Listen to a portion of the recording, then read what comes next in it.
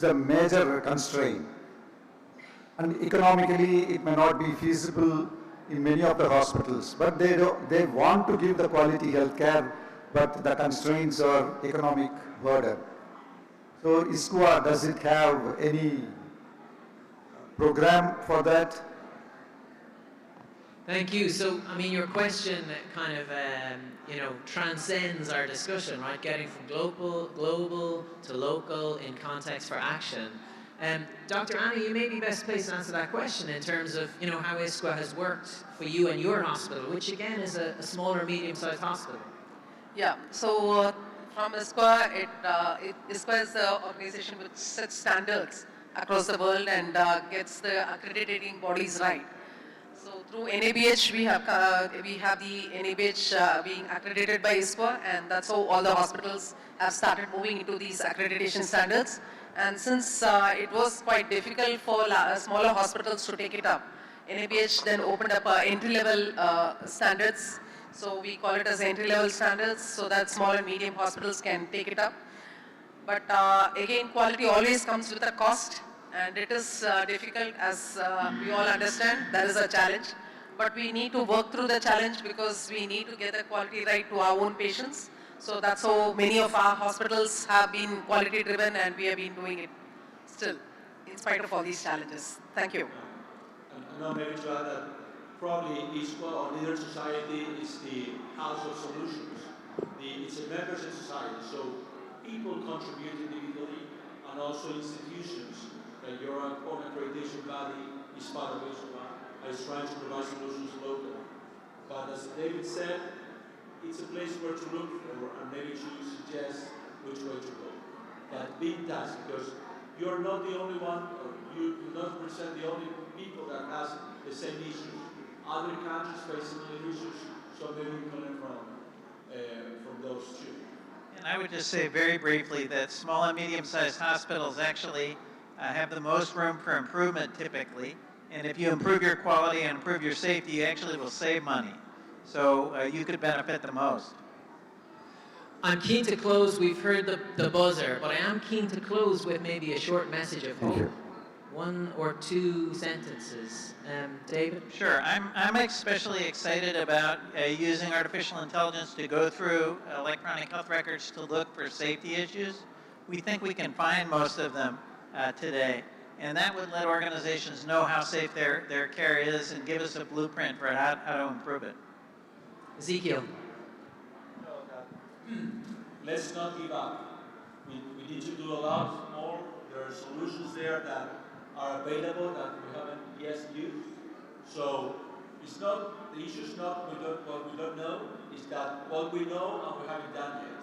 So there's a lot of room for improvement over there. And Dr. Anu. Yeah, so we all know quality and safety is the foundation for any of our healthcare organization. And specifically when it's being taken up with the help of technology, we try to improve on patient safety and quality. And that has to be embedded with person-centered care. These are two things which will help us in the future to move our own hospitals safer care. Thank you. And my hope rests in all of you and all of the great work that you do every day. So thank you very much, not just for being here and for your engagement, but for all of the quality and safety that you all deliver all of the time to your patients. Thank you. Request all our esteemed chairperson and speakers to please come on the left side of the stage for a photograph.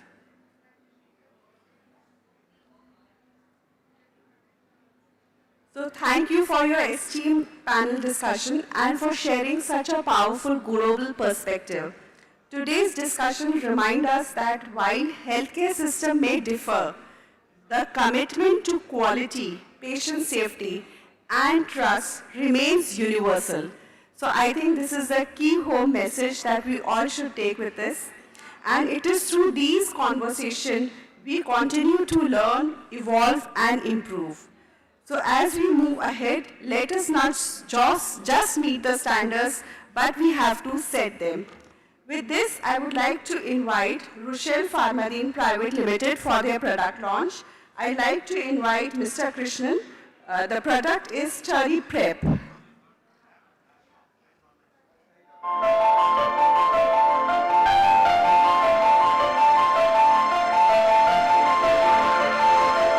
Orishio Pharma, in collaboration with Lysoform, a 125-year-old German company, are immensely pleased to launch, for the first time in India, a revolutionary new product. Introducing SteriPrep, a single-use disposable device for skin preparation prior to central lines, peripheral lines in the intensive care units, and prior to skin preparation before surgeries. SteriPrep is pre-filled, sterile, and ready-to-use device. The intensivist or surgeon does not need to look out for various items such as disinfectant bottles, sterile gauze, or plastic containers to pour the disinfectant, forceps, etc. SteriPrep offers healthcare providers immediate access to perform swiftly. One less worry. SteriPrep contains AHD 3000 inside, which is 2% chlorhexidine gluconate and 80% ethanol, providing a broad spectrum of disinfection and rapid action.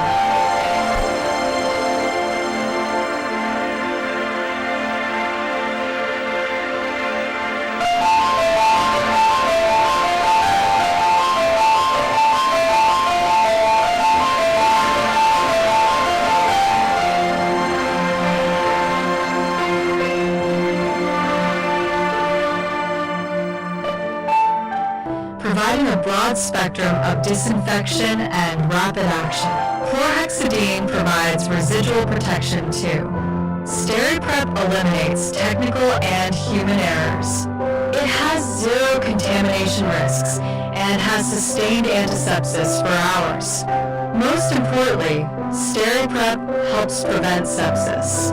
For more information, come see us at our stall.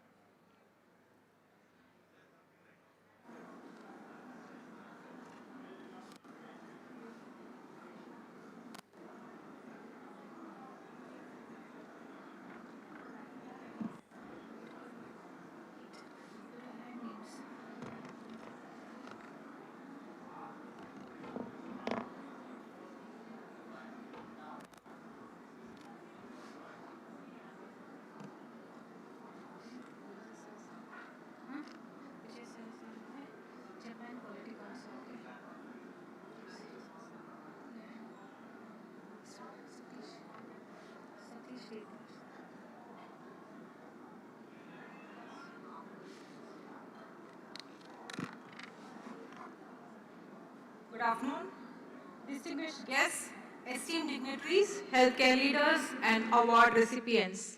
It gives me immense pleasure to welcome you all to this prestigious segment, the Excellence Awards and Felicitation Ceremony, where we celebrate innovation, dedication, and transformative impact in healthcare. Today, we are not just recognizing achievements, we are honoring commitment to quality, patient safety, and continuous excellence. It's my honor to welcome our chief guest for this ceremony, Dr. Bjo George, Director, CMC Vellore. He is a distinguished clinician, scientist, and professor in the Department of Hematology. Welcome you, sir. We also extend a warm welcome to our respected CAHO leadership, Dr. Lalu Joseph and Dr. Satish Devadas. I welcome Dr. Shin Ushino from Japan Quality Control. Your leadership continues to shape the future of healthcare quality in the world.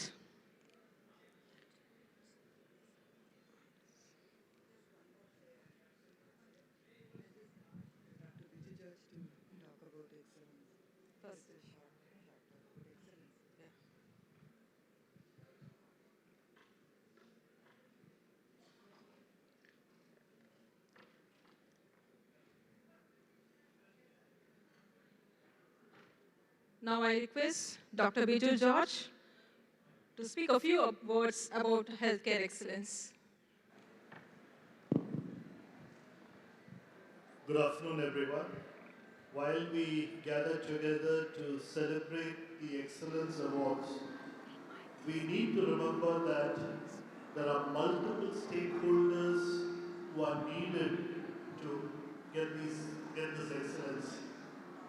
As it's been quoted, it's easy to get excellence, it's more difficult to maintain it. And it's important, I think, for each of us as institutions to ensure that we not only excel, but over the years, we make sure that we continue to excel, and that is something which just keeps on going.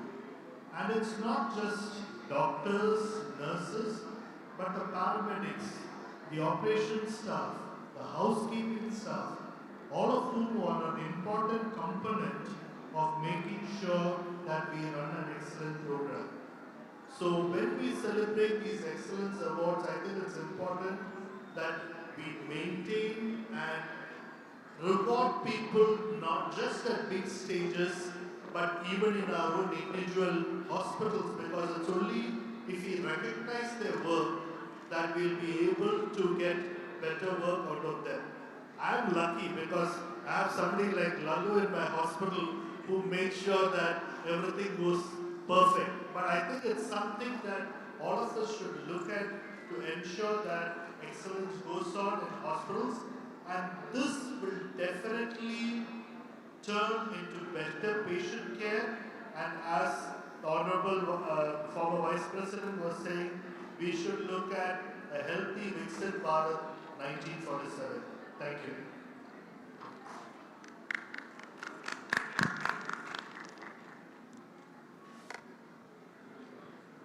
We have an important launch today.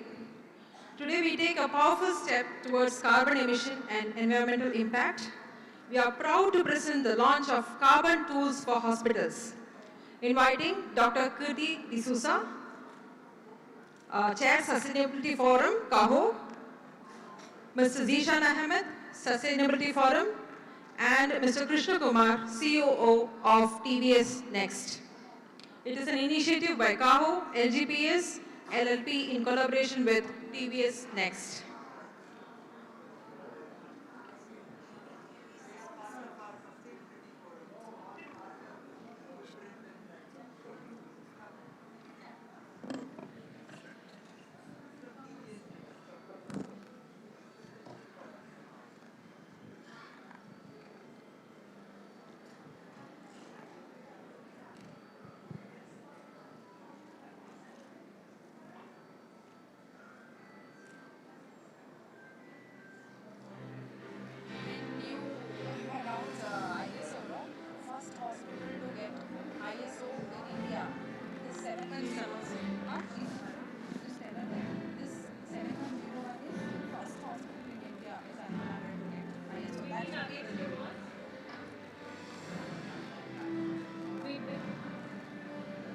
We'll begin our next awards by recognizing the institutes who have achieved ISO 7101 certification powered by BSI India.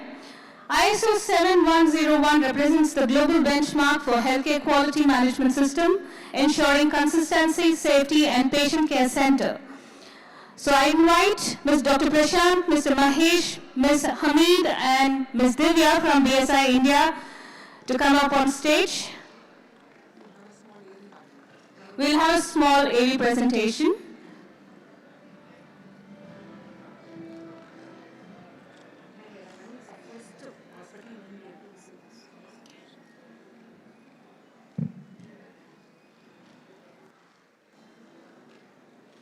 I call upon the organizations who have received this award to please come up on stage. Annai Velankani Multispeciality Hospital, Tirunelveli, Tamil Nadu, we miss Joe. Please come up on the stage to receive the award. Annai Velankani is the first hospital in India to receive this prestigious ISO award. Big applause to the team.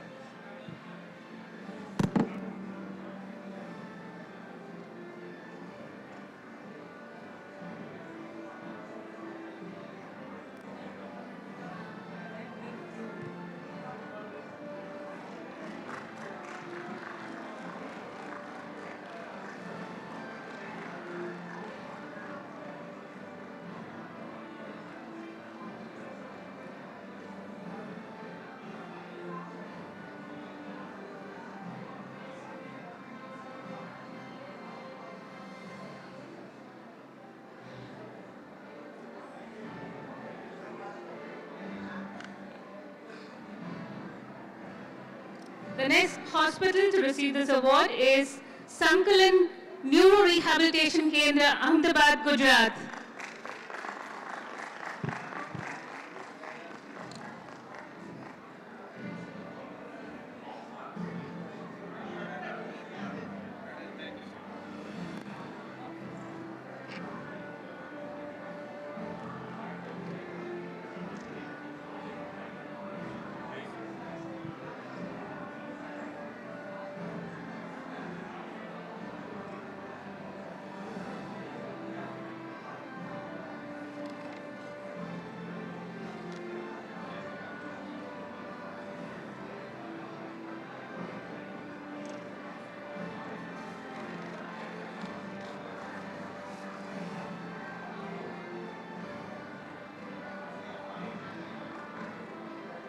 I would also like to mention Flab Healthcare is a designated implementation partner of this ISO 7101 certification. Congratulations to both the institutions. Your achievement sets a benchmark for excellence. We now move on to the recognition of JCA accredited institutions powered by the Joint Commission International. JCA accreditation is globally regarded as a gold standard in health quality and patient safety. We are honored to have with us the distinguished JCI team, Mr. John Yoon, Managing Director, Asia Pacific JCI, Mr. Nick Liu, Regional Manager, Asia Pacific JCI, Mr. Arjun Srinivasan, Deputy Chief Medical Officer of JCI. Your work continues to elevate the healthcare standards worldwide. A kind request to all the participants, once you receive the award, please remain on the stage for the final picture. We request the esteemed representatives of the institutions to join the stage to accept this honor. I request the team of Leelavati Hospital and Research Center, Mumbai, to get the recognition.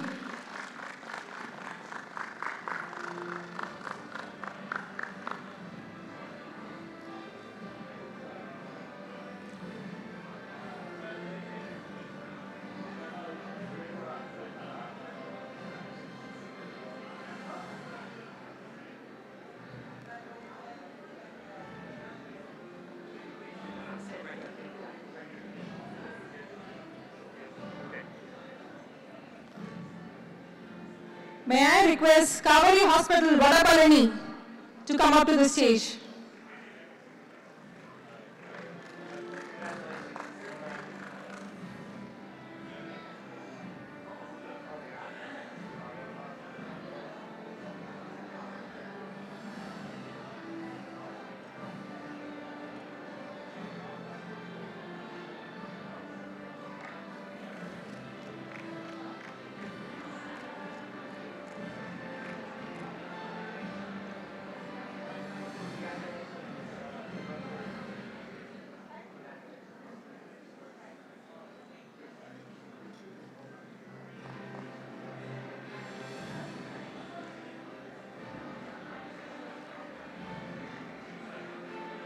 Congratulations, Kaveri Hospital.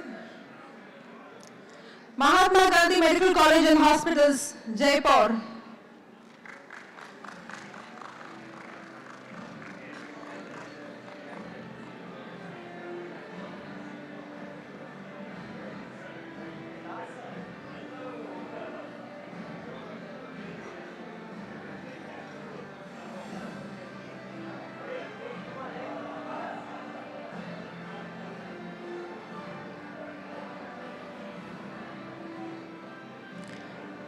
SP Mediford Hospital, Tirunelveli.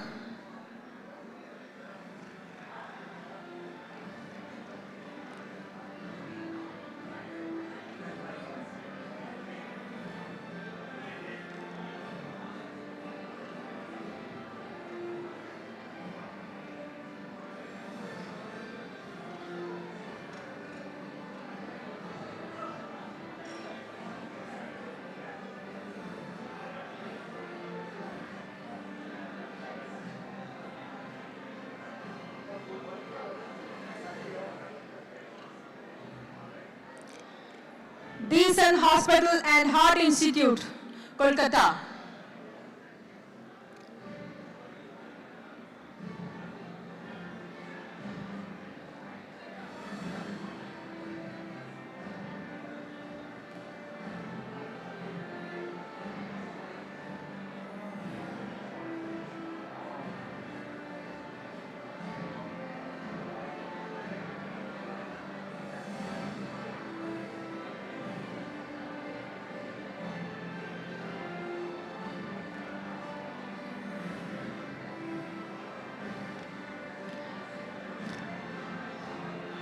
Yet again, Kaveri Hospital, Alvarpet.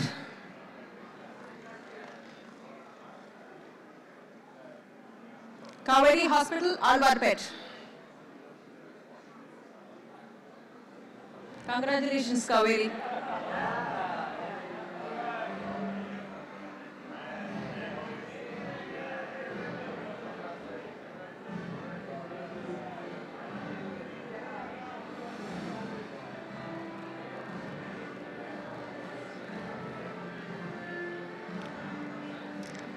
Daya General Hospital Limited, Thrissur.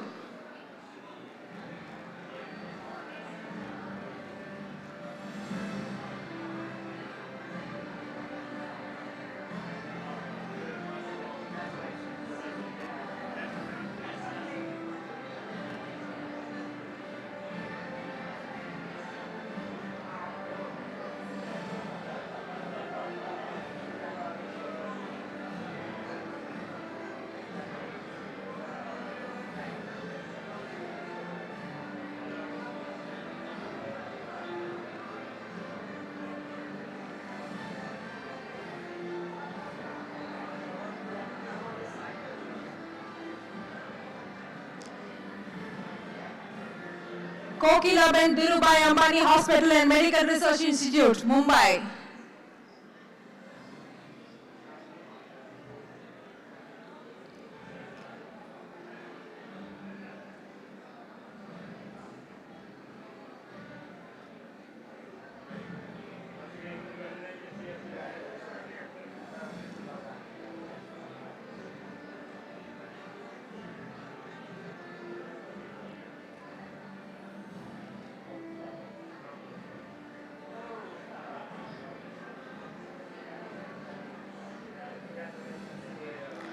Chaitanya Eye Hospital and Research Institute.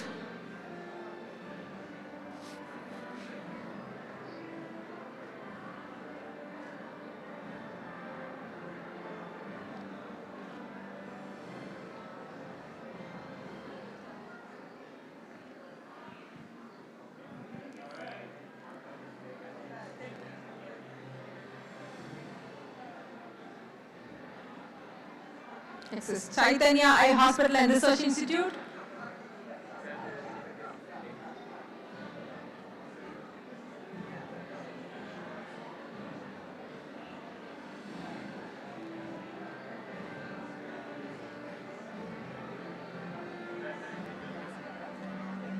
Medanta Hospitals, Lucknow.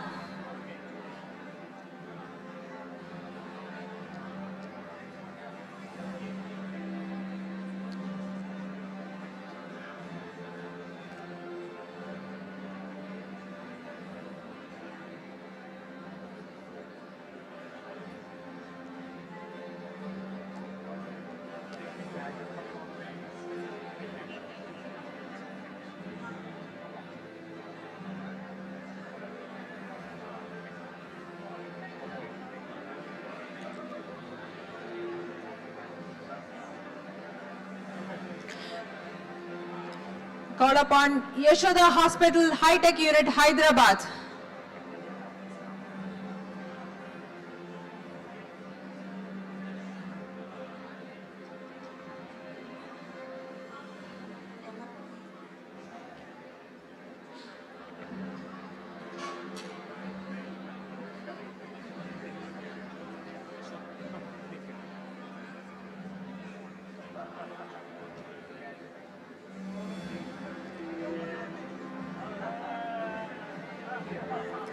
Ramaya Hospitals, Bangalore.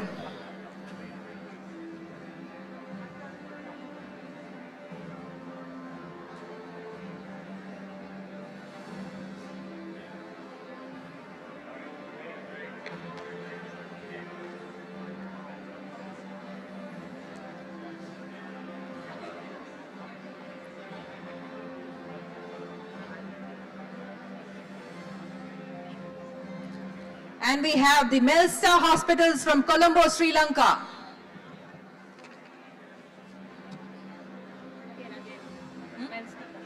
Melstar Hospitals from Colombo.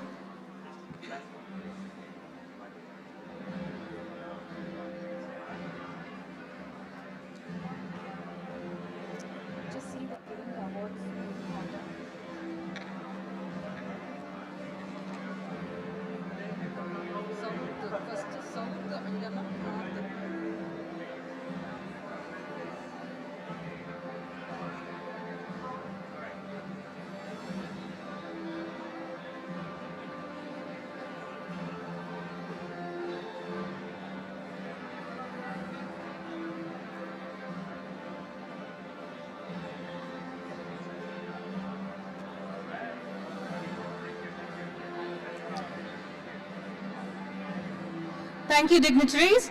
We will be moving to the next set of awards. ACE Awards, Awareness, Compliance and Excellence Award for CSSD Practices, powered by 3M India. I would like to invite upon the stage Dr. J. Jayalakshmi, Professor HOD Microbiology, KMC Institute, Coimbatore, and also Ms. Radhika, Ms. Kavita and Ujjwala from 3M team. We will be giving the awards for the first place only here. So,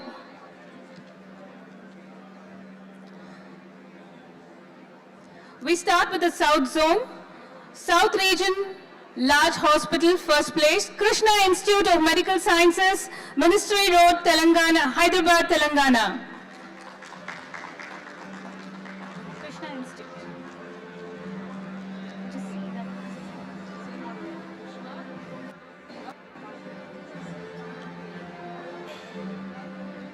South Region Large Hospital, first place, Ma Selva Medicity, Palai.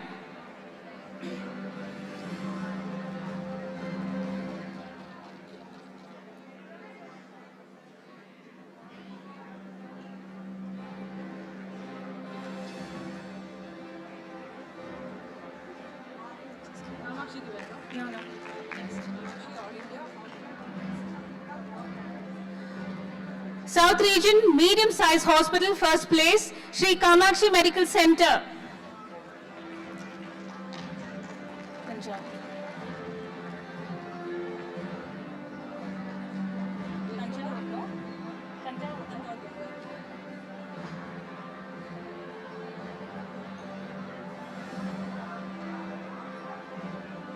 Sri Kamakshi Medical Center, Tanjavur.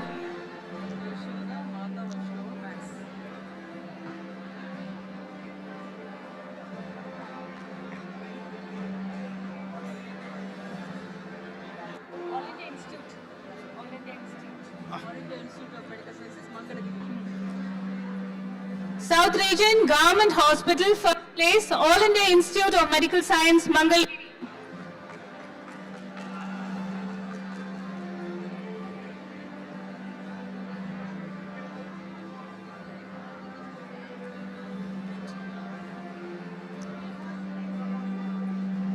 South Region Government Hospital, first place, Hobi Baba Cancer Hospital and Research Center, Visakhapatnam, Andhra Pradesh.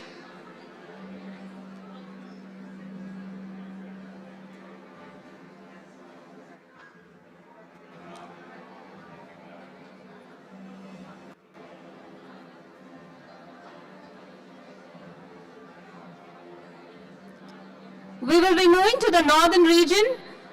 First place in the large hospital category is Yashoda Medicity, a unit of Yashoda Super Speciality Hospital Private Limited.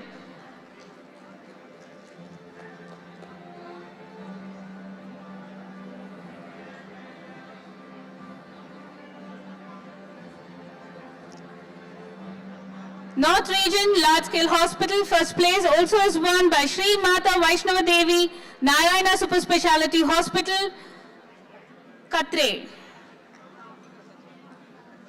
Katre. Okay.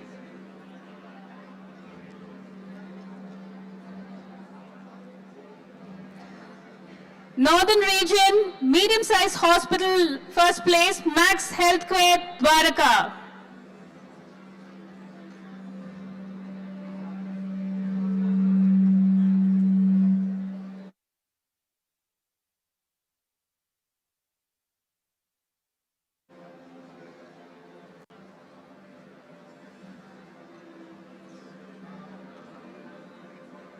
North Region Medium-Sized Hospital, first place is also won by Yathartha Wellness Super Speciality Hospital and Heart Center, Noida.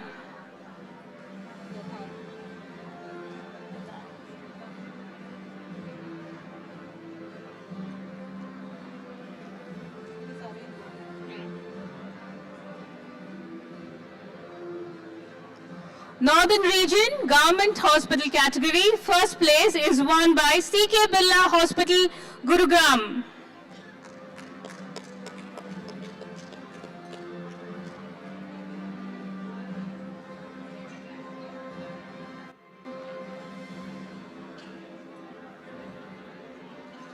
Moving to the Western Region, Large Scale Hospital, first place is won by Dr. D.Y. Patil Medical Hospital and Research Center, Pune.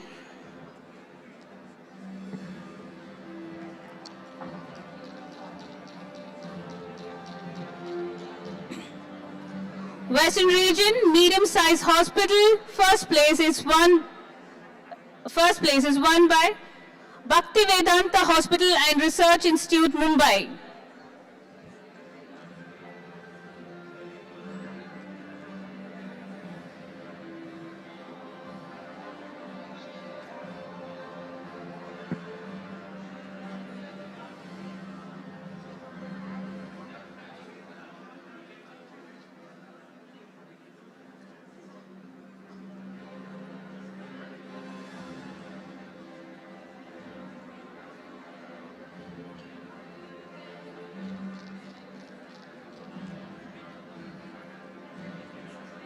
West Region Medium-Sized Hospital, first place is also won by HCG Asta Cancer Center, a unit of HCG Med-Surg Hospital Private Limited, Ahmedabad.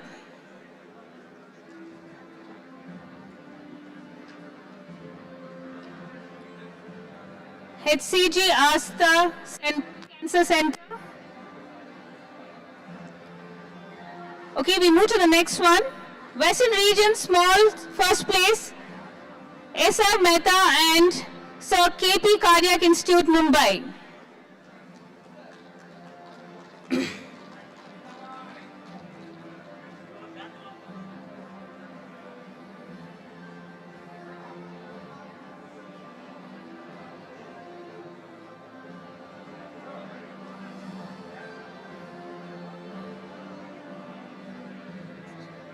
East, some ultimate. Moving to the Eastern Region, Large Hospital, first place, some ultimate, Bhubaneswar.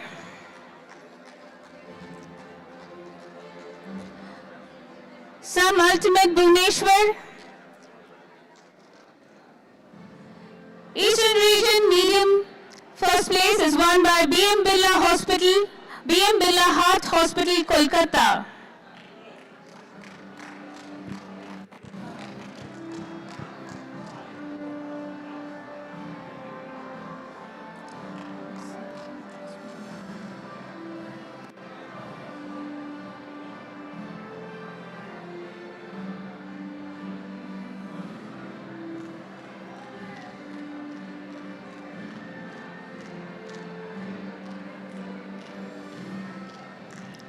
Eastern Region Medium Scale Hospital, first place is also won by Apollo Excel Care Hospital, Guwahati.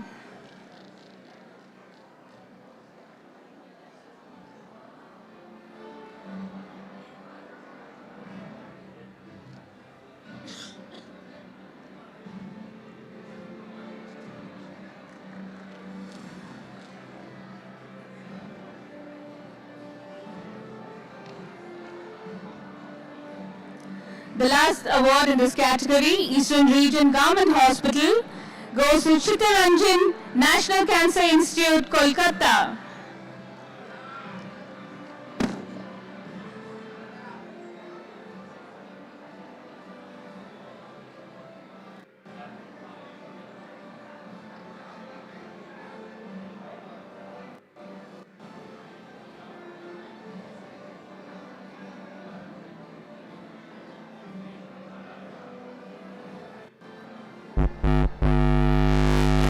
National Cancer Institute, Kolkata.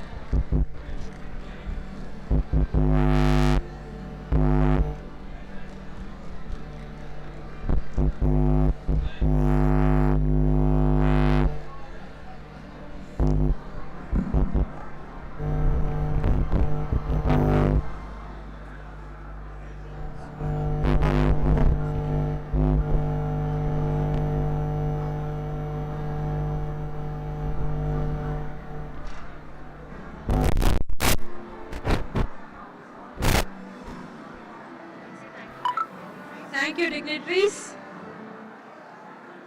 Thank you. Congratulations to all the winners.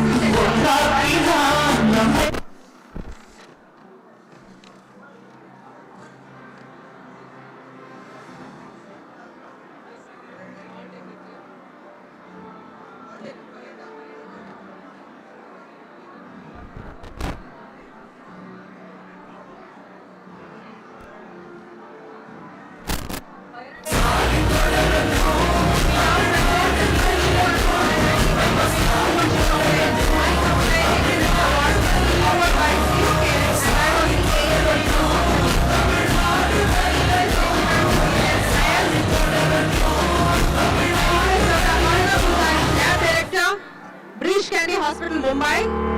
Dr. Tarun Singh Soda, Director, State Care, Asia. Mr. Jagdish Raju, Zonal Manager,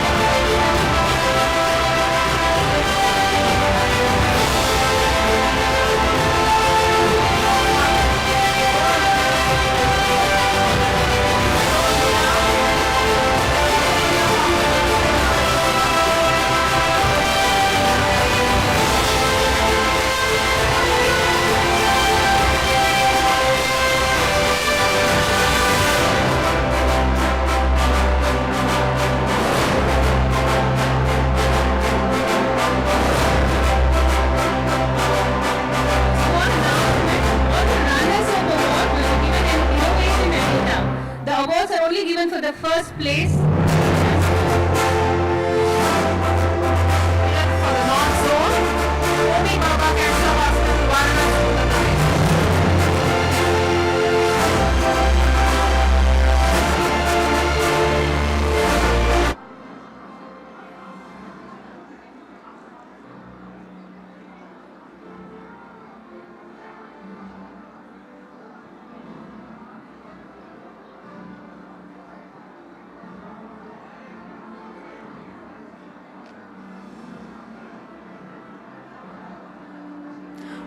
South Zone winner, Kim's Icon Hospital, Visakhapatnam.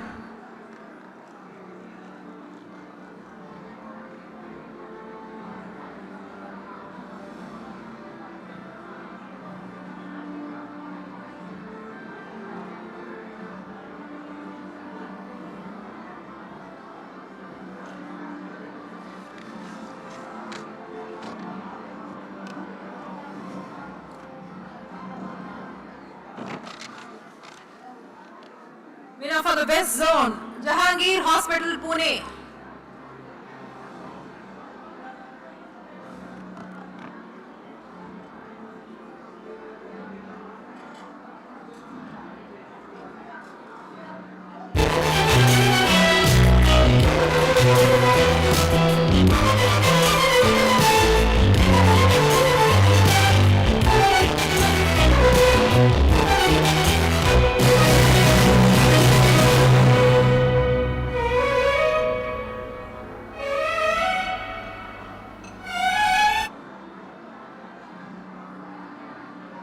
Thank you, dignitaries. We would like to call for the next, to give away the next category of awards, Dr. Anuradha Pichmani, Dr. Danya and Dr. Banali Bandit. The next set of awards is given to EndoSafe Awards, an award for endoscopy safety and facility evaluation. Excellence Award. From the West region, we have Zainova Shalbi Multispeciality Hospital, Mumbai, Maharashtra.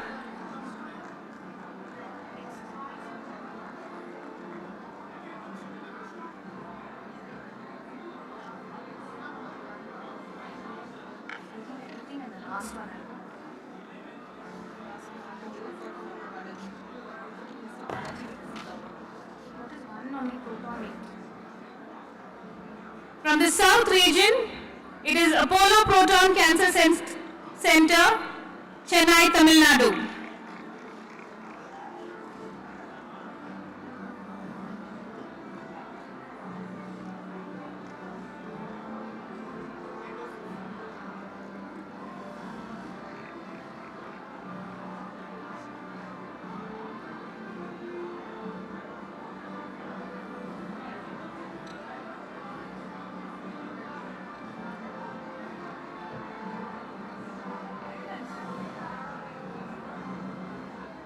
I request Mr. Balaji from Apollo Hospitals to come up on the stage and receive the award for the West, Central, Eastern and Northern region for Apollo Hospital.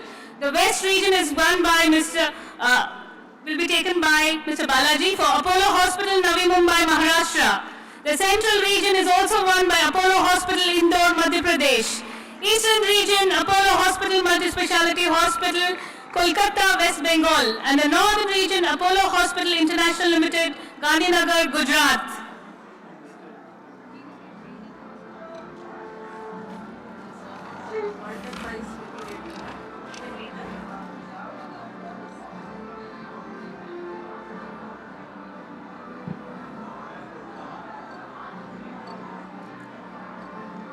And the Endoscopy Safety and Facility Evaluation Excellent Award is given to Rela Institute of Medical Center, Chennai, Tamil Nadu. The national winner for this award, Rela Institute of Medical Center, Chennai, Tamil Nadu.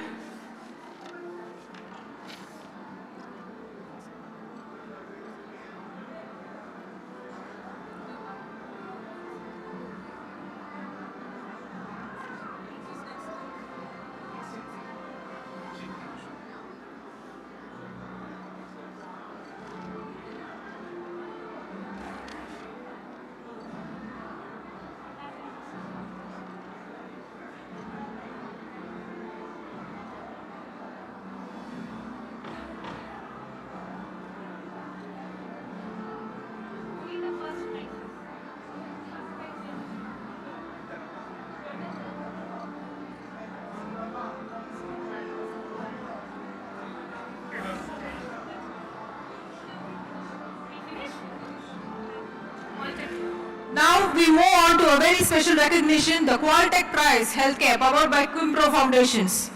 This award celebrates innovation and breakthrough quality initiatives in healthcare. I request the winners to come up to the stage. Winner for the clinical process category, Tata Memorial Center, Mumbai.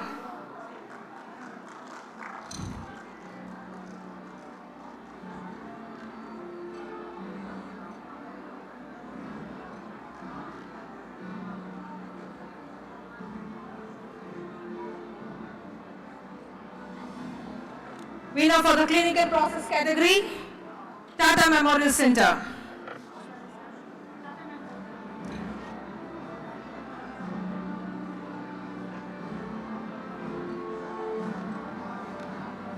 Runner-up for the clinical process category, KIMS Health, Thiruvananthapuram.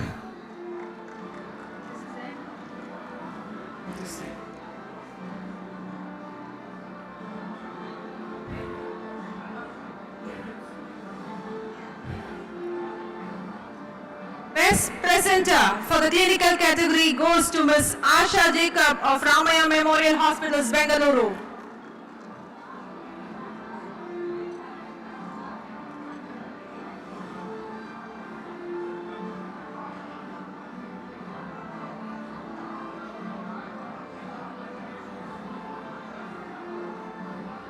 Winner for the nursing process category, Sri Ramachandra Institute of Higher Education and Research, Chennai.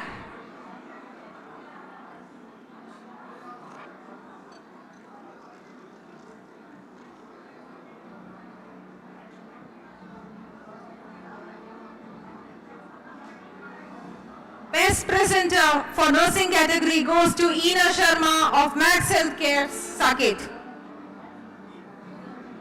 Ms. Ina Sharma.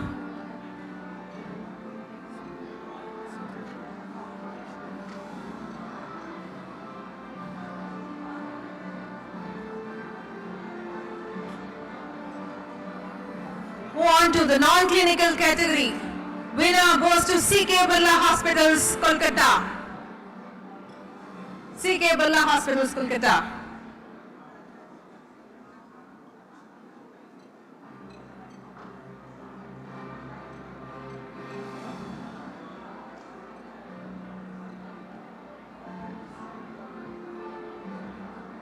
Runner-up for the non-clinical category, Institute of Human Behavior and Allied Sciences, Kolkata.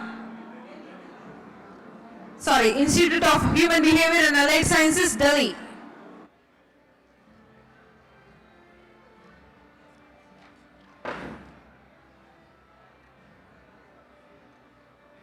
Best presenter for the non-clinical category goes to Mrs. Smita S. of Madras Institute of Orthopedics and Traumatology, Miyot, Chennai. Congratulations for all the winners.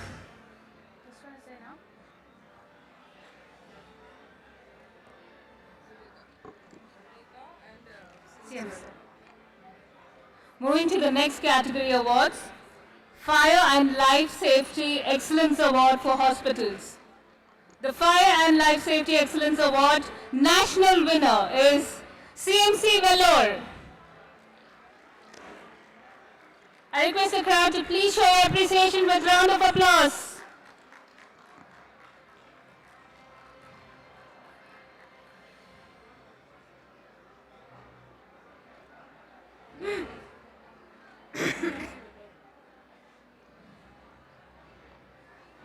Next is Zuleika Sada.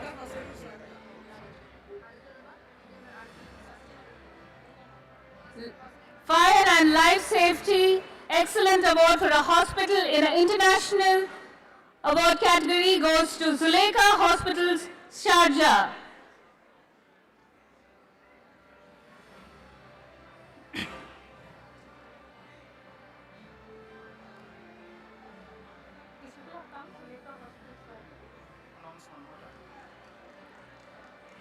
Fire and Life Safety Excellence Award in international category goes to Zuleika Hospital, Sharjah.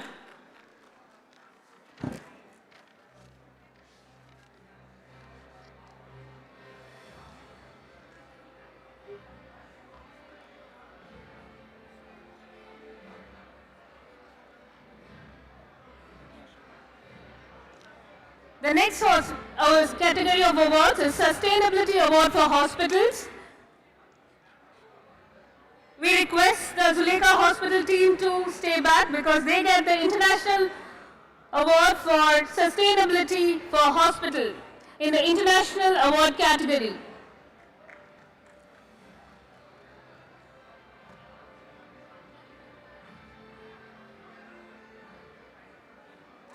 Sustainable Water Award category, national winner, CMC Vellore.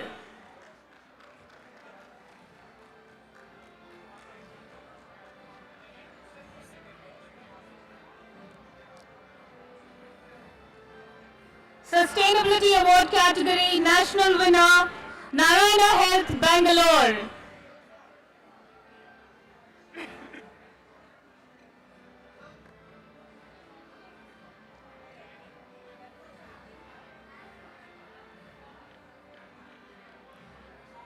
Thank you all the dignitaries.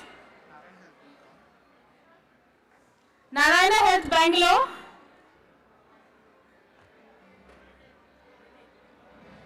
Give later. Not there. We will be giving this award a little later because the representatives are not there. Thank you, dignitaries. We will be moving to the next program.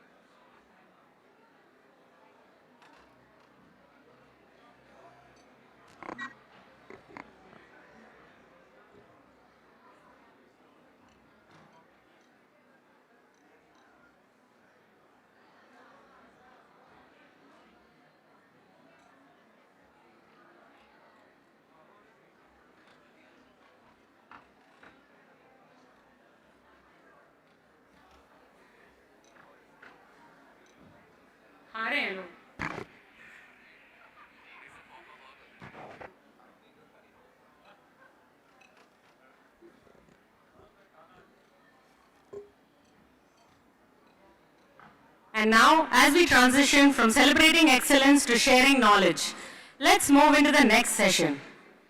I hope the conversations so far have been as stimulating as your lunch and hopefully more sustainable than it. Welcome back to what promises to be one of the most thought-provoking segments of Cahocon. We are now moving into sessions that challenge not just what you do and how honestly we reflect on it. Now, let's be honest. CAPA is something all of us believe in, at least during audits, and perhaps revisit just before the next audit. This session is going to unpack a bold and slightly difficult question. Are we truly fixing systems or just becoming very good at documentation what we tried? We now have an exceptional panel representing both sides of this debate. Because in healthcare, if there's one thing that we do very well, it's having data, documents, and opinions. Moderating this high-energy discussion, we have leaders who deeply understand operations and quality. I welcome on stage Mr. Gaurav Loria, Senior Vice President and Group Head Operations, Experience and Safety, Apollo Hospitals Group, and Dr. Anna George, Head of Quality, Aster India.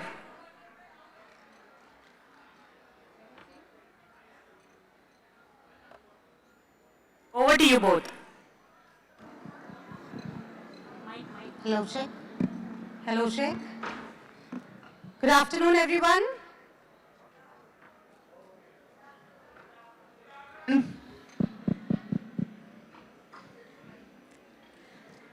Gaurav, hi. Hi Anna, how are you? I'm good. Meeting you after such a long time. Yeah, I guess so. You're very busy, I guess, heading such a big group as Apollo. Yeah, lot of work keeps us busy. And both of us share a common interest in quality. It's been long years that we've been working in quality, something similar. Yes. How long has it been since you have been in quality? I don't want to talk about how old I am. Even though age is just a number, you're always evergreen. We all know that. Yes. But I think close to a decade probably. Yeah. I just want to know, it's interesting to know what part of quality was actually very challenging for you? So I think it's a great question. Somehow some of the hospitals try to manage accreditation, but I think what happens after accreditation, CAPA, corrective and preventive action, is that a real robust tool that we use, or it's just a compliance eyewash? Is it a facade that we put to, screen the opportunities or the problems that you have in your organization? Actually, 60 to 70% as per the studies, those problems that have been identified resurface in your organization within 12 to 16 months. And 70% of these problems are identified as training issues. Tell me, medication error happened, what did we do? CAPA, we trained a nurse. That one poor nurse who was trained, you close the problem and then it resurfaces. You have actually not addressed the root cause of the problem. That is the issue. Hold on. That's an operational issue or a leadership issue. We can't say always that closing CAPA is an eyewash. I mean, we can't generalize. Maybe your experience has been that way, but mine has not been. I find that the non-compliances that come is an opportunity for improvement, but it's always about how we look at them. What is the intent? Like many of us study for an exam just to pass. We study to pass. But some of us actually study for wisdom. So why don't we look at it that way? And it's all about the approach is what I feel. But then I guess today, both of us will keep arguing this on stage and people have to listen to that. Why don't we hear from some experts who are above us, who have experience beyond our years, and some of the best healthcare minds in the country? What do you say? Sure, let's get them. I would love to invite Dr. Anil Mulpur, Joint Director and Head, Sri Satya Sai Institute of Higher Medical Sciences from Bangalore. Dr. Anil, may I please request you to come on the stage?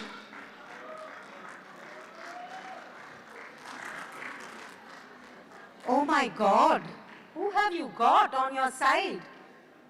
Trust me, they will show you the right picture. I am no less. You got a policeman, I'm going to get a captain. Captain Bobby Ramesh, where are you? Can we have Captain Ajita Nair, Head of Health-Based Healthcare? Can we please request you to come on the stage? Can we have a little round of applause? I'm sure all of you had lunch, guys. We have the police, we have the army, now who else? Aha.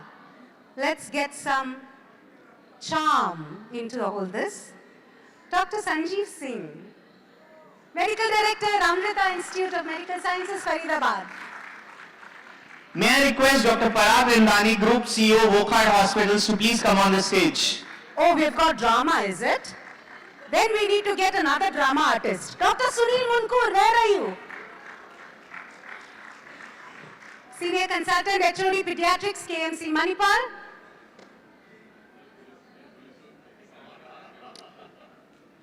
Before we actually get into this argument, and each one of us try to prove our point, and we definitely feel we are the winners, we actually got a footage of the other side of the team. And we would like to show that footage to this smart audience sitting here to show what was planned by this team. Can we have the video, please? No, not this one. Huh?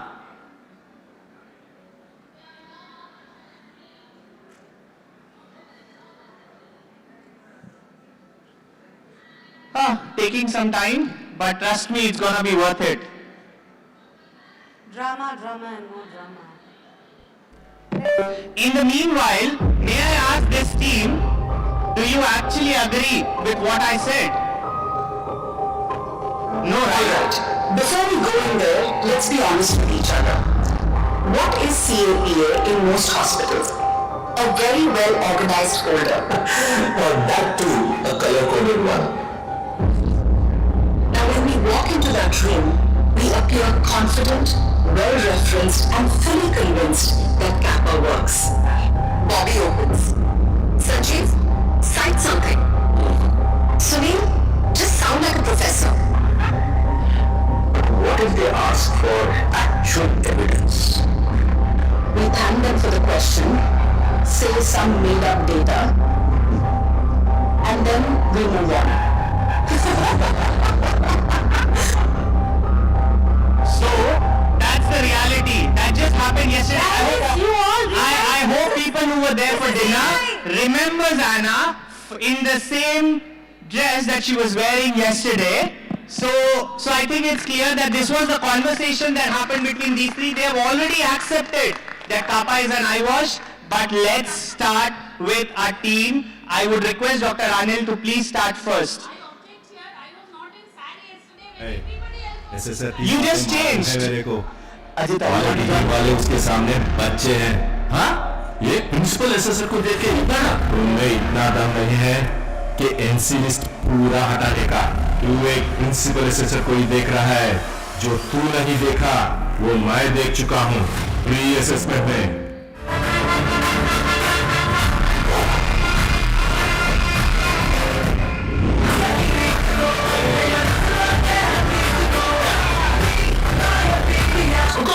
Yes, sir. Sir, ये NABH rules पे नहीं है। Excuse me. इतने अच्छे से rules के बारे में बोल रहा है, तू रूल्स फॉलो नहीं करेगा और हम रूल्स फॉलो करेंगे। यहाँ का मैं हूँ किंग और मेरे चलते हैं रूल्स और उन रूल्स को अपने हिसाब से बदलता रहता हूँ मैं, तो उन्हें चुपचाप फॉलो करो। हुकुम, टाइगर का हुकुम।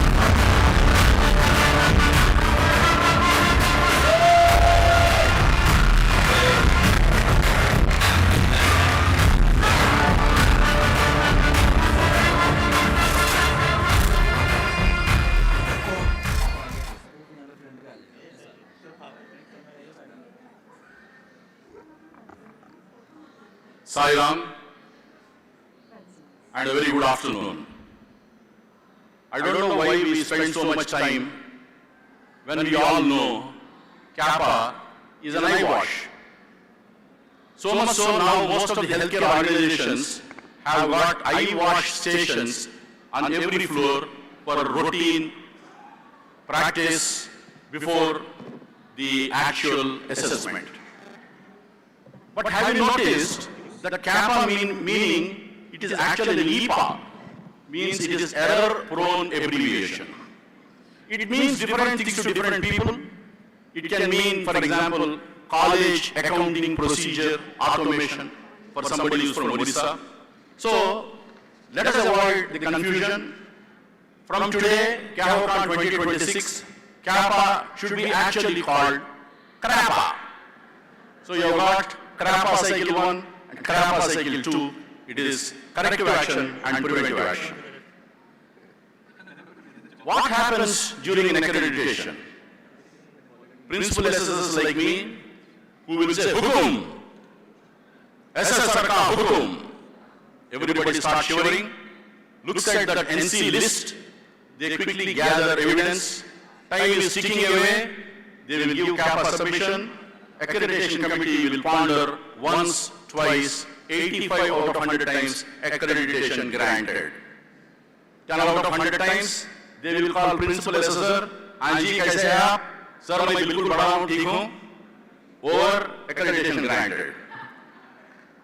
NC closure we do, and we get accreditation, and that is the end of it. We are paper tigers. We close everything on the paper, but when it comes to the plan, we just go into a lull and we are not bothered till the entire cycle is finished.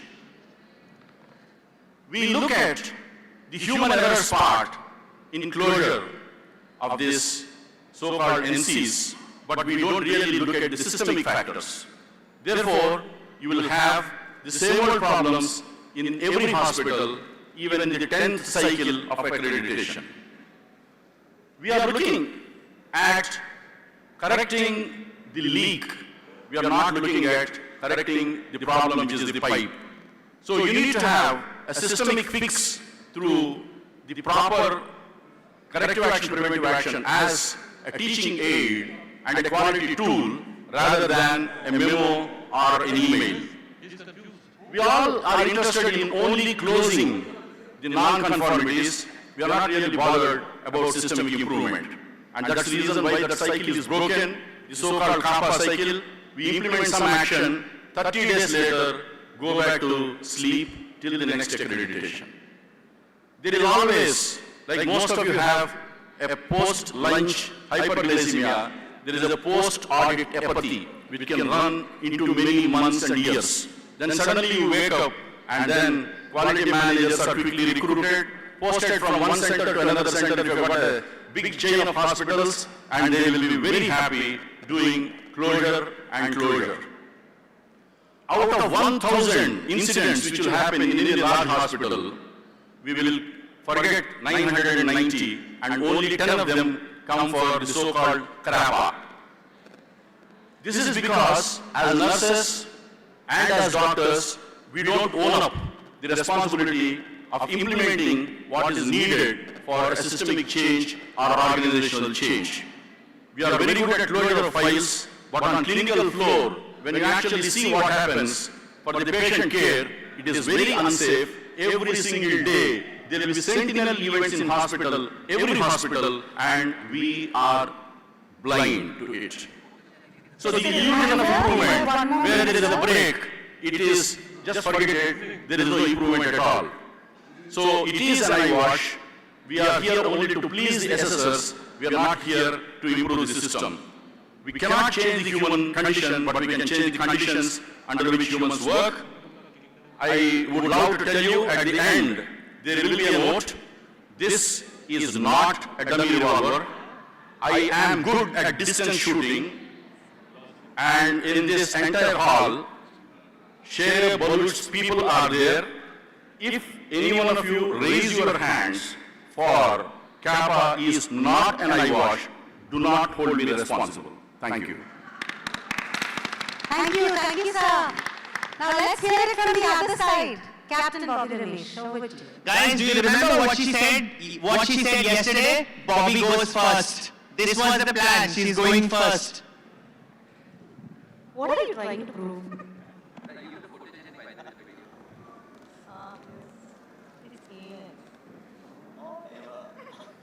Respected moderators, Mr. Gaurav and Dr. Anna, my distinguished co-panelists, dignitaries, dear friends and colleagues, a very good afternoon to all of you.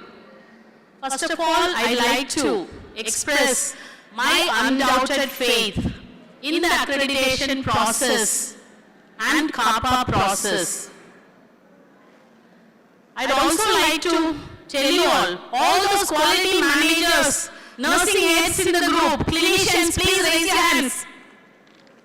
Please don't get scared of this so-called singer coming with a revolver to scare you. Not at all. There's a saying which says, what gets measured gets managed. And in healthcare, what gets ignored gets repeated. There's also another timeless truth which is very relevant to our discussion today. Insanity is doing the same things again and again and again and expecting different results. Audience, do you agree with me on this? Yes. Yes. If we accept these principles, I'm asking audience, please say yes. Yes. Zabardasti, yes. It is not Jabardasti. Do you agree with me? I said. If you accept these principles, then post-assessment CAPA cannot be seen as a mere eyewash or an administrative afterthought. It is in fact a mechanism through which healthcare converts evaluation into improvement or into action and intent into safer outcomes. My poor worthy opponents to dismiss CAPA as just an eyewash. They are fundamentally misunderstanding the role it plays in building resilient and learning-driven healthcare systems. CAPA is transformational. It reflects the difference between a culture of reaction and a culture of responsibility. Those in the audience would agree with me. When you have an audit, there are observations. These observations are not just a non-conformity, but a signal. A signal that says that a process needs redesign. A signal that says a behavior needs reinforcement. And CAPA, when implemented with seriousness, becomes a discipline through which institutions learn from these signals before they evolve into adverse events. CAPA is not a closure exercise. CAPA is a continuity exercise. It ensures that quality is not episodic, but quality is embedded. How many of you are in the audience in quality or nursing in a hospital? 75% of the quality and the assessment process is taken care of by the nursing team. Do you feel that there was an NC on a false? You had false. You close it as an eyewash? No. You say that it is an eyewash and just close it on papers? No. You work on that to reduce the number of falls. There were pressure ulcers in your department. You document it as a closure, as an eyewash? Then really working on that? Say yes or no. No. You don't close it as an eyewash. You work on that seriously. When backed by leadership commitment, frontline engagement, root cause analysis, and outcome tracking. CAPA is never an eyewash. It is governance in action. It is accountability made visible. And in an environment where one preventable lapse can change a life forever, this is not an eyewash. Is this an eyewash? No, it is not. It is responsibility at its highest form. I like to conclude by saying that don't get carried. How many of you know Tamil? Please raise your hands. Singala Chennai. Vanakkam. Yes. I was thinking, puli varudhu. A policeman came like a puli. Just a second more. Puli became Pune. Pune means cat. Puli means tiger. I thought a police coming, a singer was coming, but then in the end he turned out to be a Pune because he was talking for us. He was confused and he was talking for corrective and preventive action. Thank you so much. Thank you, madam, but the point is just by raising your voice and forcing people to say no while there are only these 3 people who are saying no, you can't prove your point. May I have my next runner from this team, Captain Ajita Nair, to please speak.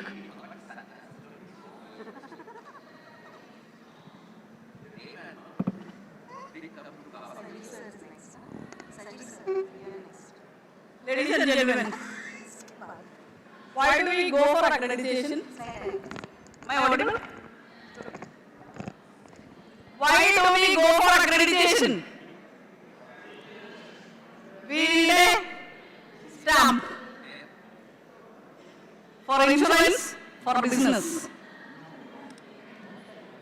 If it is to save lives year after year, we wouldn't have been seeing what we see every day in and out of the hospital. We are debating here whether CAPA is an eyewash. It is a soul wash, I would say. It's not only eye we are washing, it's our soul. Because the CAPA we do, every accreditation is done only to get rid of that observation.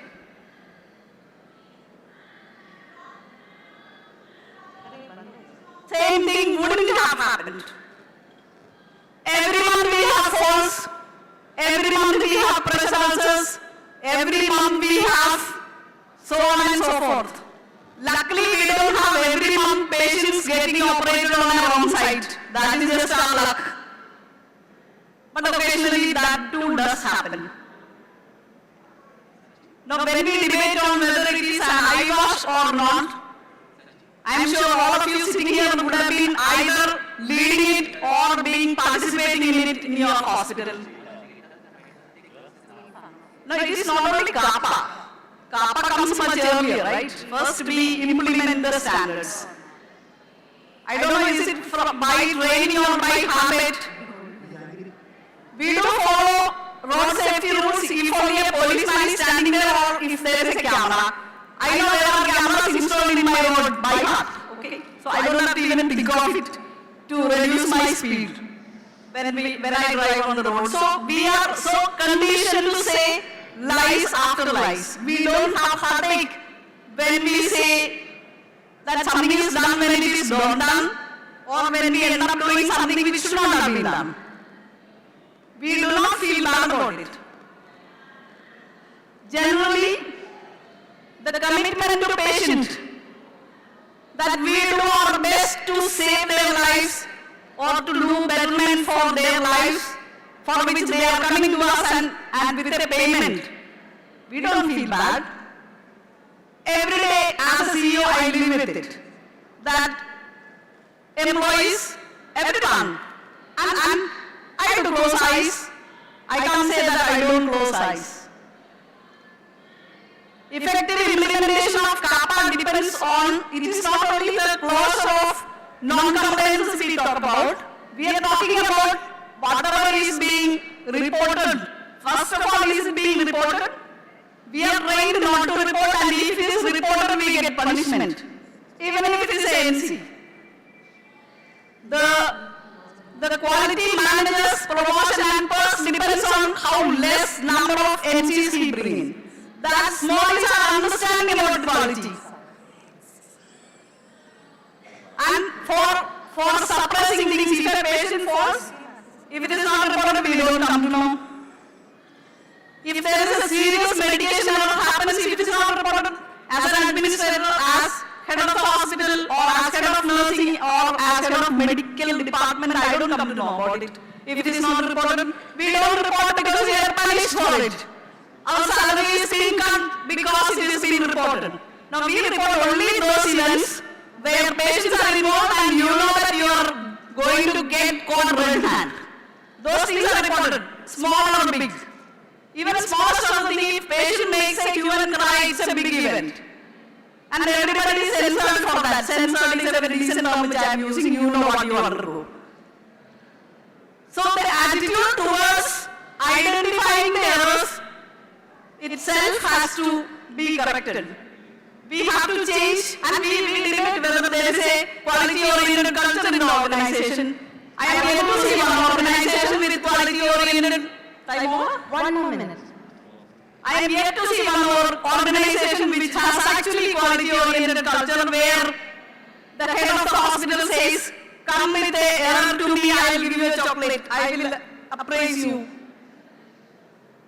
Because there is somebody above that who doesn't have the organization. So I think the problem is in our culture, in our blood, in the Indian way of looking at things. Hypocrisy is being nurtured in our country, and if we have to bring in safety and quality in our hospitals, we have to identify the Hippocratic culture and correct it. Maybe right from our homes, right in our medical schools, that saying truth and keeping up the integrity is what quality is all about. I raise my case here. Thank you, Captain Ajita. I think she was speaking for us. But to add to the points that you mentioned, Captain Ajita, we have Dr. Sanjeev Singh sir from our team. Over to you, sir. Remember, CAPA is a nice folder, remember that. This is why the organizing committee didn't strategically call the CEO of NABH this time. And Dr. Gyani C, you have created 3 big disasters. And today, Dr. Pawan Kapoor, aren't you your head should drown in shame that these assessors who are also SSC can come and tell that हुकुम में accreditation grant हो जाता है. 1942 में होता था. Not any longer these days, but what do we do when they stay in the dark ages? So there was this wife who came in and got into the house, and she immediately went into the bedroom and saw 4 naked legs on the bed, and she got extremely wild. She went into the closet, she got the baseball bat, started beating them so badly that there was no noise on the bed. She went to the kitchen and she saw her husband having a drink. You are the wife? So the husband was having a drink and husband said, "Hi honey, welcome back. Your parents had come over and I thought it would be nice to share a bedroom with them." These 3 are like the wife who are full of biases, full of myths, and full of मेरा presentation लगाओगे क्या? Okay. How do I run this?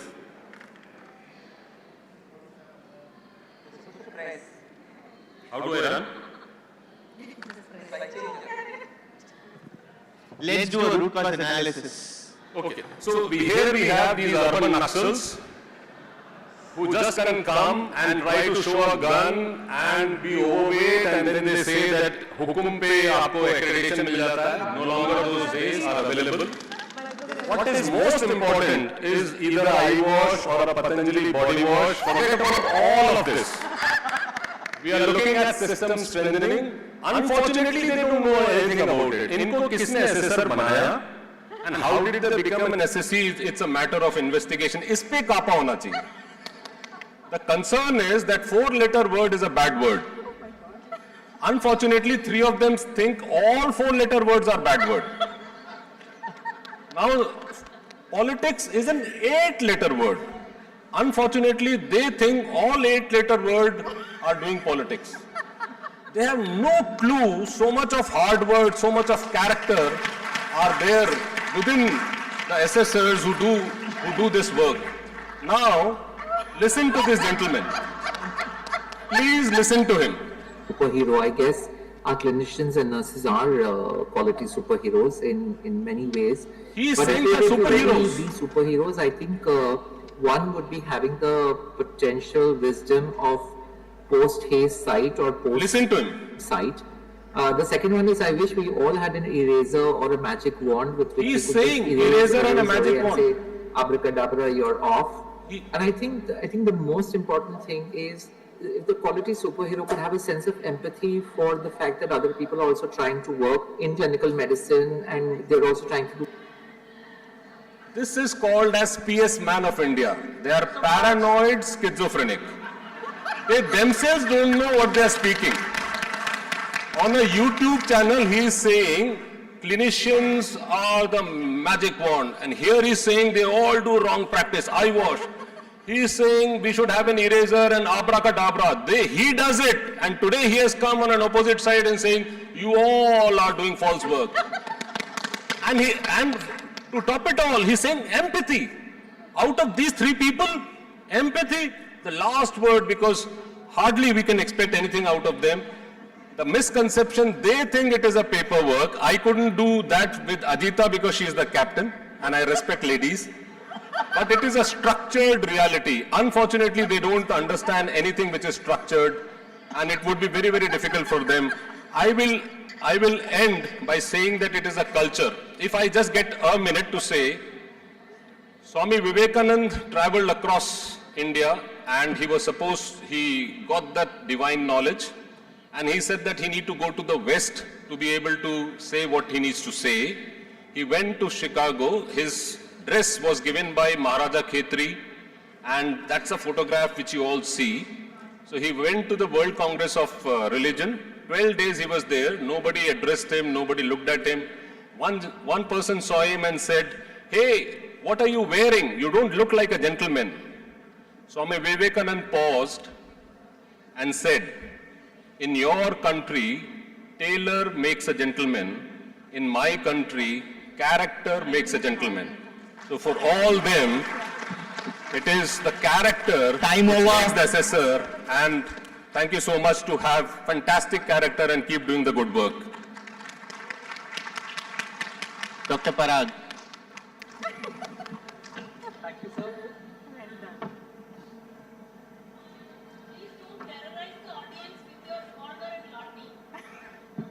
We don't have to. Audience is the smart audience. Using AI, using reality. That's the difference. A very good afternoon, ladies and gentlemen. At the very outset, let's start by examining some facts. If we had CAPA, which was actually functioning well, if we really had CAPA, which was truly corrective and preventive in nature, would we really have the same problems, assessment on assessment, assessment on assessment?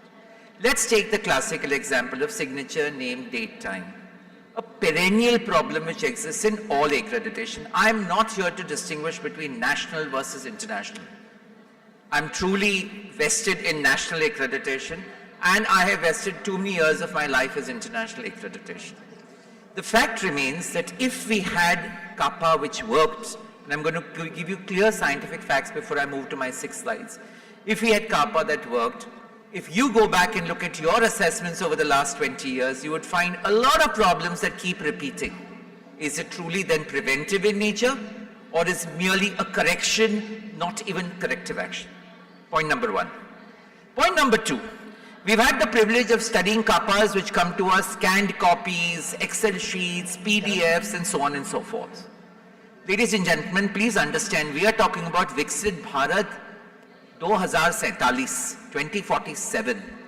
If we want to continue to hobble along on hollow crutches of closing by way of saying, no, we did it, you are most welcome to vote for Sanjeev when he puts up a concocted video where he picks on certain words and says that this is what Parag says and this is how Dokla or two-faced he is.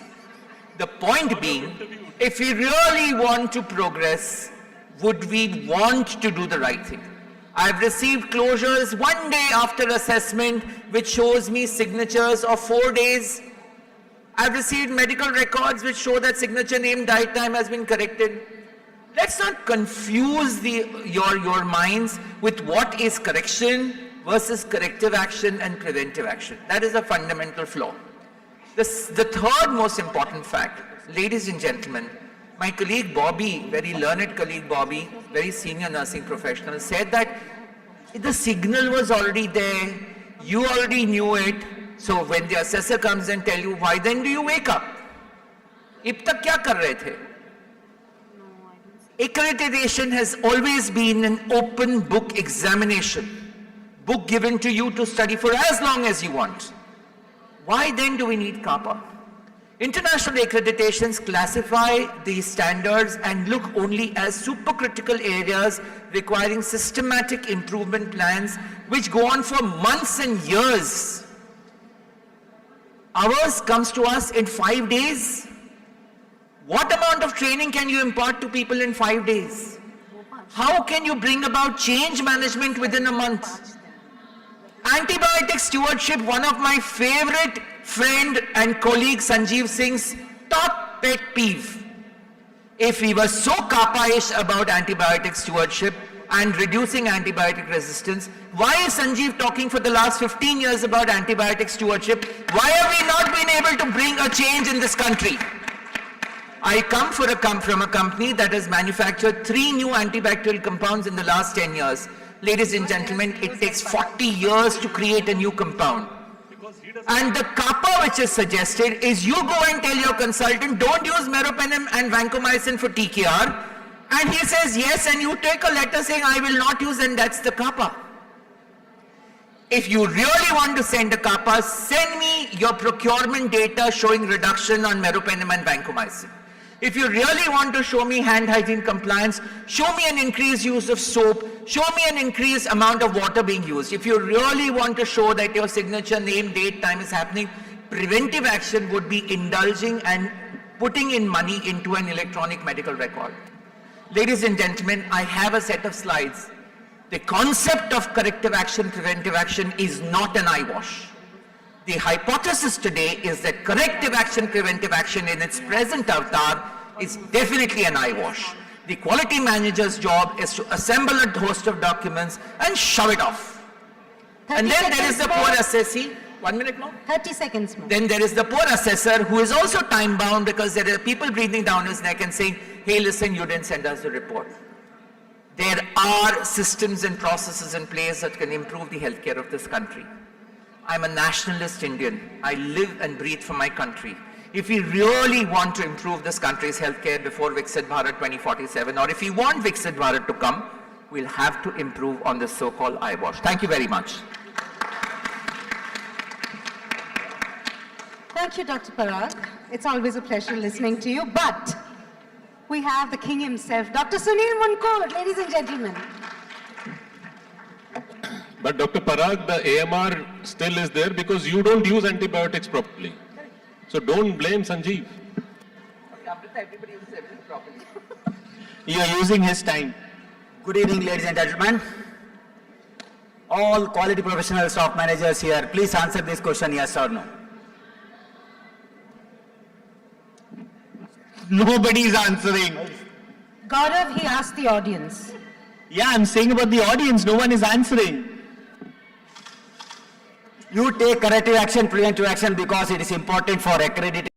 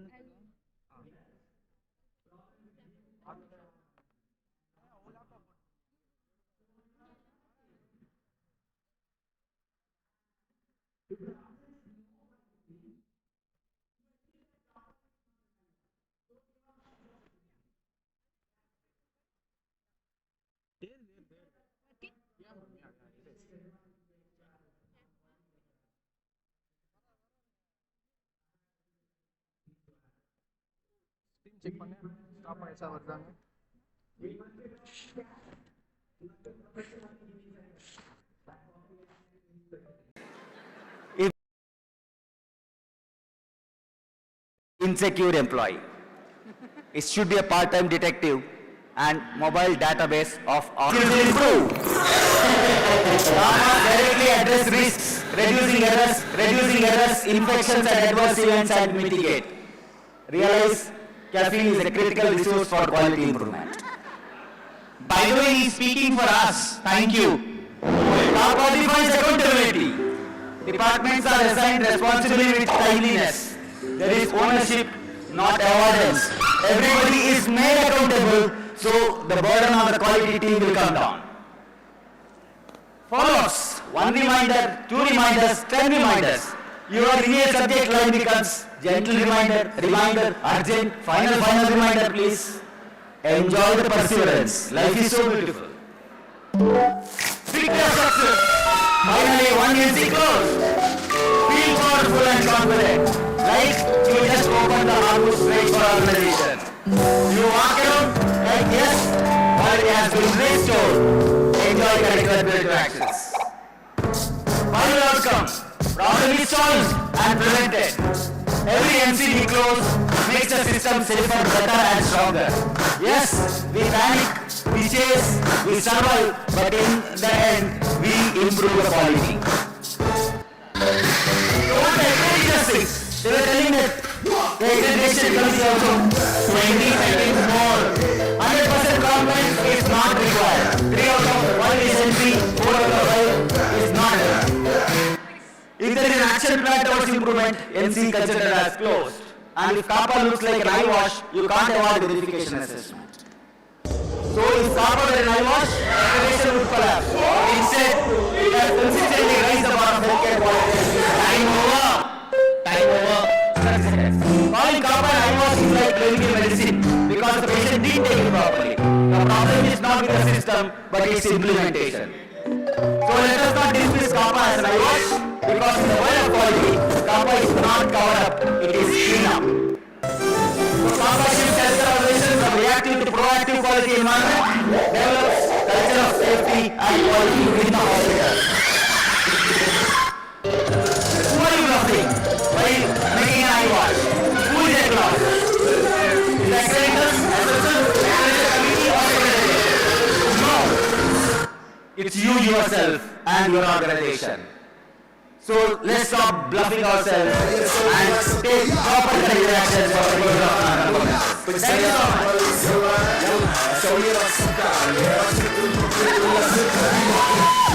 The only point that I could think of while you were speaking is, भैया कहना क्या चाहते हो? You were actually on our side, so thank you for making the point. Can we have the rebuttal session, please? Before that, if he can terrorize the audience, we can entertain the audience too with our dance moves. It was not terrorizing. It was clarity in the concept what we are talking about based on experience. So for the rebuttal, I would like to invite Dr. Parag to go, please, from our side. So at the very outset, it's obvious that, our team which says that CAPA is not an eyewash has obviously spent a lot of money digging YouTube. As you can see, the amount of videos that they've invested in. I think Dr. Munkur has now got a team of cats who lives in his place. But let's get to the actual rebuttal. I don't want to be as frivolous as my competitors, my honorable, quote unquote, also assessors. Also one assessor for an international organization also on the other side. Let's not miss that, but I won't name the person. I won't name her. What gets measured gets managed, said madam. What gets ignored gets repeated. If that is the case, then why should you ignore it in the first place? Why do you need a CAPA to tell you that? She said that intent leads into safer action. Lovely words. I got married. The intent was good. But see how unsafe I am today. CAPA is not going to change that, ladies and gentlemen. Okay? She said we're talking about resilient systems. Everybody knows that the moment accredited assessors go away, people, not the system. We are not talking about national or international accreditation. People tend to shy away from their duties. Systems and processes do collapse. And remember, when Aliyama at 2 o'clock gives Mr. Patil the medication, which is high alert, with a maker checker, that's when we've truly arrived. And that's the Viksit Bharat that I would aspire to look at. That's where we should go with accreditation, not indulge in this whole paper exercise of CAPA. For 60 years, we had one family that terrorized this country. For the last 20 years, we had CAPA terrorizing us. We are now on to Naya Bharat, Nayi Soch. I also heard this wonderful thing about Yenna Raskala. So you see, when you don't have points to show, you get not only yourself, you also ask the patrons of this lovely organization to call us rascals. Now that, frankly, Sanjeev, was a little below the belt. In my case, a lot more, okay? And we talk about culture. We established our national accreditation in the year 2005. International accreditation is surviving for 60 years. If that was the case, that we've established the culture of quality in our organizations well, we wouldn't need a quality manager. We would have everybody doing things on their own properly. And yes, you do send sleepless nights even after sending CAPA, because you know that despite sending CAPA, your team is still going to make mistakes at night. And that's why every benevolent, good, well-meaning CEO should spend sleepless nights till the systems and processes are not in place. Remember what Edward Deming said, all mistakes belong to the system and the system belongs to management. Thank you. Thank you. We have the next rebuttal, Dr. Sunil Munkur.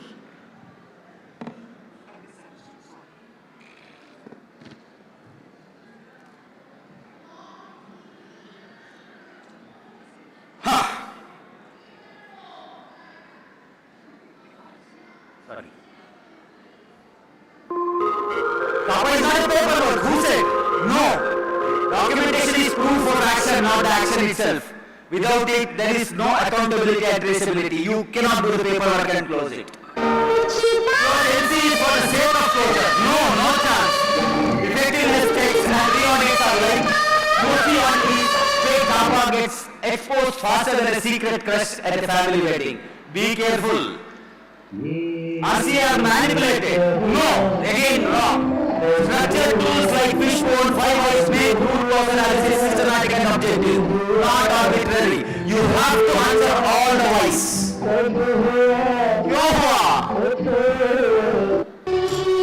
Same problems keep not fail. Blame the half for full confidence implementation and poor top management support from you. Compliance from 60 to 80% is also good, even at 100% is difficult to achieve. Be optimistic. And CAPA is a burden and stress. No, again. Do you have any other option? No, then do take corrective action. Temporary discomfort leading to long-term safety and efficiency.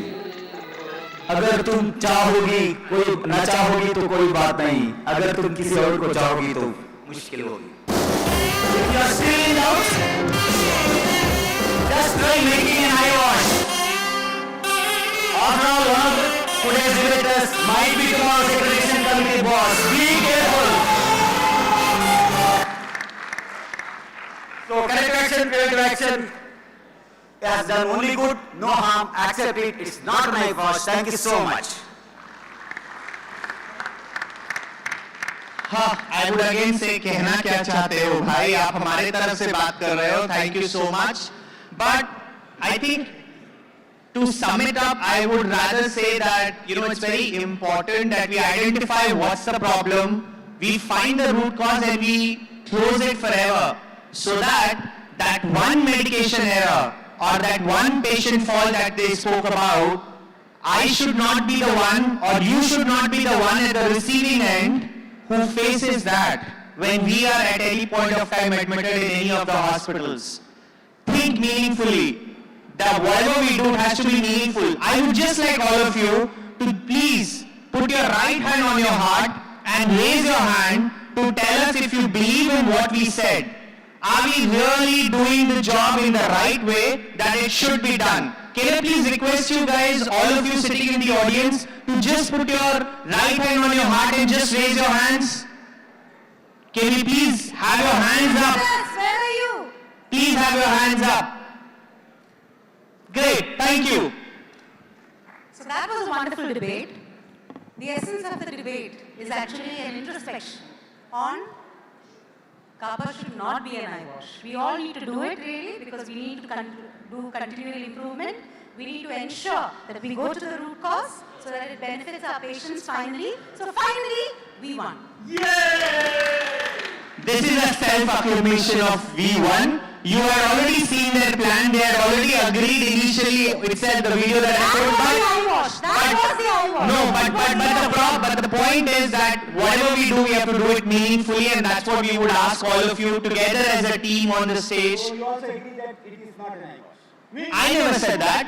I am saying please do it meaningfully. Please make sure that those errors don't get repeated again. Thank you so much all of you. Thank you so much. Thank you to our panelists here. Thank you. To our excellent debaters.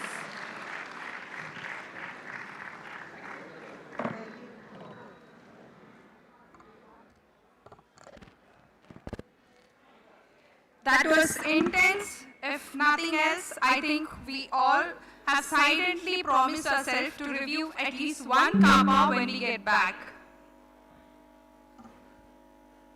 We just have an announcement. The ACE, iComply and EndoSafe awards are being handed over now at the Innovation Arena. So if you are any of your here are the award winners, please move to the Innovation Arena now.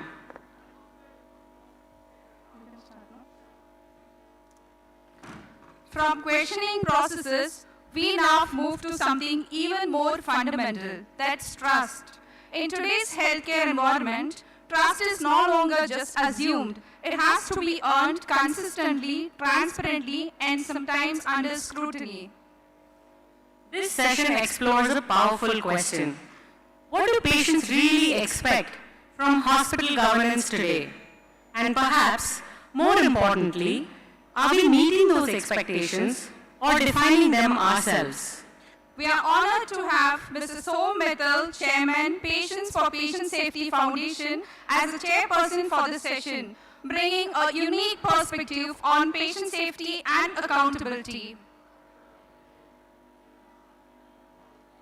We would also like to welcome our panelists, Dr. Carsten Engel, Chief Executive Officer, ISQua, Dr. Sodzi, CEO, National Vaccine Institute, Ghana, Board Member of ISQua, Dr. Atul Kapoor, Founder and MD, Regency Healthcare Limited, and Dr. Ilham Ochi, Technical Director, African Institute for Healthcare Quality, Safety and Accreditation. This promises to be a reflective and meaningful discussion, one that goes beyond system into values.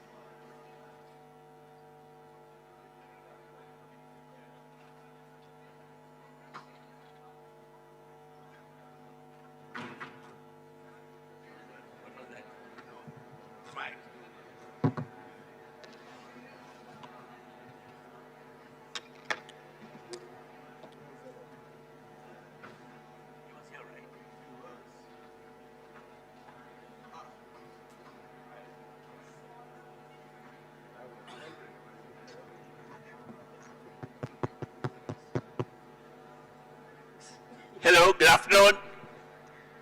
Can we all settle down, please?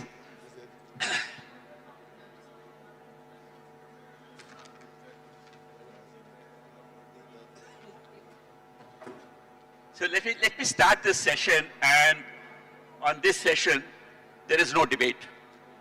There is no debate on trust. If trust wasn't there, we wouldn't exist.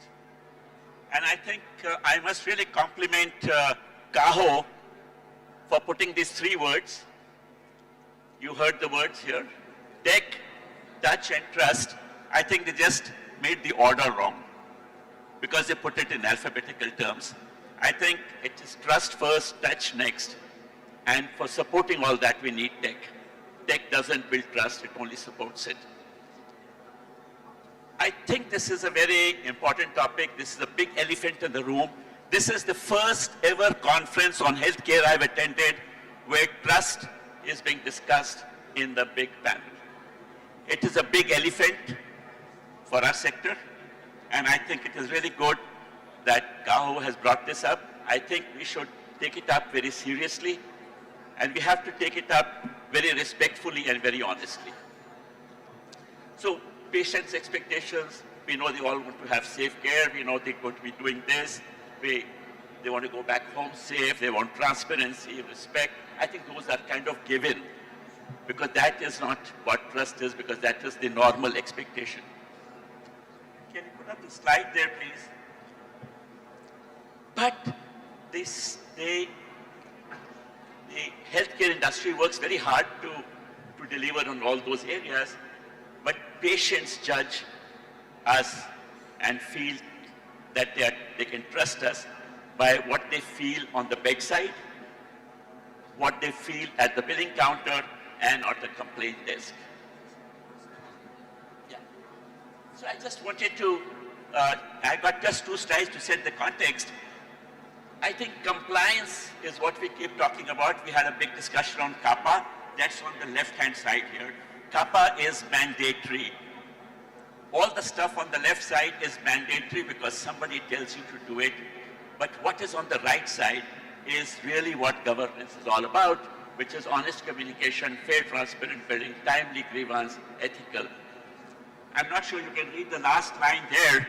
It says, if you do the right ones, it becomes a differentiator.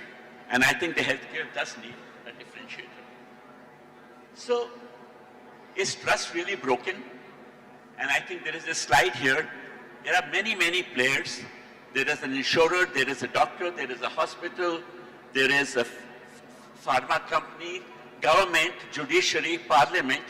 For every one of them, you can see there are 2 or 3 points which say why the trust is broken. And I think the only people who can mend that trust is us here. And I think that's what we're going to discuss here. So I'm going to take you through some questions here on, rather than have you all speak. So if that's all right, I would thank you for being here, right? You're bringing an international perspective. Thank you for being here, right? I think all this discussion is fundamental to not only getting accreditation, but this is beyond. And Dr. Kapoor, you have established so many hospitals, so let me start first. In your opinion, what is it that is one thing that patients look which can build trust? Thank you, Mr. Mittal. Well, healthcare is very complex, and the only thing that patients wants today everything revolves around the cost. See, transparency is something which we have to deliver to the patient. What the patient wants, they want that as soon as he comes to the hospital, immediate care, number one. Number two, structured care of what he wants. Number three, a predicted result at a predicted cost. Now those things can never match. No hospital can do it. You see, every hospital has an SICU, ICU, NICU, and every hospital employs all kinds of doctors. We have BMS doctors, MBBS doctors, intensivists also. So cost can never be the same. Patient wants a treatment at a predicted cost the way he wants it.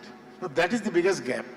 Now this can only be bridged by the insurance companies, by the out-of-pocket expenses. The patient does not have to pay anything, then he will not bother for the, no complaints. Thank you. Dr. Carson, you've got many parameters for various ways of accrediting hospital. How can a soft issue, so-called soft issue of trust get built into what you do? Well, how is trust generated? Some people talk about the trust triangle: logic, authenticity, and empathy. Logic, I know you have the competencies, the skills to do what you do. I trust your reasoning and judgment. Authenticity, I experience the real you. You are what you pretend to be. And empathy, I believe that you care about me and my success, and you try to understand my problem and help me solve it. And what could we look for to ensure ourselves that this is the case in a hospital? Accreditation can of course be part of the solution. With all the limitations that we have heard about in the earlier discussions, accreditation is still a sign that you have basic processes and systems in place, but we, from an accreditor's perspective, I also think that we should move in a direction where accreditation looks not only at whether these systems are in place, but also how performance is within these systems, not by, let's say, supervising performance of hospitals, but perhaps adding an investigation of how does the hospital continuously assess its performance and correct it. Authenticity is of course much about transparency. You need to be transparent, as you said in one of those slides. And empathy, I believe you care about my success. Well, you experience this when you meet your hospitals, but there are metrics that can be used. There are patient-related outcome measures, PREMs that can be collected. And if a hospital collects and publishes PREM results, well, that shows transparency, but it also gives you an opportunity to assess the strengths and weaknesses of that particular hospital. You can, of course, look at specific websites where patients can give feedback. Those exist in some countries. You look for Trustpilot, but I would say to you, don't look too much at what the complaint is, but take a very good look at how the hospital responds to it. Do they acknowledge the experience of the patients? Do they honestly try to mitigate? And do they honestly try to learn? If this is apparent, that I would count as a good sign. Thank you. So, trust is not this fuzzy, soft touch, right, which is what people feel. Everything that we spoke about, process, procedure is real. But trust is not a soft thing. It really impacts safety because people delay their decisions because they don't trust. They come late for representation to the hospital. So it actually affects. When you look at it from, both of you can attempt this, when you look at it both from the country that you live in and also from your own visibility, what do you think, Dr. Sodzi, you think is your view on where do patients see the gap? Well, the fact of the matter is that a number of patients, you can hear me? Yes, a number of patients come into the interaction already given a high level of trust to health professionals. And so it's a question of how you maintain that trust and prevent it from being broken. And often it's very simple. It's a question of how much improved communication you maintain with the patient, the time that you give to listening to the complaints, giving them the sense that you are paying due attention to what they're saying and not just scribbling it off. As we heard from the former vice president, sometimes by the time the patients finish talking about their complaints, you've already diagnosed, you've already written the treatment, and all of these things breach trust. The other one also has to do with an area that sometimes we don't speak about often, and that has to do with fleecing of patients financially. You know, corrupt activities that go on in healthcare settings. So there have been instances where a patient is terminally ill, you know that there's not much you can do apart from palliative care, and yet you prescribe the most expensive medicines, you promise things that you cannot deliver. These things go a long way to breach trust. Or where we have insurance systems that have been put in place to make accommodation for the cost of care, and yet you cause patients to also pay a little bit of the cost of treatment. These things all breach trust. And then when substandard medications get used in the process of care and patients return after spending an inordinate amount of money, these things breach trust. So it's about designing the system in such a way that you can be upfront in your communication, you can diagnose and treat, and then you can maintain the communication so that the patient is part of the process of care. Thank you. Dr. Elam? Yes. Can we keep it brief? I've got a number of questions, so if we can keep it just a couple of minutes, I think it'll be more Okay. valuable. Yeah, so I also think that the institutions, either of state, can also ensure that trust is sufficiently maintained. One has to do with, for instance, the policy people, especially the Ministry of Health, and how they are able to ensure that the architecture of healthcare in the country is provided as it should be. The other is the regulatory bodies. I mean, in a lot of the countries, especially in the continent where I come from, and I've learned also in other continents, there are instances of regulatory bias. I mean, trust is not only, I don't think it's only about the patient, but there are also, if we talk about the customers as far as the healthcare is concerned, the providers, the hospitals, and etc. are also recipients or are also customers. So sometimes there could be a breach of trust as far as their relationship and interaction with the sector is concerned. For instance, when there are regulatory breaches, and then sometimes we are very hard on public facilities, we are very hard on private facilities, but very soft on public facilities. That can be a breach of trust, and where patients are making choices and decisions as far as healthcare is concerned, it can influence them and what they do. Yeah. So thank you. I think you raised a very important point, saying you use the word fleecing, right? And the cost. And I think that's where, so I think let's now focus on real issues, right? Processes and so on can only go that far. But there is a trust which is broken because I, as a patient, feel that my pricing is not fair. So Dr. Kapoor, we have now more and more precise diagnosis. We have robotic surgeries. The doctor has more tools to do a better diagnosis, and all this will cost.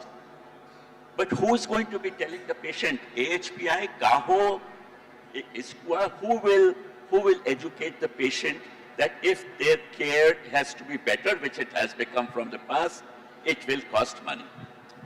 Well, still I would say that in our country the healthcare Can you keep quiet at the back, please? Can you please stop talking there? Excuse me. Can you please? Thank you. Excuse me, actually, I would still say that the healthcare in our country is the cheapest in the world, even today. The problem is that patients are unable to understand why a certain cost is high or certain cost is low. Based on the capex of a hospital, or a robotic surgery, or a lab surgery, the cost will be entirely different. What we should do is, see, the patient would believe the clinician more than the hospital. So the clinician has a role. where it bridges this gap between the hospital trust and the patient and tell him that why is not the question that how much it will cost. Idea is that why it is costly. So that gap has to be bridged by everybody, including our accreditation agencies, ISQua or CAHO, as well as the government. You mean government and the insurance companies have to come forward so that government has to they make a standard platform where they will say that the outcomes will depend on the cost and the cost will depend on the outcome. So this gap has to be bridged. Again, the government has to play a big role to let people know that this quality will cost this much and this quality will cost less. No, so we have Dr. Agarwal, Lalu Joseph, we have HPI Ganiji here. Sir, the question is, who will take the burden of educating patient community in general that it is becoming more precise, it is going to get more expensive, but reasonable at the same time. And I think that's a need, and you could look at it, and many times people like RBI or the associations of pharma, many associations are actually conveying that point. So I hope there is a takeaway from this discussion that we have a role to play to build trust across. So thank you very much for those inputs. This is a topic that's bothering, right? I live in Delhi and I get a lot of calls saying, who is the best doctor for cardiology? Who is the best doctor for orthopedic and so on? And we have some great doctors. Should patients trust the hospital because of the process they have, and obviously we believe they have good doctors, or patients should go after a doctor because he's a celebrity doctor? Anyway, Dr. Sarji. So the concept of a celebrity doctor is very interesting, and I don't think we should be dismissive. You know, we've come from systems where we didn't have social media, and so people would rely on just the hospitals. But now some of these so-called celebrity doctors have millions and sometimes billions of people following them on social media. So I think we do need to take account of that. And if they are qualified, and if they are sharing appropriate information in line with professional ethics and standards, I don't think there's any problem with that. Rather, the hospitals must look at what the Lancet Global Commission, for example, spoke about as redesigning the process of care. Many people have conditions that would prevent ill health before they even fall sick and come to the hospitals. So the question to the hospitals is, how can you position yourself in such a way that you engage with the patients even before they fall sick, build trusting relationships so that by the time they come to you, they already know you. And then within the hospital setting itself, how can you involve patients in the care? Some people have made patients part of their patient and family advisory councils. Some people have health promotion units that engage actively with the public. So it's not about saying that so-called celebrity doctors are bringing more attention to themselves, but working in collaboration to be able to get the outcomes of need. So there's a lot of discussion that goes on that because so many new hospitals are coming up, and obviously senior doctors are scarce, so we have to compensate them very well, and I think hospitals have to financially survive, right? And hence I think this whole issue that comes up. Dr. Kassan, we did a small survey and we asked patients, how do you choose a hospital? Actually, they did not know about accreditation, right? Which is a great work, it is required. I think if accreditation happens, hospitals are good, their processes are good, quality is assured in a lot of ways. Who will take the burden of educating patients so that they trust much more a hospital because it's accredited? Till I got involved in the for patient safety, we didn't know about accreditation. People don't know about accredited labs. Who is responsible for letting patients know? Well, first, and I would say we had the same experience in my country. Patients knew very little about accreditation. First, you could ask yourself, is it necessary for patients to know about accreditation? Accreditation is a tool the hospital uses to improve its performance, and what's important to the patient is the performance, not the tool by which it achieved it. But of course, there is a role for everyone, for the accreditors, for the hospitals, but we both have vested interest in claiming that accreditation has something to say, and it could be useful if organizations like yours, for instance, made up their mind. If you believe accreditation to be an important parameter for patients when they choose for the hospitals, maybe you would be the trusted one to tell them, yes, we have no interest in that, and we believe that this is what you should look at. So anyway, Dr. Katzen, I still hope that this is promoted, because when I look at advertisements of hospitals, this is the only way I judge. They have robotic surgery, they have everything that we talk about, and he has to take a decision. I would take a decision based on the fact that some international agency is accredited. So that would be my expectation as a... So there are, I'm going to just ask a follow-up question here. So I, as a patient, and we're talking only about patients and what they expect, I see the doctor and I see the nurse, right? What is the role of executive management, the senior management? They, of course, many of them are practitioners, but today we have non-practicing CEOs and so on who manage. What do you think is their role to build trust? After that, I think they play a very crucial role, especially as far as accountability is concerned. They are supposed to ensure that the system and the providers are accountable. Wherever there are complaints of breaches of trust, they should be able to identify, and then apply the rules where necessary. Yeah, so that is where the patient can trust the system, trust the process of care, and then trust the outcome of care.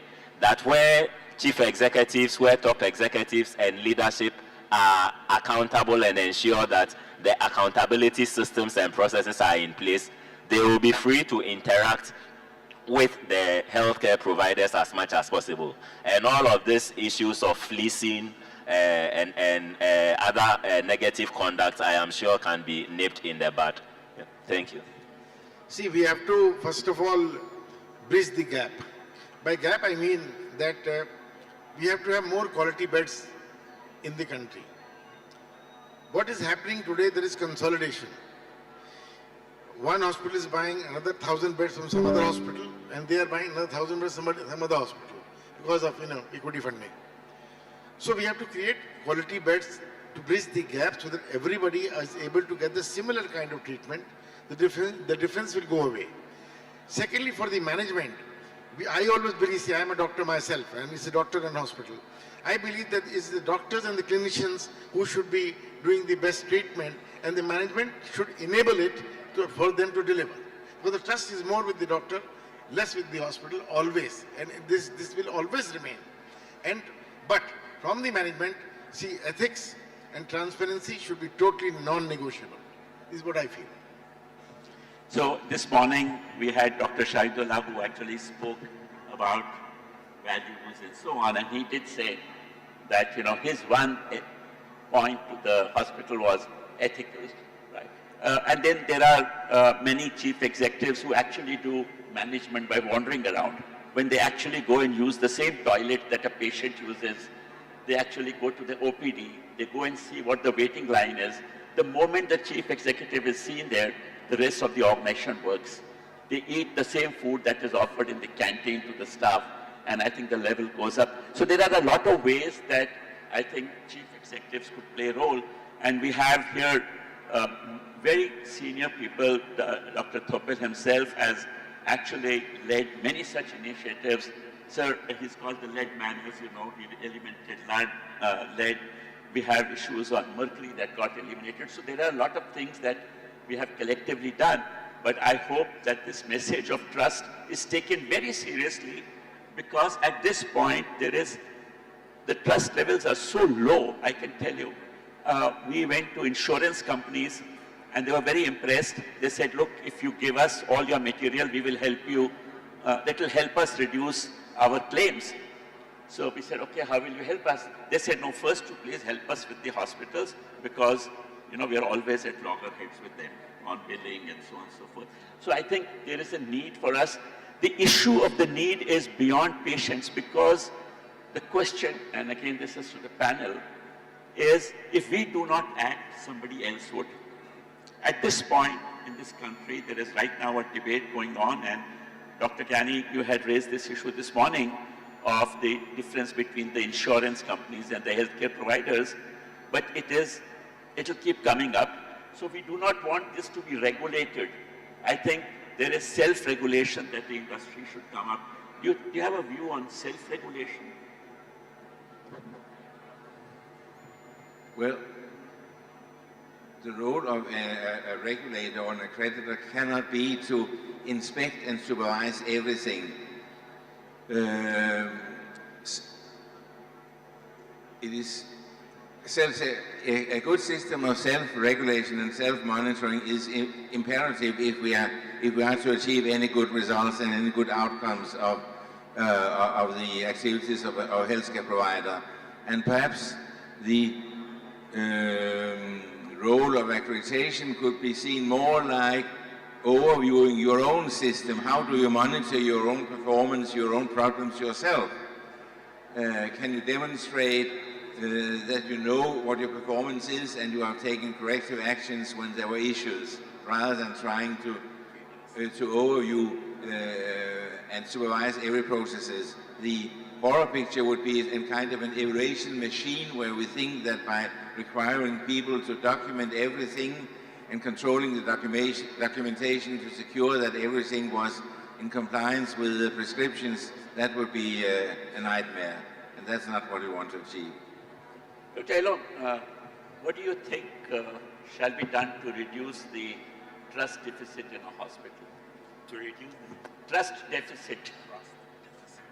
Okay, yeah. So I think one is on regulation, external regulation. 2 should be self-regulation amongst practitioners. I think 3, I will recommend that health facilities should implement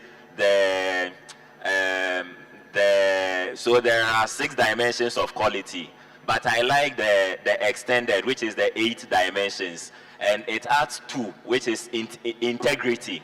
And I think integrity is key, that health facilities should ensure that there is integrity, one that is seriously implemented amongst practitioners, seriously upheld amongst practitioners, and then the other dimensions of quality should also be robustly implemented. I think that can restore trust to a large extent. Thank you. You know, since you are looking after vaccination, in the work we do, we approached patients for 2 things.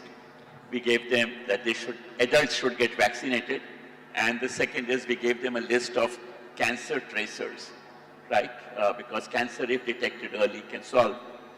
And when we did the research, we actually were told by the healthcare community, right, that these 3 or 4 are proven vaccines, these 2 or 3 or 4 are real cancer tracers, others are actually a lot of marketing by pharma companies, right? So since you are looking after vaccination, that you do, right? Yeah, sorry. How do you get over these kind of trust issues? So it's interesting that you should wade into vaccine, manufacturing, because Ghana is at a very early stage of that. And we've gotten to a very interesting phase where the question is, do you discuss the issue purely as a technical manufacturing issue, or do you build trusting relationships with their communities? And we have realized that it is not simply a manufacturing question. So the Ghana Vaccine Institute, for example, has started a national perception survey. And we are taking people's views on how they would trust the vaccines that are going to be manufactured.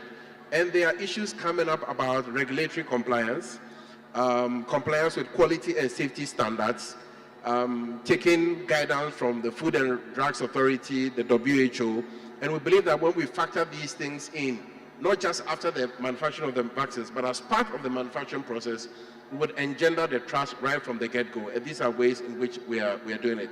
So being transparent with the processes, being upfront with the communication, and involving them in the process, I think these are ways in which we are engendering trust in the vaccine ecosystem in Ghana. So I'm getting to the end because I think we were running late as well. I have two last questions.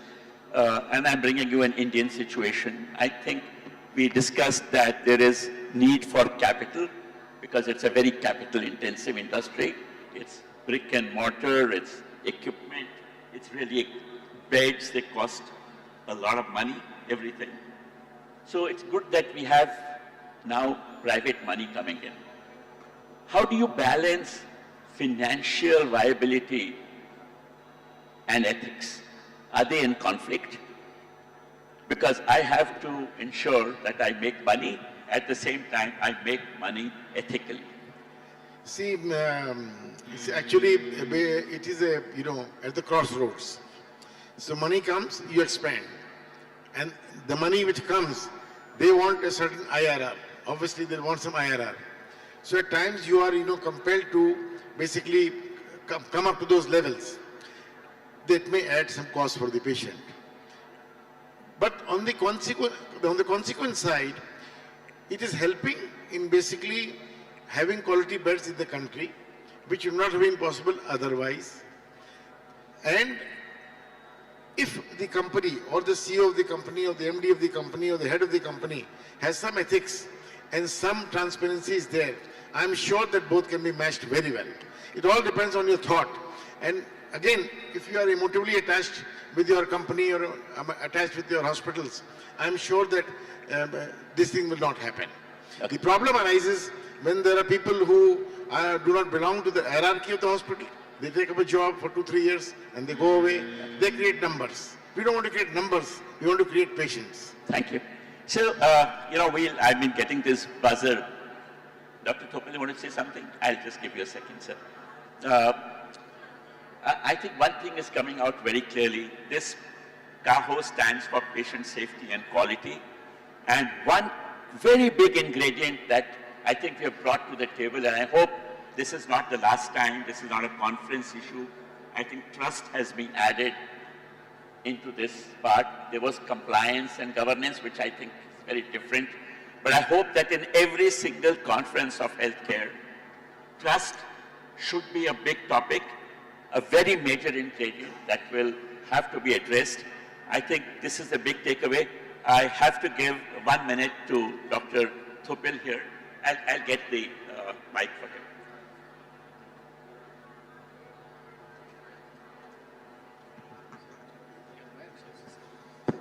I need all your attention, please. I am not attending this as a representative of healthcare organizations. I am attending this representing the patients. As a patient, I have 3 things when I come to a hospital, to a clinician. Number 1, my safety. Number 2, my comfort. Can you assure me my safety and my comfort? Number 3, my rights. What are my rights? Can you tell me my rights? These are the 3 things I expect when I come to a healthcare organization. Then only I feel comfortable. I will, not only that I come, I will recommend everybody to come to the organization. This is the trust. When there is a trust between the patient and the hospital or healthcare organization, there will be a quality automatically installed. When I come for a major procedure in a super specialty hospital, you know how many people are responsible? Minimum 183 people. Are they aware of that? Have we prepared our hospital people that you are responsible for this patient's care? Is that in system established, understood? Only then, what do patients expect? This is what I expect from hospital governance today. Is not just the top level management. It's not just the security or the housekeeping staff. Everybody. This is today's organizational accountability. Thank you. Thank you so much. time is up, but I think you wanted to say something. I'll just say complete this sentence. If there is one thing that you have to do to enhance trust and patient expectation on governance, what would you do? Me? Yes. Well, Very brief. I still believe that transparency of treatment at a cost which is explained to the patient, plus ethics, three things will always make a trust to be there. Yeah, I think if there is one thing, it will be imbibing in practitioners that we should love. And that was the last commandment of Donabedian before he died, that thou shalt love. And I am sure if we are able to love our patients as Donabedian recommended, I am sure we are going to be transparent with them. I am sure we are going to be open to them. I am sure we are going to ensure that the environment that is created is trustworthy, that they will be confident in us and they will be confident in the care that we provide them. Thank you. So for me, it will be a quotation from Don Berwick, a mentor of mine. He says that the patients are looking for three things. He says, help me, which is clinical effectiveness, do not harm me, which is safety, and be nice to me, which is patient experience. So as long as we are paying attention to these three things, the patients will build the trust that we want. Well, it's difficult to add anything to this, but I would say again that the three things that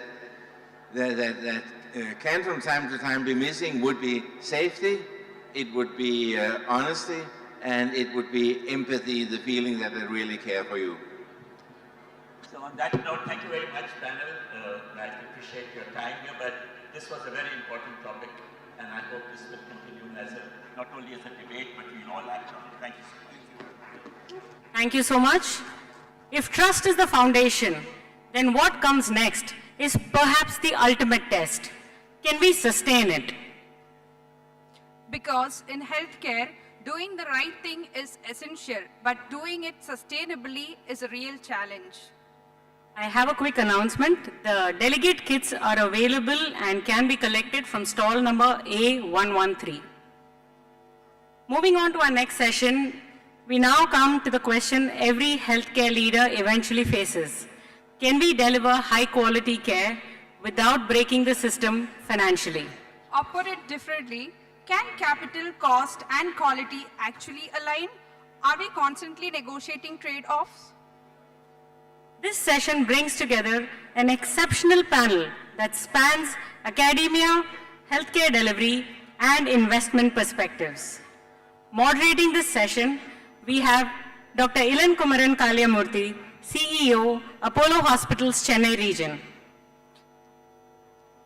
And our distinguished panelists, we have Professor Sarang Dio, Professor of Operations Management, Deputy Dean of Faculty and Research, Executive Director, Max Institute of Healthcare Management, Indian School of Business. Dr. Palin, Chairman and Managing Director, Shija Hospitals, Manipur. We also have Mr. Raj Gore, Operating Partner, Advent. This is where strategy meets reality and where decisions made in boardrooms directly impact patient care.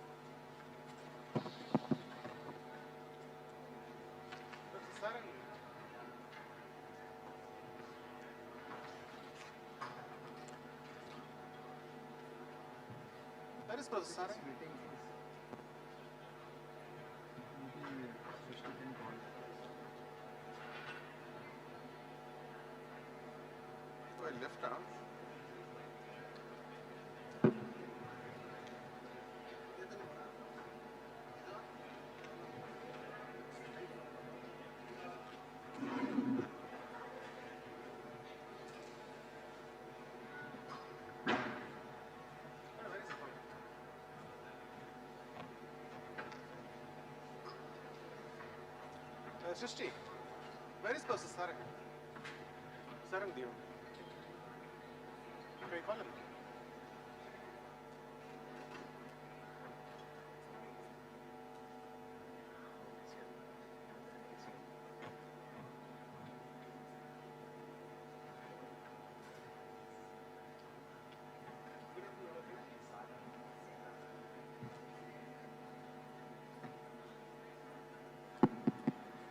afternoon, all of you. Thank you for joining here, all the panelists. Very nice to have you here. So we are supposed to have 40-minute session. Because of lack of time, we'll try to close within 30 minutes. Can I have the next slide, please?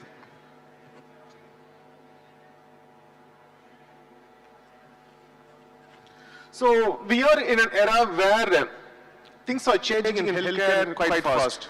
20 years back, we used to have nursing homes run by single doctor, where there is no need for capital investment. Quality is reasonably good, but they can't scale it up. But now things are changing. We are getting more and more investment from PEs and VCs. Quality of care is better. We are able to get more equipment. We are able to scale up. We are able to reach more patients. That's the change we are seeing it here. At the same time, investors need better returns. That's also mandatory. Unless service, they get better returns, the further investment won't come here. The third point is quality. Patients are having more knowledge about the medical care, the expectations are high, and there are more and more accreditation bodies monitoring the quality standards. So the question here is there any way we can align capital, cost and quality? So we have three panelists from three different backgrounds, all of them from healthcare. But if you look at their experience, it's absolutely fantastic. We have Professor Bjo, Executive Director from ISB. We have Mr. Rajkot from Advent International Operating Partner. We have Dr. Palin from Srija Hospital, Manipur, who is also a Guinness World Record holder for doing a surgery in the neck. That's an amazing journey, Dr. Palin. So we will straight away move on to one clinical scenario. It's not a clinical scenario, it's a scenario in a hospital. I'm sure many of you can relate to it.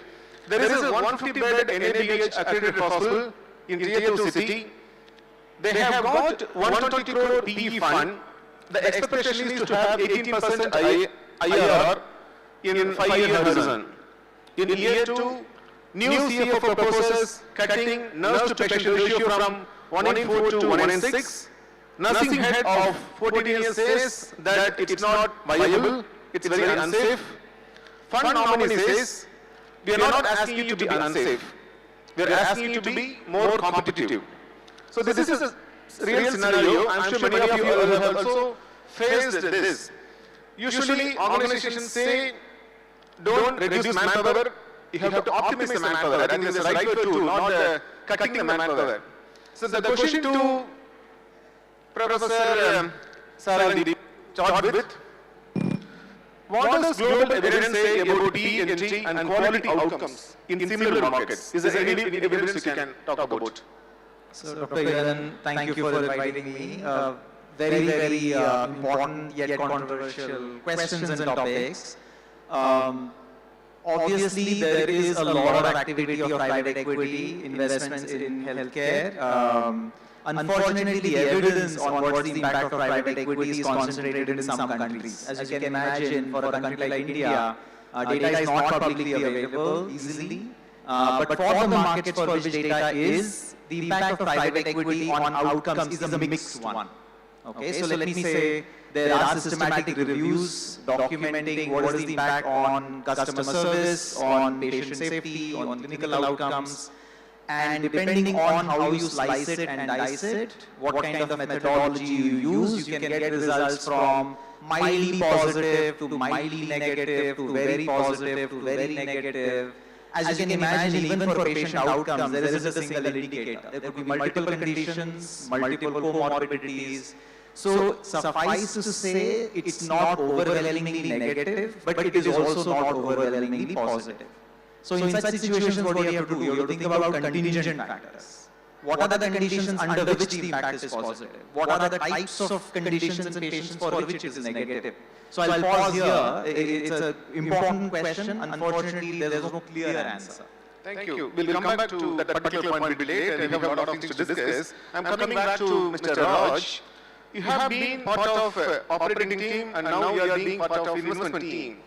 Now we are talking about 18% IRR. I just want to ask you a very frank question. Is achievable to do this kind of returns by maintaining good quality care on the other side as an operator? Is there too much of pressure on the operator side to achieve this kind of IRR or returns? First of all, thank you for having me here. This is probably one of the most important conversation we need to have, considering where Indian healthcare is at this stage. I think it's a false choice, the way it's been framed. Delivering 18% IRR in healthcare in India is absolutely achievable, but not by weakening the clinical backbone the way this example shows, whether it's cutting nursing ratios or compromising quality of consumables. That is not efficiency. That is deferring risk. Often an impact of those decisions is shown long-term in terms of increased complications, increased infection rates, poor outcomes, and therefore impact on outcomes as well as returns.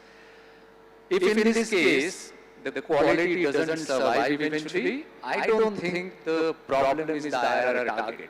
I think it's how the model was executed. Because in healthcare, you can optimize costs for a while, but you cannot outrun poor quality in the long run. Thank you so much. Dr. Palin, you are a clinician, started with a small clinic. Now you have got a 350-bedded Northeast first NABH accredited private hospital, and now you have also developed a medical college in your state. That's a fantastic story. From your point of view as a clinician, developed a healthcare ecosystem, if you listen to these kind of stories where this kind of investment, there is a potential to cause quality impact, there is a potential, you haven't concluded it. What's your thought as a clinician or not got a P investment yet? If you are as an outsider, what's your thoughts? Thank you very much. I have picked up 3 words.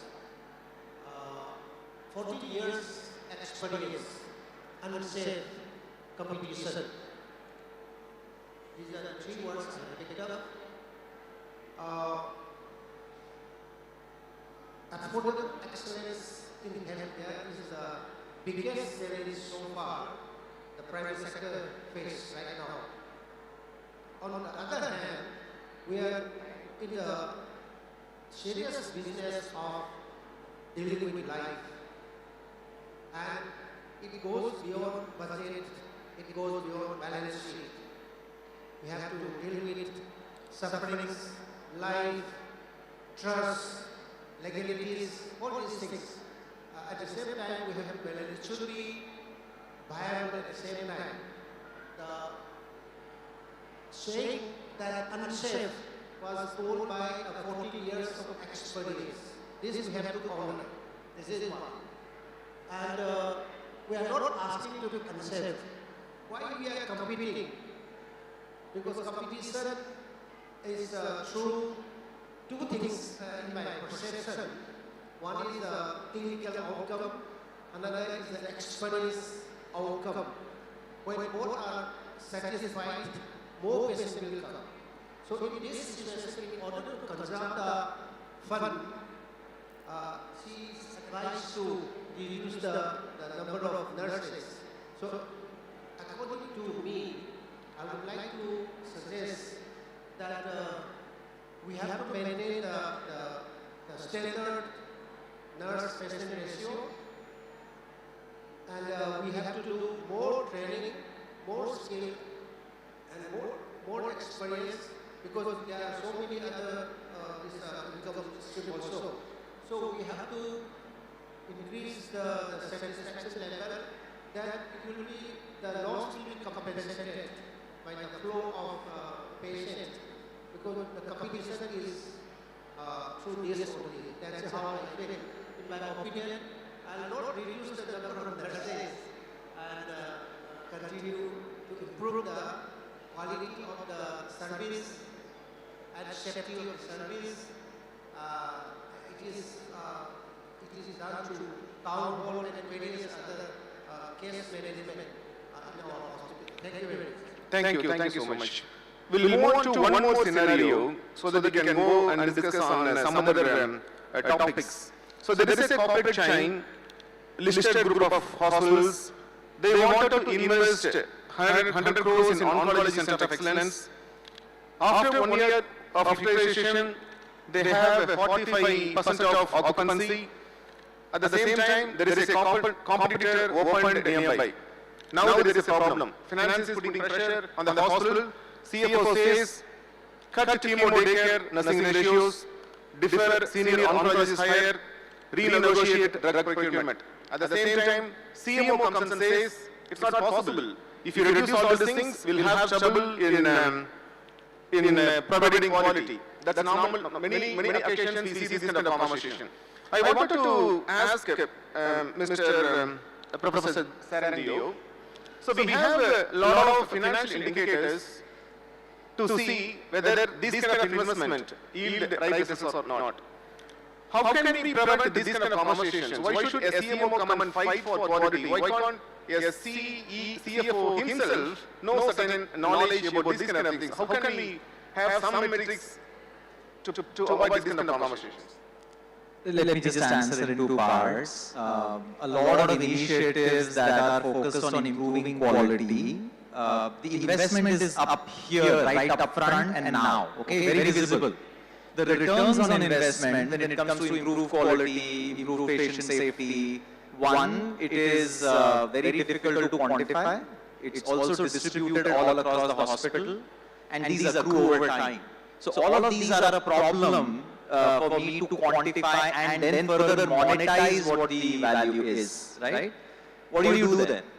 You need to look for operational metrics that sit somewhere in between the financial metrics and the clinical outcomes, operational metrics that you can track on a day-to-day basis, right? Just to take an example of nurses, right? Now, why would someone think that nurse-patient ratio can be reduced? There is an understanding that not all the work that nurses do today is value-adding, right? We are not saying nurses are doing bad work. What we are saying is that the systems are designed in such a way that, for example, a nurse has to walk 10 kilometers in a day in a hospital. Quite possible, 5-10 kilometers. That's value not created, right? That's value destroyed. So there would be such metrics that pertain to nitty-gritty of operations. If we were to track those and say, are we improving those? Then we could potentially reduce costs as well as maintain or improve quality at the same time. So there will be a bunch of these operational metrics that we should focus on. Got it. Dr. Palin, as a clinician and hospital operator, if you are in that room, how do you feel? What's your thoughts? If the conversation happens between CMO and CEO, I'll come back to you as an investor. What's your thought if the conversation goes? Thank you again. Here I have got this notice, competitor open nearby. This is one factor. And advise the nurse to reduce the ratio. This is another negotiation for the drug procurement for the chemo. And the chief oncologist, he is not in favor of reducing because the patient deteriorates.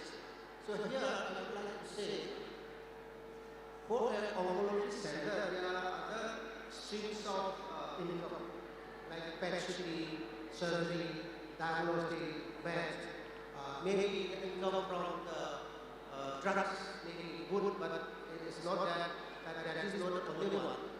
And most important is the patient improvement, because there is a paradox for quality. We think that high quality is costly. In fact, low quality is costlier, because it causes a lot of other problems to the patient, legal issues, and there is a tremendous loss by giving poor quality services. So I should not, I have to get the, have to hire the oncologist. At the same time, I will not reduce the ratio of the nurses so that we can deliver quality service and at the same time attract more patients. And another very alarming situation is the competitors nearby. So this is the time you have to act. Another thing, entrepreneurs don't back fund. They create their products liked by thousands. So we have to innovate in such a way that our products are liked and purchased by thousands so that we survive in the market. Thank you very much. Thank you, thank you.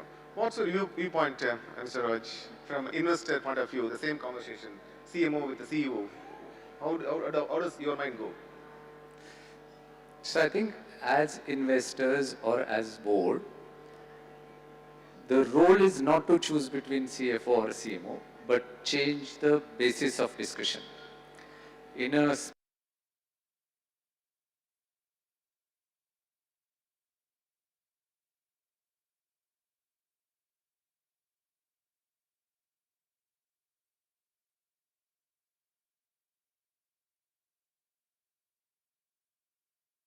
board would do is ask the leadership or management to identify non-negotiable clinical thresholds or guardrails and agree that we would not touch them.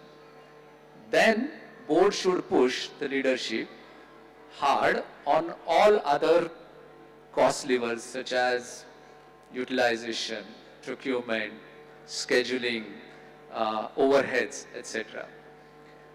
If the business case is viable only by diluting clinical depth, then it's a wrong business case. Because we know that better quality, better outcomes is the enabler of trust, word of mouth, more footfalls, and therefore better returns.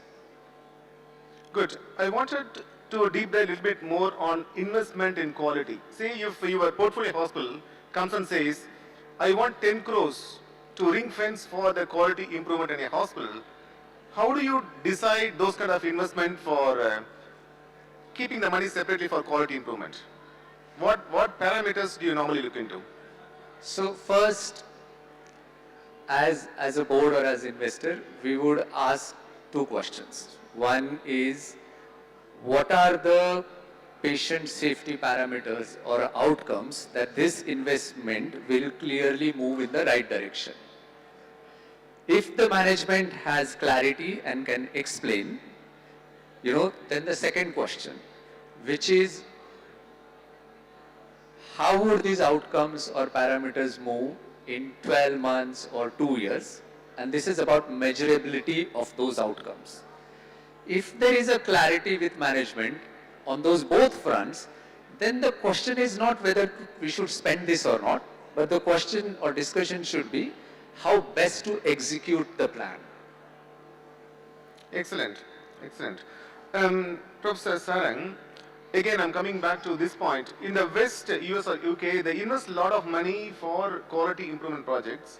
Also, they see the results directly, reduced readmission rates, and there are a lot of clinical parameters, they see it in the West. Do we have any data in India, or is there any evidence we can adapt in Indian healthcare system? What's your experience? Is ISB doing anything on this particular subject? So, in more developed economies where you have a very mature payer system, right? There are these quality metrics and pay for performance mechanisms are being developed, are being implemented. In those settings, investment in quality makes a clear business case because you can calculate how much readmission rate would get reduced, how much hospital acquired infections would get reduced, and as a result, will my payment increase to what extent? In a country like India, where still a lot of payment is out of pocket first, and second, even for insurance payment, we don't have very good pay for performance mechanisms. Also because performance measurement is not there. We don't have outcome reporting mandated, right? So in such cases, I think the discussion between the CFO and the COO could be moderated by saying, what are the win-win situations? right? How would I make better revenue per bed if I were to reduce hospital-acquired infections? We all know that first couple of days of the patient in the ICU, you get a lot more revenue as compared to, let's say, a fifth or a sixth day if they are there only because of hospital-acquired infections, right? So we need to create and build these internal ROI calculators to say what are the win-win situations. And that requires information from the operational side, from the clinical side, as well as from the financial side. Excellent. Do we have any questions from the audience to the panelists before I move on to the panelists again? Anybody wants to ask any questions? Good. Dr. Paulin, is there any one policy decision or one innovative idea by which Indian healthcare can move towards high quality care, high quality patient care, at the same time we maintain good financial stability in an organization? Is there any one thing you can suggest as a closing remark? I'm going to ask the same question to all of you. I want to start with Dr. Paulin. Any one innovative idea, one suggestion, or one metric we should closely follow? Yeah, from my experience, in fact, we have started as a mono practice, then super specialty hospital, then a private medical college, nursing college, and paramedical institute. And our medical college is 5 years old. Now, we had tough time financially, but in the beginning, because expenditure was more than the income, revenue. And we had to work closely, and things are better now. And you know, Manipur is turbulent rather for the last decades, many decades. In the turbulent environment, we try to go, and because of the situation, the market size also is decreased. We have extended to Myanmar, and we have treated more than 5,000 Myanmar patients, including 2 kidney transplants. Now the border is sealed following COVID, Corona, and at the same time, recently, because of the situation, socio-political situation. Now we are thinking of expanding to other states. We have planned for expanding to Agartala, Tripura. And we have been allotted 29 acres of land, and this is to replicate the same thing what has happened in Manipur 40 years. We'll try to compress it to 8 years. So this time we may be requiring the private equity or some other funding, because we cannot expand that fast, because we have somehow we manage 40 years incremental and sometimes sudden jump. And every time we jump, there was some issue with us, financial issue. Now it is a little stable. And another thing is Manipur is interface with India and the Southeast Asia. India's East policy to connect with Southeast Asia, its working is going on. Only because of the political situation in Myanmar, it is not happening.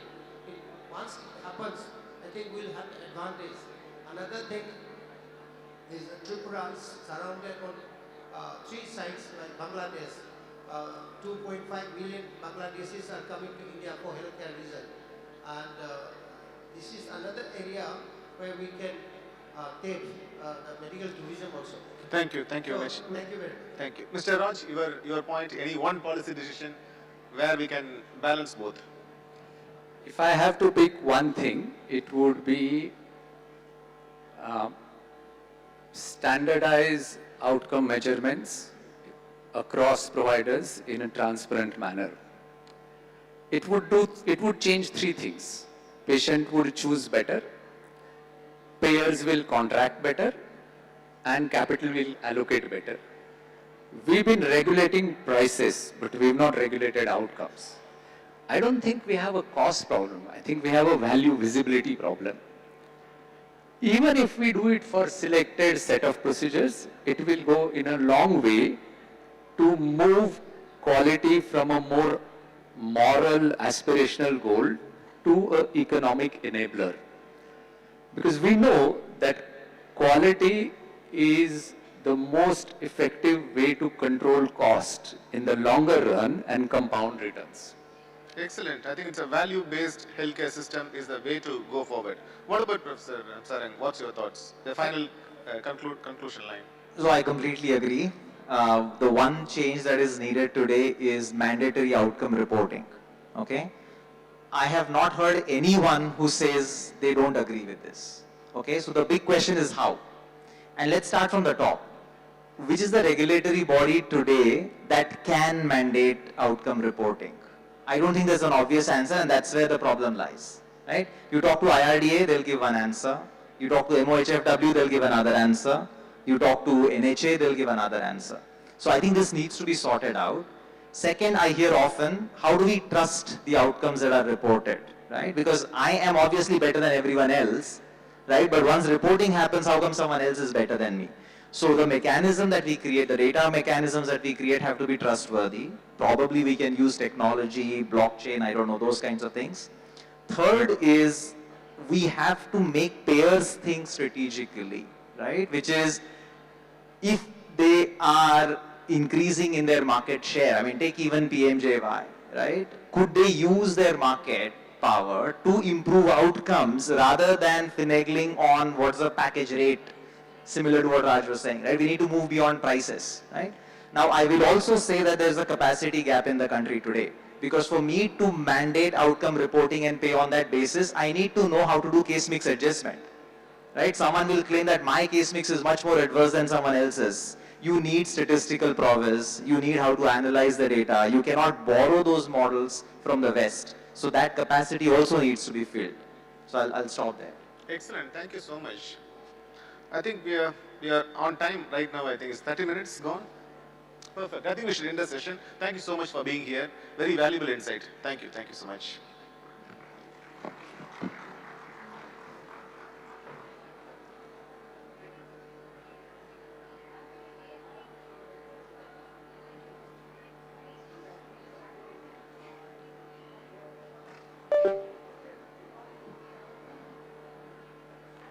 Lord, it's not happening. As we conclude this session, one thing is clear, healthcare transformation is not just systems or technology. It's about honesty in reflection, trust in relationships, and courage in decision making. Thank you for being such an engaged and thoughtful audience. And we hope today's discussion travels back with you, not just as ideas, but also as actions. We request Dr. Ilan Kumaran to please stay back as we announce the Forum of the Year Award for the year 2026.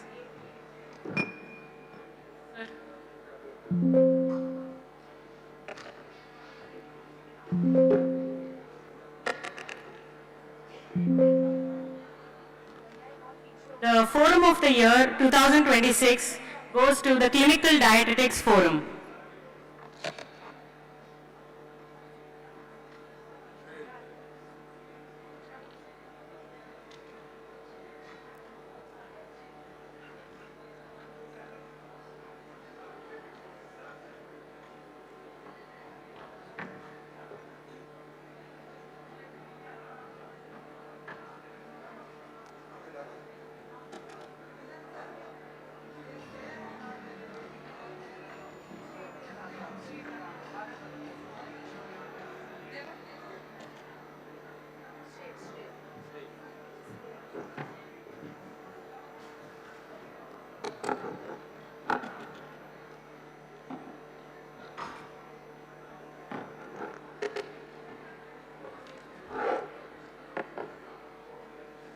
Good evening, everyone. We now move into our next session, When Care Breaks Down, Lessons from the Frontline. A session that asks us to pause and look closely at the moments we'd rather look away from. In healthcare, it's often not the big failures, but the small, missed signals that quietly build up to harm. To steer this important conversation, we have with us two respected moderators, Dr. Parivalan Rajavelu, Consultant Surgeon at Sundaram Medical Foundation, Chennai, and founder of Skills for Med Training Center, LLP.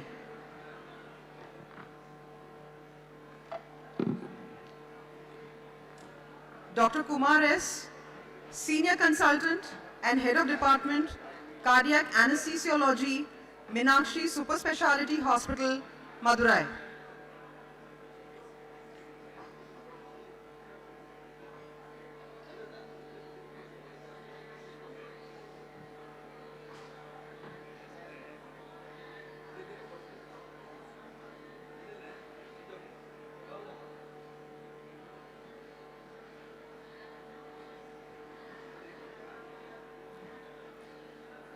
We begin with our keynote address titled The Anatomy of Failure in Healthcare, Small Gaps, Big Harm.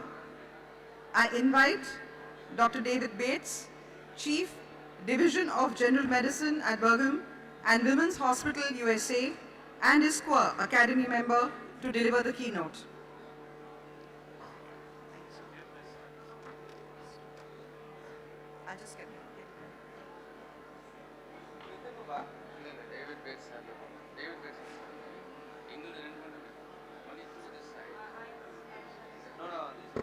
Thank you. I'll be talking about failure in healthcare. Let's see. To advance.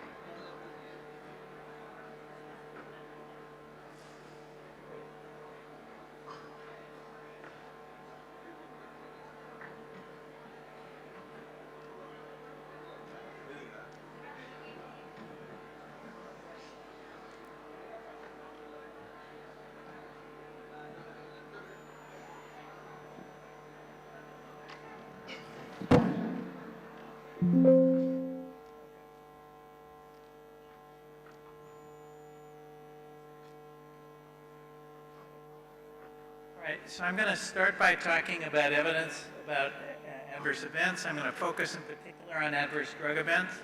Then I'll talk about the role of learning healthcare systems. Then I'll talk about measuring safety in the future. I want you to get a sense of how dangerous healthcare is compared to some other activities that we take on. So for areas like nuclear power, European railroads, and scheduled airlines, we have fewer than one death for 100,000 encounters. For healthcare, the only things that are as dangerous as healthcare are bungee jumping and mountain climbing. And those have more than one death per 1,000 encounters.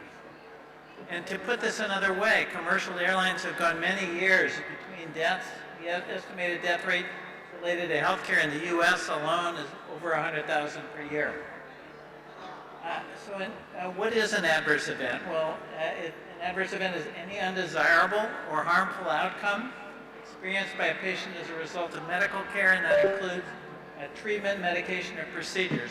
So an example would be getting a rash related to penicillin. A preventable adverse event is an adverse event associated with an error. So the patient has a known penicillin allergy, but we give it to them anyway. Adverse events can be divided in terms of severity. Many are significant, like getting an infection after having an IV catheter placed, but many others are worse. For example, having orthopedic surgery resulting in a long-term disability, or getting too much medication after a procedure and needing to go to the ICU and be placed on a ventilator. We did a study that was published in the New England Journal just a couple of years ago that looked at the frequency of harm in hospitals in Massachusetts. And we studied a number of different hospitals that were representative of the state. And what we found was that the chances of being harmed by going into the hospital was about 1 in 4. It was 23.6%. The percentage of admissions that included at least one adverse event was higher among older than younger patients and among men than women. Adverse drug events were the single most frequent type of harm, events related to surgical or other procedures were more likely to be rated as life-threatening. Healthcare-associated infections were most likely to be fatal. And patient care events were more likely to be preventable than other event types. So what does this mean? Well, there's more focus today on patient safety than when the Harvard Medical Practice study was done. That was the first study that introduced the problem of patient safety. We have better processes and documentation, but despite this and advances in some areas of prevention, patient harm appears more frequent, although among all admissions, the mortality rate was slightly lower. And we did use a broader definition of an adverse event, which resulted in identifying more harm. The results do identify the clinical areas that have the most harm events, but it's clear that improved ability to identify harm will help us do a better job in improving safety. In this study, we also looked at outpatient care, which had not been studied in the previous study, and we found that 7% of patients had at least one adverse event in the outpatient study in the course of the study period. Again, adverse drug events were the most common event. Overall, about a quarter of adverse events were preventable. Now, progress in safety has occurred in many areas, so we're doing better with preventing hospital-acquired infections, like bloodstream infections, ventilator-associated pneumonia, and catheter-associated UTIs. In the U.S. now, all medications are ordered using the computer so that they're checked for problems. We do require barcoding of medications. Both those things have been very helpful in improving safety. Many effective strategies for preventing blood clots are still available, so why are we still having so much harm? One general approach which can be really helpful for doing better, I believe, is implementing learning healthcare systems. What is a learning healthcare system? Well, it's a healthcare system in which internal data and experience are systematically integrated with evidence, with what we know. That knowledge is put into practice. A couple of examples of this. Vanderbilt has done this very effectively, and they compared normal saline with Ringer's lactate, which are two things that we were taught were about the same. It turned out that Ringer's lactate was used mostly by surgeons, normal saline by internal medicine. But a randomized trial showed that Ringer's lactate actually had a mortality benefit. So this is the opposite of what I would have said going in. They did another study looking at intubating patients in the emergency room, which can often be difficult. There are two approaches. You could either use a flexible laryngoscope versus a rigid laryngoscope. The flexible ones are more expensive. But it turns out that actually there was a big reduction in the mortality rate if you use the flexible one. At Mass General Brigham, we've developed a tool to identify important radiologic abnormalities and make sure that those get followed up. And we're now doing that across our whole system for every single patient. Okay, so what are some of the challenges and gaps in using electronic health records to find patients who've been harmed? These are listed here. There's a company in the U.S. that's using an approach which we're really excited about. Their company's name is Pascal Metrics, and they use data from the electronic record to find signals that suggest that a patient might be harmed. Those are reviewed remotely by the Pascal team. They then notify the frontline organization. You can identify some of the events before the harm actually even occurs, or at a time, really upstream of that. And they have several different modules. This is built on a platform which is integrated and is now used in a couple hundred hospitals in the U.S. And this enables you to develop dashboards which show you how you're doing. So the graph on the left is all-cause harm over time. I think most institutions would be very happy to see that. You can also do it by a specific type of adverse event, and that is shown on the right-hand side. We're planning to do a study across the state of Massachusetts, and the government of Massachusetts is going to pay for this. The governor has allocated funds in her budget to do it, and we will evaluate 6 to 8 hospitals. Our team will do the evaluation, and we'll look at the impact on the frequency of harm and the economic impact. The economic impact is probably biggest in our poorest patients, which are patients on Medicaid. And in general, that's a finding that you might expect to see, and the idea is that this would then spread. I think the future of adverse event detection is to do this using the electronic health record, and you can, again, detect events after they've happened, but more importantly, even before. You may want to contact either the safety team, the care team, or even patients themselves. We did a study in which we told patients what their risk was of having an adverse event, and they actually were very happy to have that information. So overall, I think it's clear from these data that safety needs to be improved both inside the hospital and outside it. Medications are the leading cause of harm in both settings. The learning healthcare system approach can help organizations improve and ensure that important improvements are spread. Safety should be measured in the future using data from the electronic health record. And finally, artificial intelligence will help with all of this. And ISQua can help point you in directions that will help you improve the safety of care that you deliver. I will stop there. Thank you.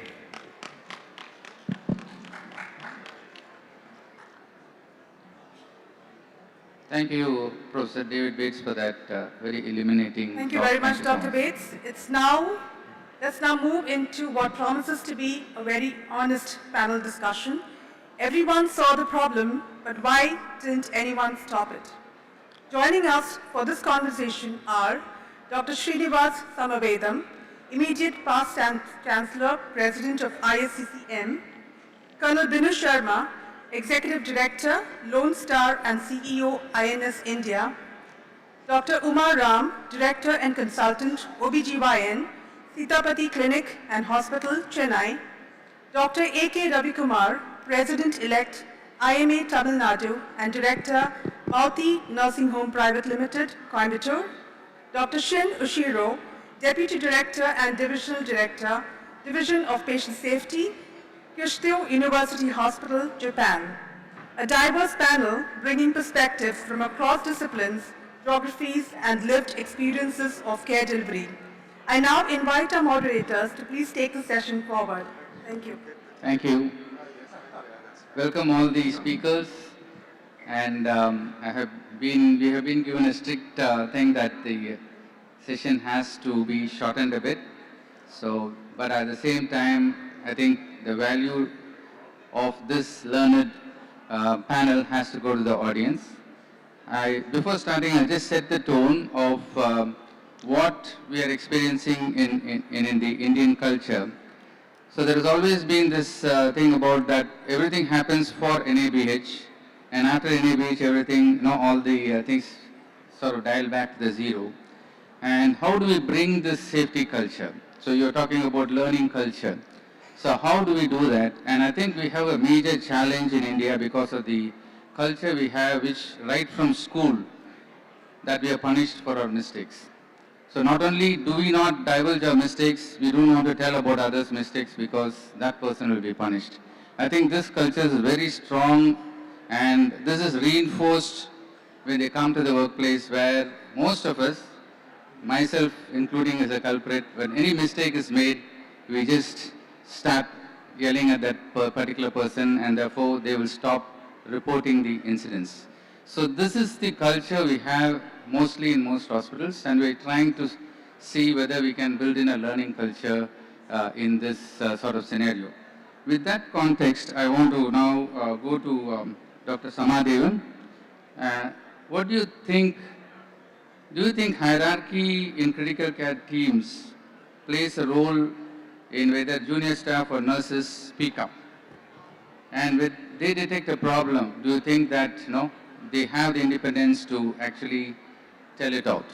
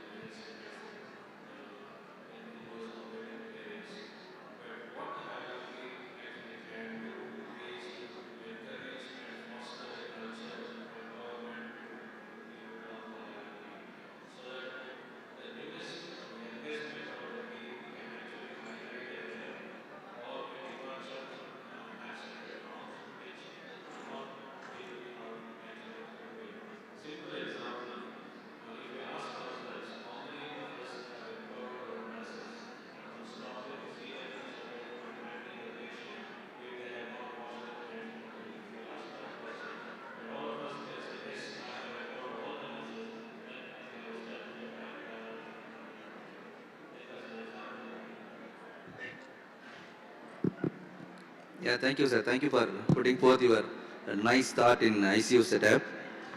Very good evening to everyone.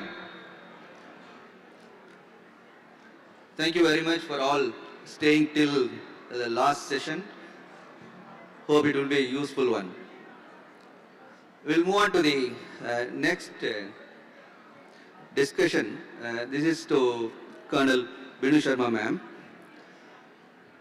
You are with a vast experience in military service. Can strict military command structures sometimes delay clinical decision making during emergencies? Sorry, what is your question? No, can strict military command structures, military command structures, delay the clinical decision making during emergencies? Okay, thank you for the question. I think it's such a valid question. Should we have a structure or framework for emergencies, or should we act impromptu? In planned care, a structure is at most important, where you've got defined clinical pathways for every disease management and everyone follows it. Hierarchy is also well defined. There it works wonderfully. But when it comes to emergencies, if you are going by hierarchy, we are going to lose lives because seconds matter there. A respiratory arrest, a cardiac arrest, a polytrauma, you are not going to wait for the command center to tell you what to do, how to do. Many times nurses, doctors, bedside staff knows what is the problem and what is to be done. Delays happen because they have not received the order back.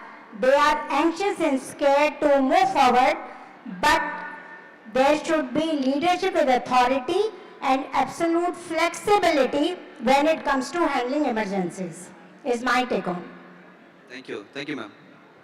Yeah, I think it's a very important point that we need not have hierarchy, but I think still we need to have frameworks in which they can react to a particular emergency. Empowerment is not taught in any curriculum of nurses and doctors. Communication is not taught to them. Rather, staff is told not to speak up, and that is where the care breaks down. And even though when somebody knows there might be a problem, they do not speak up and they do not point out. A nurse is scared. Lack of training, lack of knowledge, lack of confidence, lack of communication, lack of empowerment, and the punitive action will be taken on her when she speaks up even at the right time, are some of the underlying problems. So what do you think is the one thing you can do to change this? See, in my opinion, empowerment cannot be blind. Nurses, junior doctors, first of all, they need to have the right knowledge and orientation when they join a hospital. They are both at the bedside. Both should have enough confidence, the knowledge, and they must although know clinical pathways, but they should be made sure that if they speak up for the right cause, for patient safety, for patient advocacy, it is the right thing to do. Don't bother about your job. No one is going to take away your job. This confidence can only be given by the hospital leadership. So the CEO must spend some time at the nursing stations to see how the bedside staff is working, how they are empowered. Actual empowerment is most inadequate at the bedside where it should be highest. Seconds matter there, minutes matter there. Right, so empowerment at the bedside, leadership, and I would add that the middle management plays a very important role in sort of implementing this. It is top driven how empowerment has to be assigned. Okay, we have to move to Dr. Umaram. So, you're an obstetrician and gynecologist. So, how much do you think communication gaps play a role? Especially you have a complex interaction between the obstetricians, anesthesiologists, and other labor room nurses in your system. So, what is the role of communication in errors in your system? I think communication is the key. I think there are two issues that can happen with communication. One is, of course, that when something is happening, and reiterate what the first speaker said, we've had some situations where you have a junior doctor who's just come into the system. In the labor ward, there is a senior nurse who realizes that that CTG trace is not okay, but this doctor hasn't yet recognized that there is a problem. They don't speak up out of deference because they assume that the doctor, they cannot contradict the doctor. So this, we have to tell both people that, whoever identifies the problem, that just because you're a junior doctor doesn't make you better than a nurse who's interpreting a CTG. And if there is a doubt, anyone can speak up because time becomes critical in these situations. So communication, concerns about am I overstepping somebody in reaching my senior can be something that contributes to delays in identifying. The other is communication between the team when an emergency is going on. It could be in PPH, it could be in shoulder dystocia. Whoever's keeping the time becomes crucial, and usually that's a junior member who's assigned to that task, but their role is vital. So that is internal communication. Of course, communication in obstetrics becomes a challenge because often the partner or the caregiver is in the room when a problem is happening. So it is not like something happens in an ER or an ICU when there isn't a family member in. In many obstetric situations, the husband is in the room. So we have to communicate effectively without causing alarm. And because that's not the point to say, you please step out, something is going wrong. That's not going to go down very well. So I think that is a unique situation in obstetrics where the team has to understand why we are requesting something, and at the same time we explain that you are starting to bleed more, therefore we are going to ask for certain things to be done, and this is normal protocol. So that reassurance and communication without losing speed becomes very critical, and that can only happen with a very well-oiled team. Yeah, I think there are two important points you made. One is escalation communication. How do you do without the hierarchy coming into picture, and also the team communication, especially in the presence of the family in. So how far do you think we are in that journey? I think we are recognizing the importance. I think most units recognize the importance, and but we still have a long way to go because this kind of communication is not taught to us in training. And I think the more we do it, the more mock drills we do, we get better at it. Thank you. Thank you, Dr. Umaram. Thank you, madam. Dr. Kumar. Thank you. With the availability of family members inside, it's very difficult in obstetric setup to communicate very transparently in many of the situations. But you well said about how to handle that. But equally, when they see that we are responding appropriately, it actually can work in your favor. I mean, obviously they are perturbed, but we can, if we are talking to them and doing the right thing, many times when you then debrief, they say, yes, we realized something happened when this went wrong, and your team did everything they could at that time. So you can make it work in your favor. Yeah. Thank you, ma'am. Thank you very much. We'll move on to the next question to Dr. Ravi Kumar sir. Sir is the vast experience and more into the IMA. Along with that, he is running a nursing home out in nursing home. So in a smaller hospital setup where the personnel and resources are limited, how do you prevent early warning signs to be overlooked? Thank you so much, sir. I bring greetings from Indian Medical Association to Cahocon for a wonderful event today. And we represent majority of the smaller hospitals. As you said, the resource manpower resources, economic resources, everything is under curtail in the small hospitals. Yes, sir. But the expectation of the patients and our duty is that we have to give the quality treatment to each and every patient who comes to us. I'll just give an example of which happened in my hospital itself. See, to start with, mine is a 40-bedded hospital, to start with, and now it is an accredited hospital, NABH accredited hospital. But to start with at the beginning, in the hospital, the oxygen system, initially we used to have cylinders. And we had a protocol that I fixed 2 to 3 persons in each floor, that the cylinder must be checked daily, the keys and everything must be seen that it must be there. That was about 20 years ago. Yes, sir. And one fine day what happened is, we took the cylinder to the patient, we took the key, opened, but there was no oxygen. Once there was no mask. Oxygen is there, there is no mask. This side of situation. Then I thought we should have a central oxygen system and a suction system, and each and every room and each and OP, ICU, everywhere, it must be connected with the central system. Then we had the central console and the central system was made, and there I had a red light signal. I kept one in the reception and one in the oxygen console area, and I had fixed the receptionist to see the red light. If the red light comes, you should warn the person who is supposed to open the central system immediately.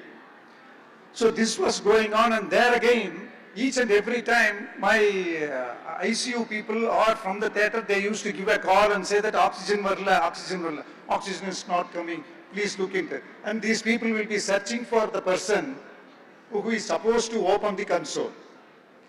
Then I thought, so fixing up the person, that may be worth for a bigger hospital, the person will be sitting there round the clock. In smaller hospitals, he will be multitasking. He would have gone for some other work. So what I thought was, I kept an alarm system. So this alarm will give the alarm once the the pressure comes down. So this alarm will go up, that will go up in all the floors, so that anybody can run into that system and open the system. So this worked out very well. And I trained each and every person. It is not only one person to go and open. So right from every person, right from the watchman to the sisters to the receptionist, they should go and open the cylinder once the alarm gets there. So that went on well. That recently what happened is, so alarm rang up, suddenly one sister went in, she opened, suddenly the console got burnt up. Then we searched, what is the reason? Why? I did not blame the staff, because we should not blame that. And when we went into the root cause analysis of why the console got burned, there is no electricity there to get burned. The console is only oxygen driven. Then we found out that sudden release of the pressure from the cylinder, bulk cylinder, will cause burns, fire. And also some oil in the bulk cylinder connection that can cause this fire.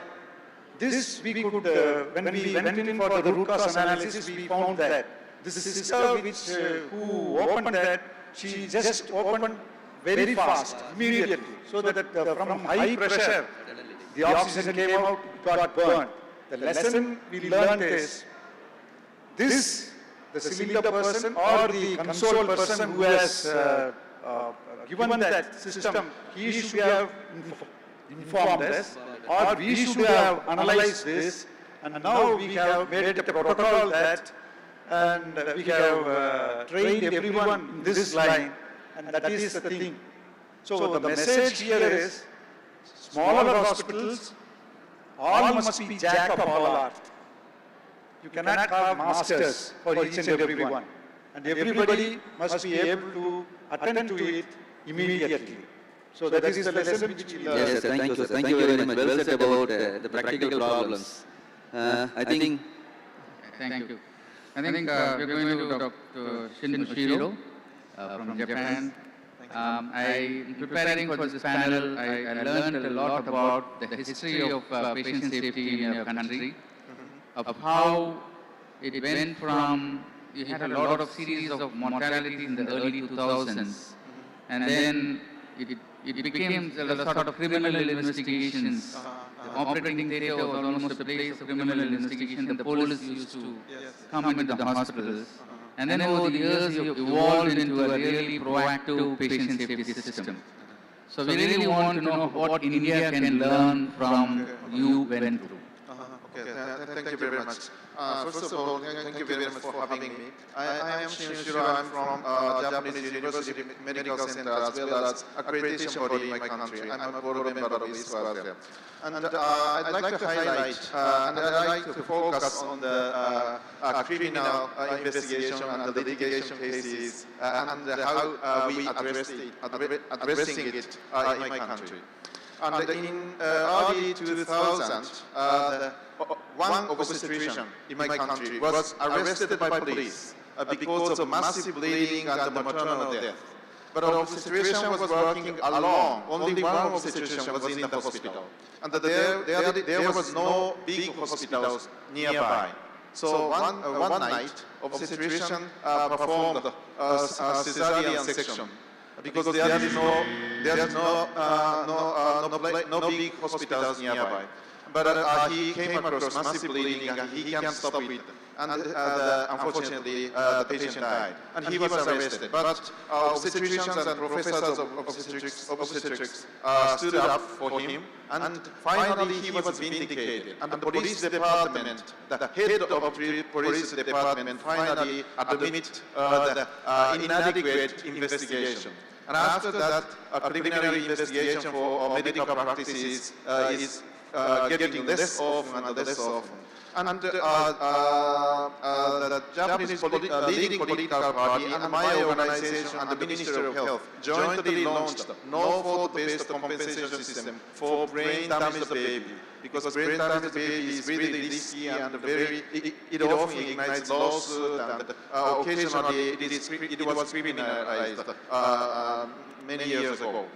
And now we have been running no-fault compensation system that provides money and that provides investigative report to families. And we have successfully observed a rapid decline in the number of lawsuit cases.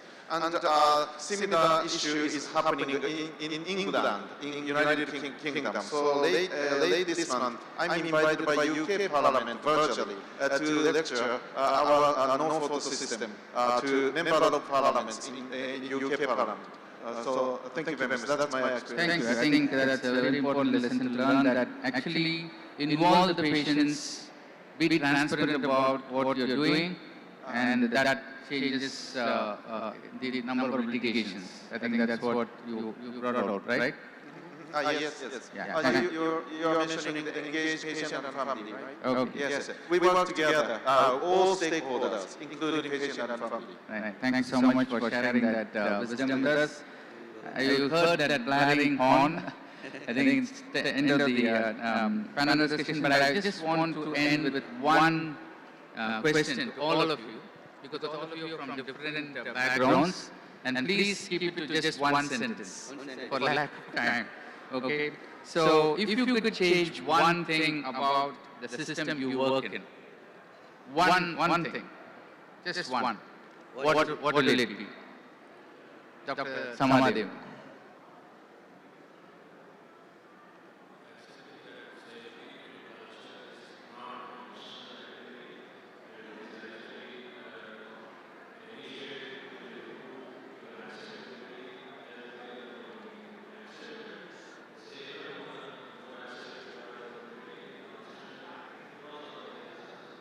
So understanding about patient safety across the organization. Thank you so much. Dr. Oshiro. Yes, I would say candid communication with the society, because I have been conducting press conference on adverse event over the last 25 years. Okay. Candid communication with the community. All right. Thank you. Sir. Yeah, what I would say is in smaller hospitals like us, we should have proper checklist and you should allow everyone, anybody to just write it in the complaint register or inform the hierarchy so that the immediate steps has to be taken immediately and without any blame. SOP and reporting. All right. Thank you so much. Dr. Umaram.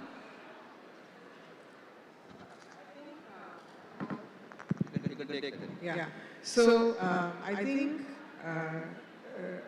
maybe two things. One is definitely improving teamwork and team communication over individual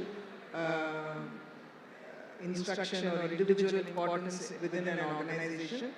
And the second is to also educate the patients on what they need to do in terms of contributing to safety. So not withholding information, understanding that sometimes things can go wrong. I think, and they can also flag if there is an error. So I think that becomes involving the patients. All right. So I'll take only one from you. Okay. All right. I will go on collaborative approach to handling clinical situations. So a teamwork approach, improve the culture of reporting even near miss, apart from adverse incidents, don't hide it, and no punitive approach. Okay, more transparency. Yeah, enough. Professor David Bates, I will ask a counter-intuitive question to you. Counter-intuitive question, what did you learn from the experts in India, which you can take back to your country? One sentence. One thing that I learned from this trip? Yeah. I mean, there's so many, I can't pick. Just pick one. Yeah. I mean, there's tremendous interest in improving safety and quality here, and much more enthusiasm from people in general than there is in the U.S., I would say. All right, okay. I think with that message, I think it's a positive message. We have a lot of enthusiasm in doing that. I think all of you have to give a big round of applause to this panel. Thank you so much to all of you for sharing your wisdom. Thank you. Thank you. Yeah.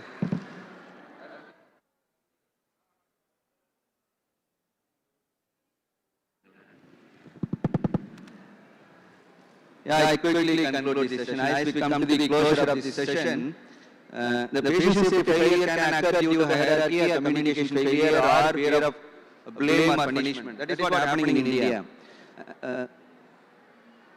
The failures in healthcare can happen not because of one person did not care. They can happen someone not allowed to speak, act, or stop the harm in time. That is what is happening here.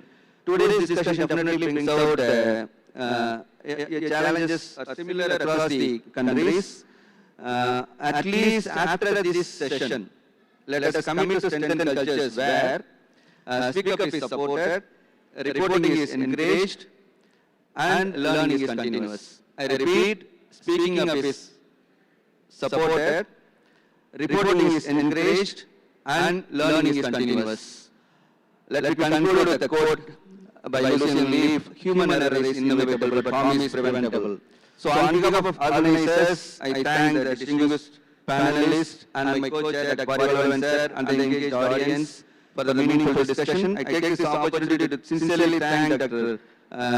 Lalita Joseph ma'am and my good friend Dr. Malati for including me as part of this program. Thank you very much. Have a great day. Thank you very much for that very insightful and honest panel discussion. We'll have a photo.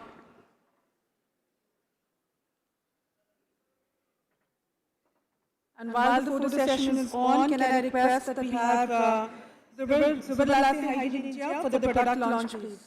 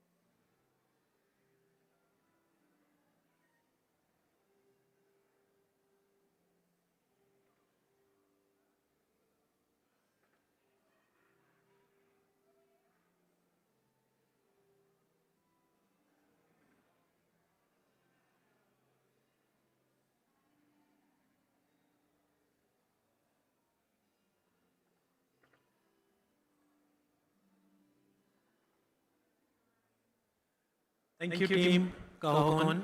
That was a waterless and scrub by Zuwagard Sola 604. It's by Zuwagard Hygiene India Private Limited. I want to thanks again the Cahocon team for giving us this opportunity. Thank you.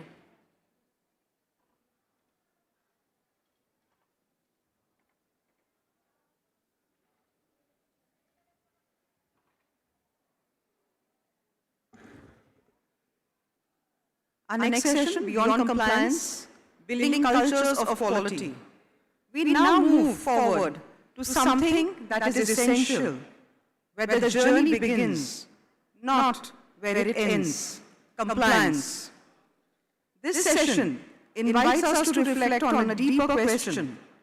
How do we move from doing what is required to doing what is right, consistently, even when no one is watching?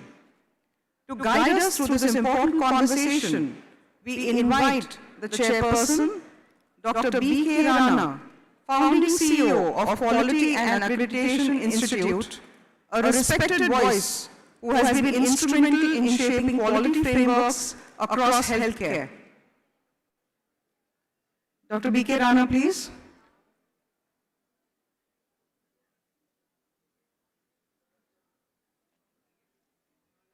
We now also welcome our distinguished speakers, Dr. Hani Rono Sulistio, Head of Foreign Affairs and Interinstitutional Affairs at the Indonesian Hospital Association, who will be speaking on digital health in Indonesia, enabling a culture of quality beyond compliance, a perspective that reminds us how technology, when thoughtfully used, can quietly but powerfully shift culture.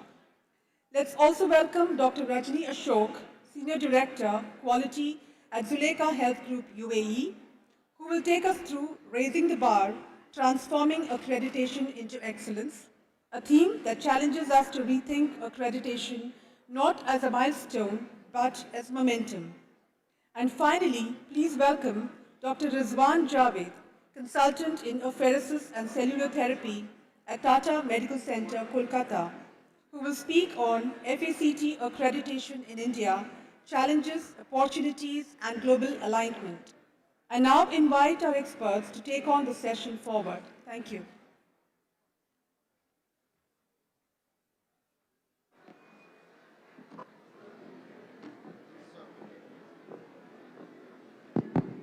Thank you very much. Good afternoon.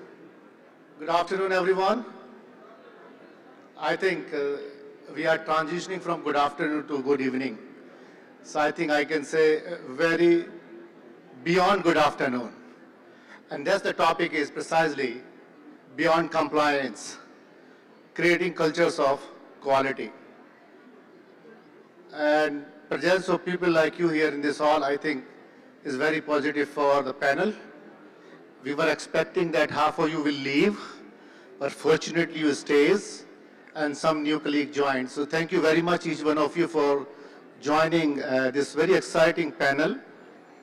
We have been talking about quality a lot for so many years, but I think still in the debate, you saw what was happening. So before we kick off the panel, I would like to give you a brief of what actually means about beyond compliance. Can I have my presentation, please? Sakshi.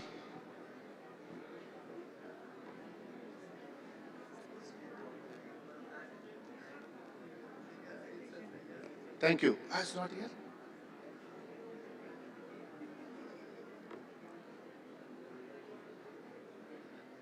So when we talk about compliance, compliance may be related to regulatory requirements, different regulations, law, which are applicable to healthcare organization. It can be related to accreditation organizations requirements when you choose to go for accreditation, or it can be related to your self-impose.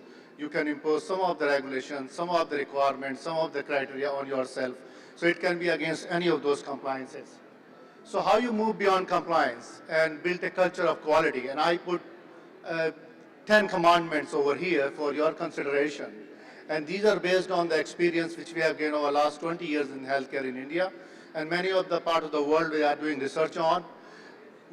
we should shift from checklist to mindset, and you have standards, you have tick boxes, and you keep doing it. But I think time has come that you have to move from that to changing your mindset that you have to do it, whether there is a checklist or not a checklist. Minimum to optimum, a minimum requirement set by regulations for licensing in healthcare facilities, towards moving toward the accreditation requirements, but you have to go beyond, which may be considered an excellence or best. Documentation to intent, SOPs, QSPs, policies, procedures, you have a lot of them, but what actually helps? The intent. Do you really have intent to implement those documentation which you very purposely prepare? From what I feel to what patient feel, and I think one of the sessions Dr. Venkatesh was talking about the same, what I feel as a patient when I enter a healthcare organization. Quality department to organization. Now, this is one of the favorite thing I wanted to put here. Many of you are coming from the background of quality. So if something goes wrong, who is responsible? Quality manager, quality department. Do you agree with me? And when everything goes fine, now who takes the magic and credit? HOD, CEO, directors, right? They have right to do, but I think we should start considering quality department as one of the major departments, and preferably I would put next to CEOs, the quality directors or managers department, or a cabin. So I think we have to move forward. Continuous to continuum. So continuous, you keep running without a break, but continuum means you have a stabilization process. You walk, you stabilize, you walk, and you like a staircase. Data collection to action. I think many of the accredited hospitals keep collecting data, infection rates, SSI, PSI, PBI, so many things. But what actually do with that data? Do you act upon those data when you analyze? Do you really analyze them? Reactive to proactive. We react. Something goes wrong, we react. We don't look at what may go wrong in future. So I prefer to say we should try to see future. What may go wrong to my organization in next 1 year? Try to put them down. That's a proactive approach. Accreditation is the first step, not a destination. You get a beautiful certificate frame on your wall and you're happily thereafter. But you have to work towards moving forward to keep that certificate hanging on the wall.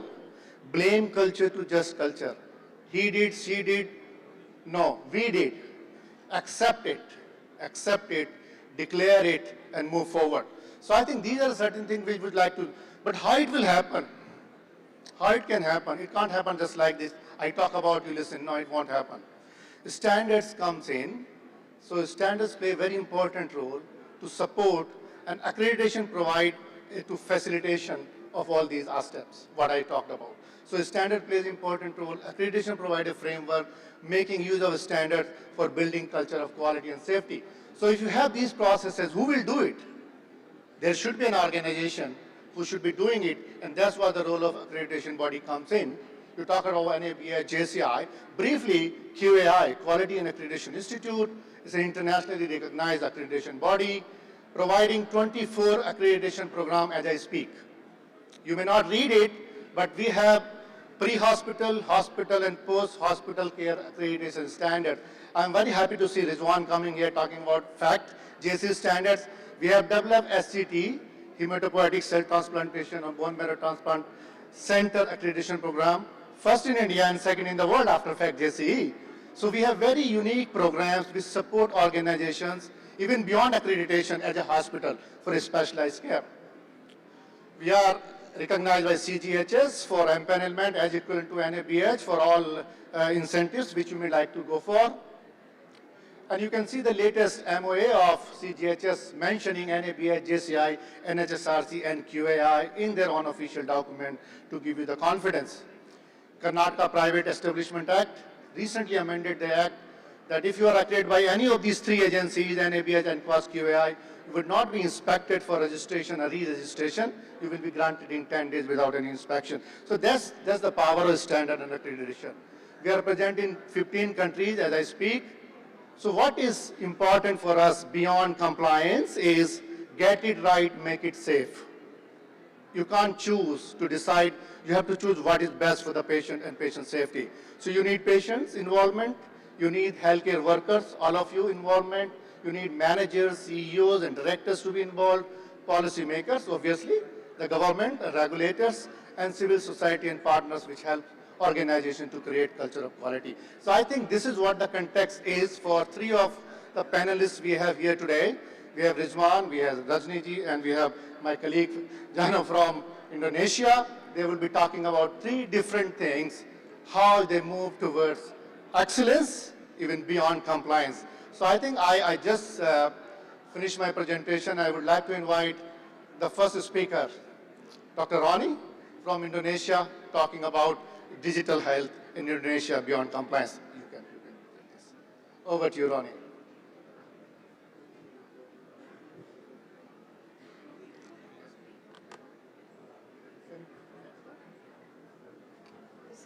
Slides.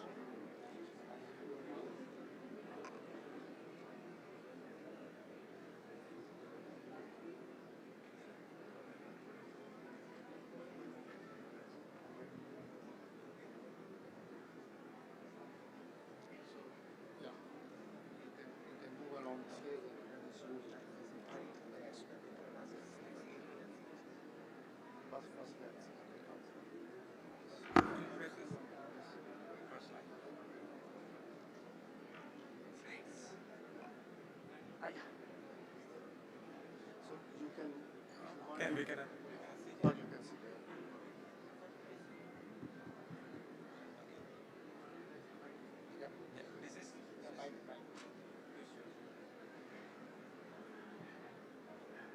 Dear professors, dear ladies and gentlemen, I'm from Indonesia, from Cahors, and I'm from ISQua, the president-elect of ISQua, and I was sent here to talk a little bit about digital health in Indonesia.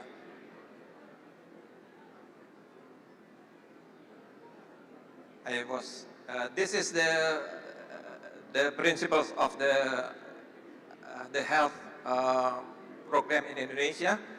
The vision is from the president, and the vision from the vision and the mission from the MOH is about first primary healthcare, secondary healthcare. Health resilience is drug and laboratory radiology. The fourth is universal coverage. The fifth is human resource, and the sixth one is hospital technology, it's IT. So this is the dream of the Indonesian government, just to make a program about all the ages.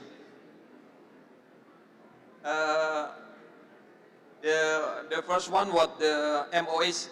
I just want to, luckily there's one firma who give it free of charge.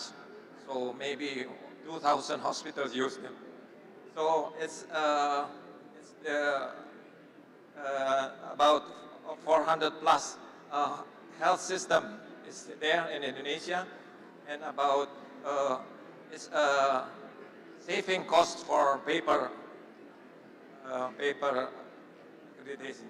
This is the dream of him and the dream of us, to have one data of health. So this is one health. Satu Sehat is one health. So everything is going into that one health. So from above you can see this is about pharmacy, about ICD-10, ICD-9 is for the hospital universal coverage, and then mother care, and then facility of the bed, also SNOMED for terminology and diagnosis, and drug, everything is here. Also, we have programs, Satu Sehat Mobile, so the people can use, and they can open their medical record, but only a small part of the medical record is already there, and one data, Satu Sehat data for all Indonesian, and electronic medical record. And for accreditation also, we must put through them, and the registration for the doctors, nurses is going through this Satu Sehat also. So about 38,000 facilities joined together, and 61 million patients joined Satu Sehat already. 1.8 million doctors get a lifetime registration. 56 artificial dashboard. So you can see here, this is the program, and in the middle is the watch up. So because Indonesia watch up is very popular, so the patient can watch up everything. This is the green one is the users, and the red one is the not yet users. So the first one is hospitals, it's nearly 92%. Puskesmas, first primary healthcare, 90%. Clinics, laboratory, and doctor's practice, private practice is the lowest. This is the data. You can get the result also from what's in the data already. And then this is the 10 most the disease, priority disease. See, mostly is heart disease, diabetes, maternal, cancer, tuberculosis. We are number 2, tuberculosis, but it's still not very good. So it's going up. This is free health check. So all the people in Indonesia, 300 million people, get a free of charge health check during their birthday. So if they have birthday, they get free check. So everything is going here. So it's if you go universal coverage, you don't have to queue or something. Just put the number of your license. This is for human resource.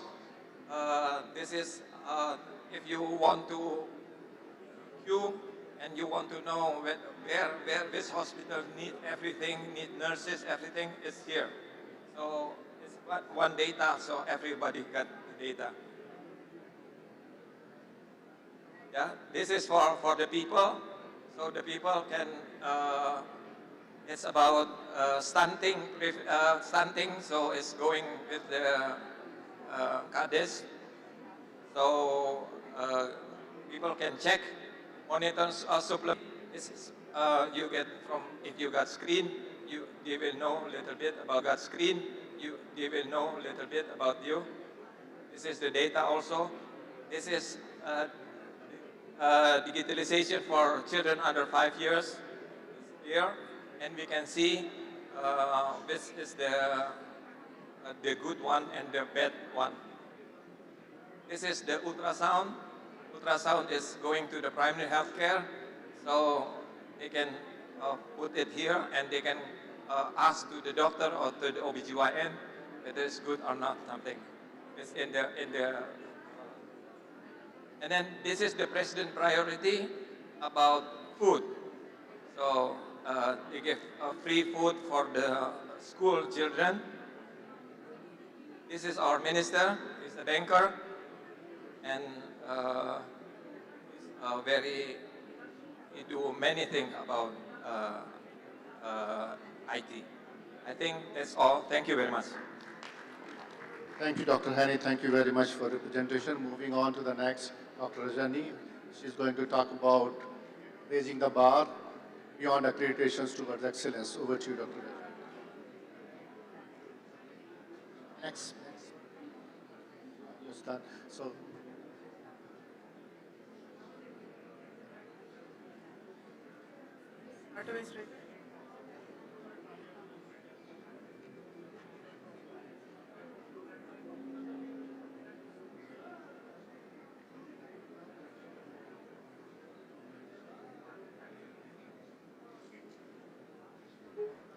Good evening, ladies and gentlemen.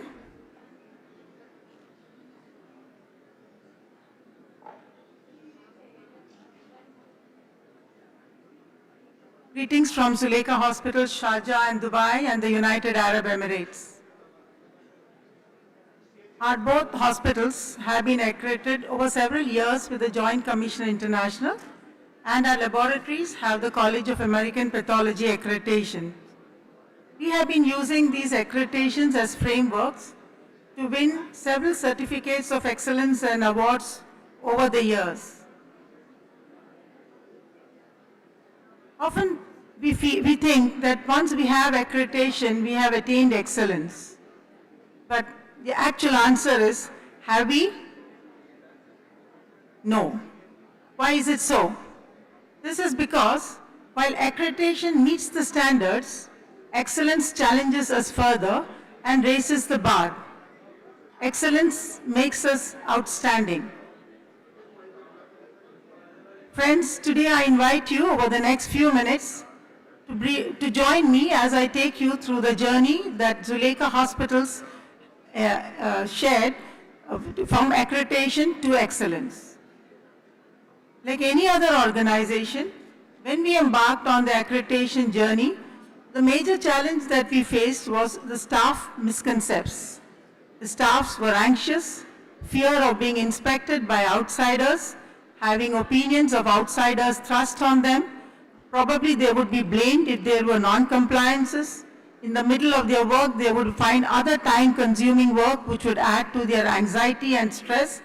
And after all, it was not their job. It was a job of the quality department, and why should they be doing it? With the starting of the accreditation journey, a lot of these misconceptions started getting squashed. They realized that the tracer methodology that was used was converting the patient's journey into measurable standards. It was no longer just an inspection. It was not an exhausting and time-consuming activity because with time, a lot of variations were deleted, a lot of touch points were out, and system efficiency improved, and it became more interactive. There was no one who was coming and thrusting an opinion on any other medical provider. The Joint Commission International, the surveyors, would come in and bring in good practices from across the globe and suggest it to us if we would want to include it as if it is applicable to our infrastructure and our scope of practice. And much to our pride and happiness was the fact that they took many of our good practices across the globe. This was in fact very motivating to our team.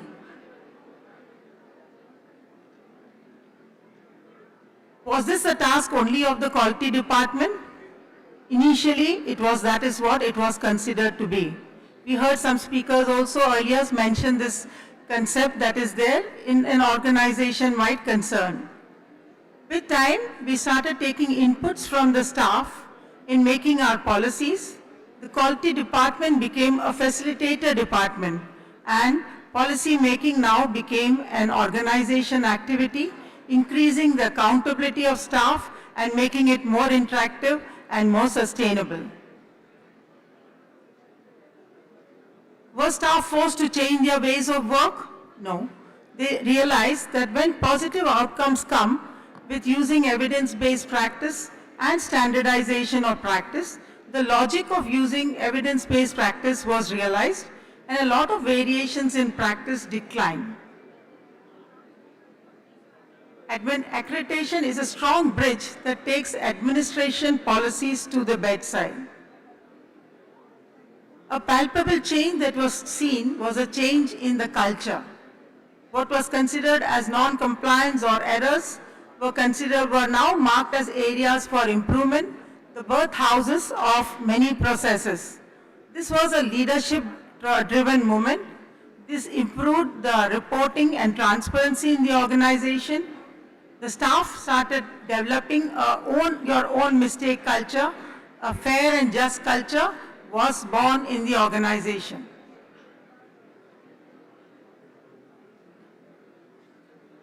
We all have in our organization checklists.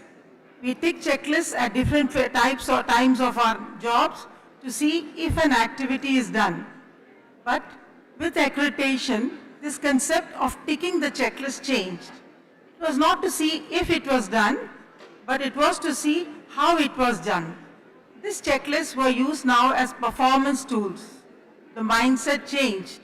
It changed from ticking the box to fixing the problems and fixing the trends. And then concept of delivering safe care every day became a reality. A very important activity that we learned from in our accreditation to excellence journey is how data was to be reviewed. Staff, when they compile data, were often bogged down with concerns that this is just unnecessary paperwork and unnecessary numbers that are being compiled. When we looked into the data, we were taught how to look into the data during the accreditation to excellence journey. We realized that data is not what it actually looks like. It needs to be reviewed. For only when you review it, you identify your areas for improvement.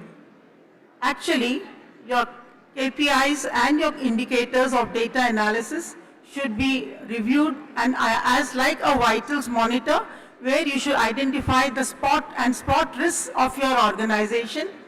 We had a very interesting session on whether CAPA is required or it's an eyewash. I'm not part of that debate, but a CAPA should be done with stakeholders and corrective actions should be implemented. Dashboards should be reviewed to ensure that if you are sustained, then retire that particular KPI. Very often when we consistently reach 100%, we have a tendency to feel secure and relaxed. But this may not be a true sign of safety. It could be an alert. It could be that now that we have made our thinking optional, we probably had not been collecting data that was meaningful, or it is now time to relook the data. Often as organizations, we collect data, and most of our organizations do not face challenge of data problem, but what we face is a problem of decision problem. And this is primarily because we do not review our data. This was a great lesson that we learned in our accreditation to excellence journey. That being said, I'm sure there are many organizations in this audience who have probably attained many excellence certificates and awards without accreditation. My congratulations to all of you. It's a great job. But it's truly a masterpiece without a signature, an act of brilliance, but which is not publicly acknowledged. With time, you face the risk of having variances in your practice and also losing out on some privileges like the international medical tourism or affiliation and partnerships. I conclude my talk. Excellence redefines accreditation. Accreditation should never be the end point, but should be our demand for excellence. While accreditation is the foundation, excellence should be our goal. I feel honored and privileged to address you all today, and thank you all for your kind attention. Thank you, Dr. Reddy. Thank you so much. You were well in time. Thank you so much. Really appreciate. Moving on to the next speaker, Dr. Rizwan. He is going to talk about FACT accreditation for bone marrow transplant centers. Over to you, Dr. Rizwan. Thank you.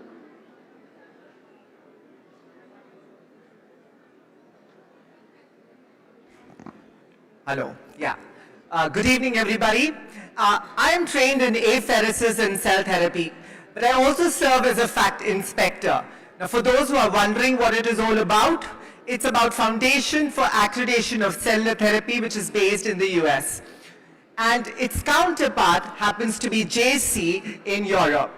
Both the bodies together form global standards for hematopoietic stem cell transplant, in simple words, bone marrow transplants and cell therapy.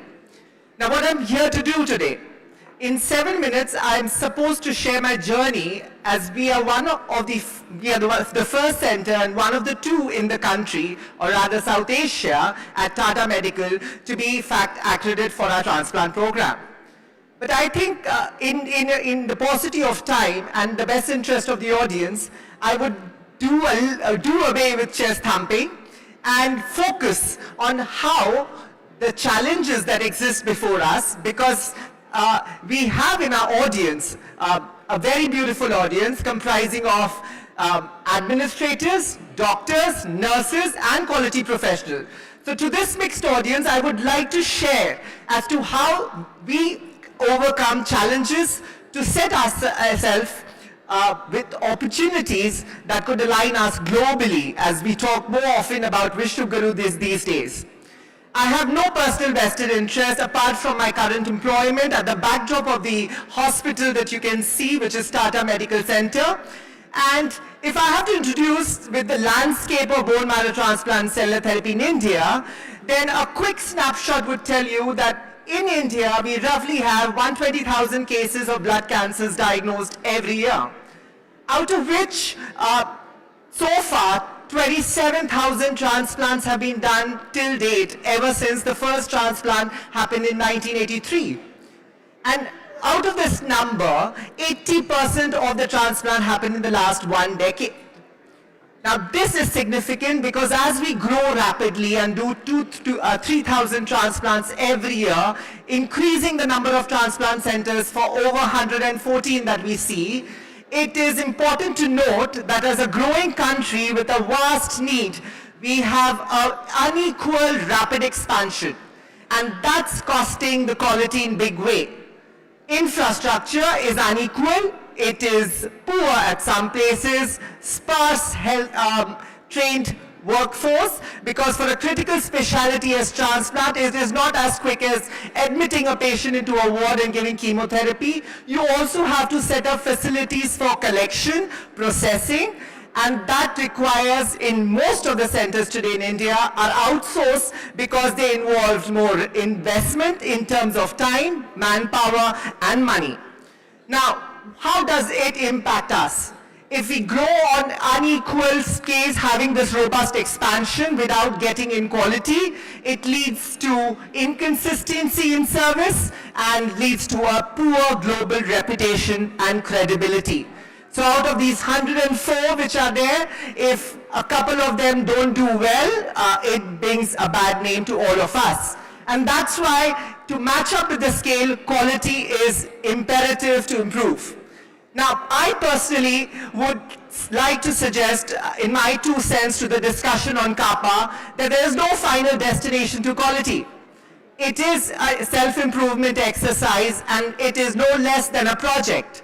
A project where we just try to self-assess ourselves and see if we are better than what we were last year. And for that, it's important that we get our systems in place to be safe, improve the experience of care for our patients, and make sure that our therapies are effective.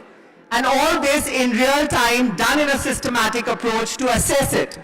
Now, the person who first ever introduced quality in healthcare was the American Lebanese physician, Dr. Donabedian.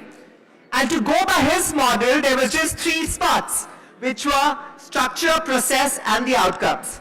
Now, we all focus on the structure, which comprises of the infrastructure, but it is equally important to make sure that we have our interactions, the processes right in place, written, standardized, and formal.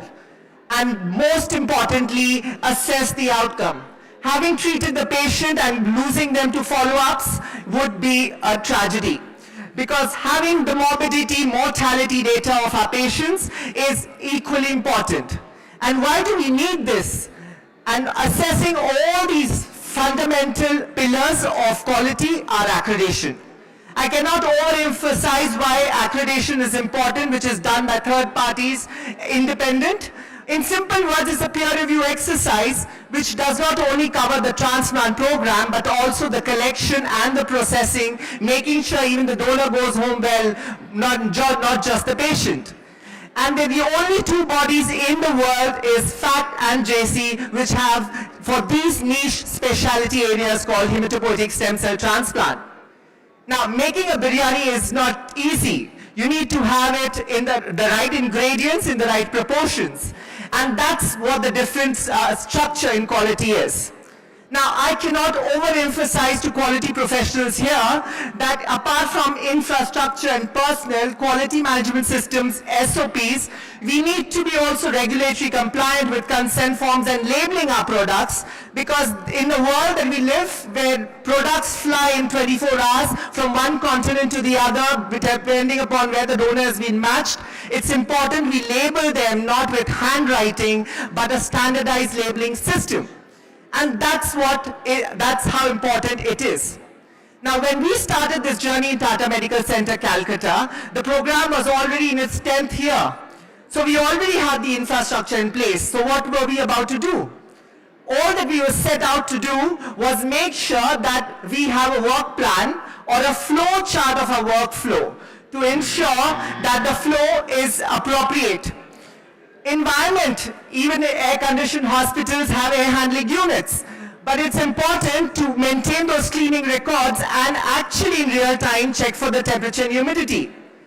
Now, having said that, personnel, we know the organograms have to be set in and who interacts with whom has to be clearly sorted without any confusion. And apart from that, for almost every staff, qualification, job description, privileging, and ensuring they are healthy in a niche area like transplant is extremely crucial. Managing, like all other places, a quality management system. So for all hospital administrators who would think of extra investment when you get in more people to be recruited, all that we did was invest 2 hours extra from all our present positions to work on a quality management program, make our own SOPs and policies, because the best part about FACT accreditation was that it wasn't prescriptive. So it allowed you to make your own SOP without copy-pasting Western SOPs. And as long as you have rationale for what you are doing and scientific understanding, it is sufficient. And that is exactly we went around doing. The other important crucial aspect to have a standardized WHO recognized ISPT 128 labeling system for all the products that we manufactured. Because eventually these are the products which will be given to patients and it has a unique donor identification number so it can be traced. We categorize all of them under the umbrella of quality and all the processes which I may not be able to elaborate due to paucity of time. But what I would like to make sure that at the end of it, what the administrators gain out of this exercise. You get an annual report which tells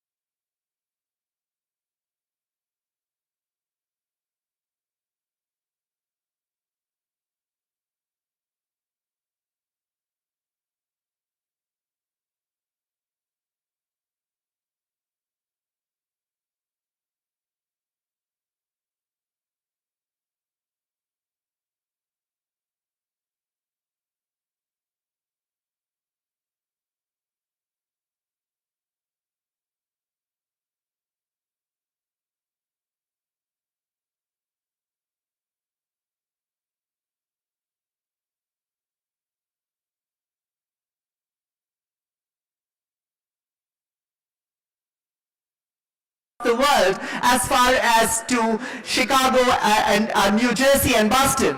It's contributing to international data which is based in Wisconsin so that we know our patients, how they fare internationally and put ourselves on the global map. Having mentioned the benefits, it's important to start with a team building, and these challenges could be overcome with the robust growth that we see. I finally acknowledge with the grandfather of transplant, who was my mentor, and the visionary, Dr. Maman Chandi, who actually embarked on this journey during 6 years ago when we actually started the efforts. Thanks to the entire team, because you take a village to transplant. And if not for anything else, I think what it serves is the smile on our patient's face. That's a 2-year-old child and a cerebral palsy donor whom we collected at our center. It's the joy of making sure and the confidence that you are able to give care to those which is global standards at the nearest part is what gives immense satisfaction to all of us. I'm happy to help centers who would like to embark on a similar journey. Feel free to drop in a text and we'll be happy to share more. Thank you so much. Thank you, Ridwan. Thank you so much. Thank you so much. And I've been pressed like anything. I can't explain that you need to close the session because they're waiting for the next session. So thanks, Hani. Thanks, Dr. Rajni. Thanks, Ridwan. And you may interact with them as we break the session, and you can have questions and clarifications. So thank you, each one of you, for your wonderful. I'm so sorry, can't take questions. So exciting topics, but I have limitations. So thank you. With this, I close the session. Thank you, everyone. Over to you, ladies.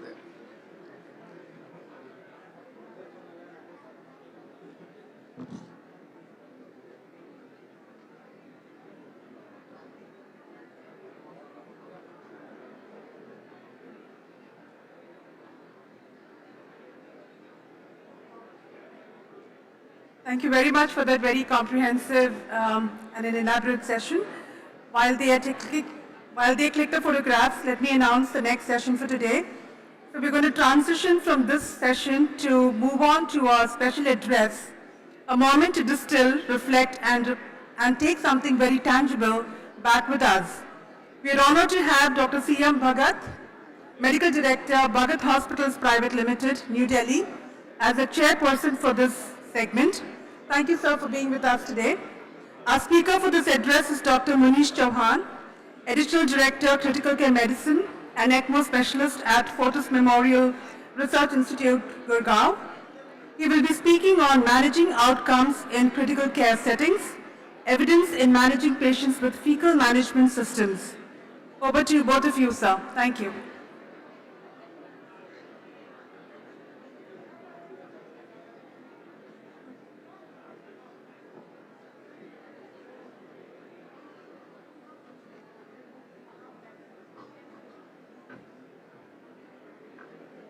So very good evening to everyone, and it's a great privilege being amongst such an esteemed gathering, and I believe I am the one standing between these happy people on the right and the audience.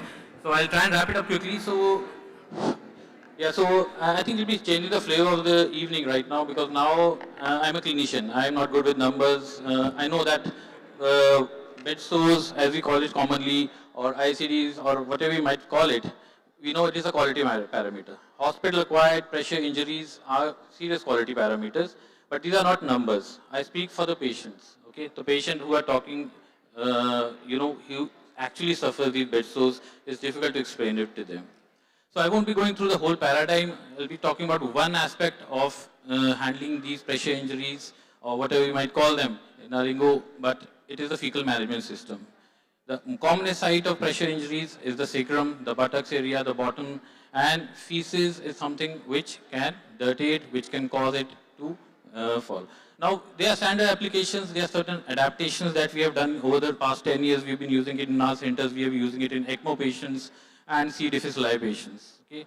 So, whatever the definition it is, okay, we clinicians don't do definitions. I know that the skin needs to be normal. It should be infection-free, it should have all the intact surfaces, and a bed sore or a wound should not develop. And if there already is a wound, that wound should improve. Okay, so in different headings, what I'll be discussing is how it helps, okay, what are the protocols that we use it, and actual case representations of these things. Okay. It's a huge burden, goes without doubt. It is a litigatory point also. We have faced medical legal issues around the country, around the world, if a bed sore develops. So it's not something which is easy to answer to the family that why did a bed sore develop in a patient who was under my care in the ICU. So when we talk about it, it increases the length of stay, adds cost to the patient, is an important quality parameter, and speaks volumes about the level of care that we might be talking about. There are risk factors, obviously, elderlies have bad skin, they have incontinence of stool and urine, they have wet area, lack of mobility of these patients, bad nutrition, lying on the bed whole day, not good nursing care. Anything can lead to the presentation of these, I would say, these lesions at buttocks. What we do, we apply pads. Okay, this is the simplest thing. We apply a foam when we hope that the friction does not add to it. Okay? But the problem is if that area gets affected, okay, with stool, it gets affected with urine, these pads won't hold. Okay? The infection will keep on because feces is something which is the most infected of all body fluids. So how to go about it is that we started using FMS. These are the fecal management systems. A simple funda is just like a urine catheter. It's put in the rectum. Whatever stool that collects should go into the bag. That is the whole idea. It decreases the work for my nurses. They don't have to clean, and believe me, I have cleaned feces with my nurses and I see it's not a very pleasant experience, especially the patient having diarrhea. So these things help. It's a simple one-step installation and ideally should help. Okay. Now nothing is perfect. There are chances of leakage. You can have ulceration in the rectum. It can get misplaced. So loss of inhale tone. So it has its own side effects. But yes, effectively it helps you decontaminate that area, keep it clean, and great number of evidence and studies have been there. It decreases the contact time of the stool, keeps it clean, dry, and your pressure injuries rates do come down. Okay. The impact is definite, and my impact will be with real case stories. We have had lesions like these who have come with other hospitals, and if you end up with diarrhea, this ends up in a very bad situation. But over the weeks, this is the actual case that we had, and over the case, you can see that the wounds start healing. Okay? But there needs to be a care plan. It's not that every patient who comes will have an FMS installed. It's usually for diarrhea, the stool needs to be liquid. Solid stool won't come in it. You need to have an indication, the cost-benefit analysis, and whether the staff is trained to handle it. Untrained staff can lead to further problems even with an FMS in place. So your implementation guidance, hospital-based guidelines like we have, they need to be there to integrate into your care plan. It has its own side effects, so it's not that it's a Hail Mary for all the wounds or all the patients, and that needs to be there on the table. Health economics, it's expensive, but if it helps in getting patients out quicker out of the ICU, you end up actually saving money. Real challenge because I'm an ECMO specialist. We have been doing it for the past 12 years, and we have patients who looks like this, attached to 4 or 5 lysing machines. Now, I'll ask you, how much will you be able to move that patient? He'll be on his bed, on his back for several days. So there's bound to be some pressure injuries. And this was the first time when I trained in Germany for ECMO, I saw a fecal management system there. And when I came back to India in 2014, I looked around and found one. And since that, we have been using it for several years now. And we mobilize this patient. You can see, you can see the fecal management system. This patient is sitting. He's attached to ECMO. He's attached to a ventilator. And we like them to be mobile, cooperative, moving around. And they have given good results. You know, it might look a bit odd, difficult to handle, but it works for us. Another patient moving around, okay, attached to an ECMO machine, ventilator, totally interacting with the patient, and you can see the stool. Because for my ECMO patients, my cannulas are around the femoral vessels. If it gets, contaminated with stool, it's difficult to clean them up. I want my cannulas clean, and any stool that passes and affects the femoral region or the groin, that can be catastrophic to the patient. We mobilize the patient, they exercise on this. You can see down there, there's a flexi-seal, there's stool in the bag that is passing, and he's happily exercising with us, mobilizing us, giving good results. So yes, it is something we've been using with ECMO over the past more than 10 years now, and we have been getting good results with this. Another case scenario I'll be wrapping it up soon is a C. diff. For the uninitiated, C. difficile is a GI tract life-threatening infection which has ample amount of diarrhea. That is not the only problem. The problem along with diarrhea is that if it infects the staff or me, myself, I can also get it. It can be easily communicated, and we have been using it. There is currently a patient of pancreatitis with C. difficile in my ICU who is on a FMS system. Because underpad cleaning can lead to bed sores, can lead to contamination in the environment, and there have been data that using the system, this is my patient of pancreatitis, and this is week 6. He's been for 1.5 months in my ICU, and you can see hardly a bed sore, that small prick. And he's been having more than 12 to 14 motions per day. So most of the time he would have been lying in his stool if I don't put a FMS system. So in summary, I would say that one system is not going to change everything, but this is one building block that can help you. Thank you for your time and thank you for the session.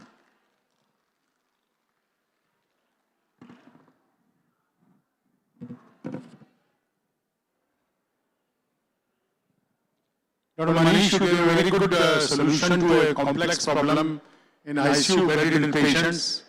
I must congratulate you on taking such a major problem in a very simple solution. Thank you very much. Thank you for your time, everyone. Congratulations to the donor team.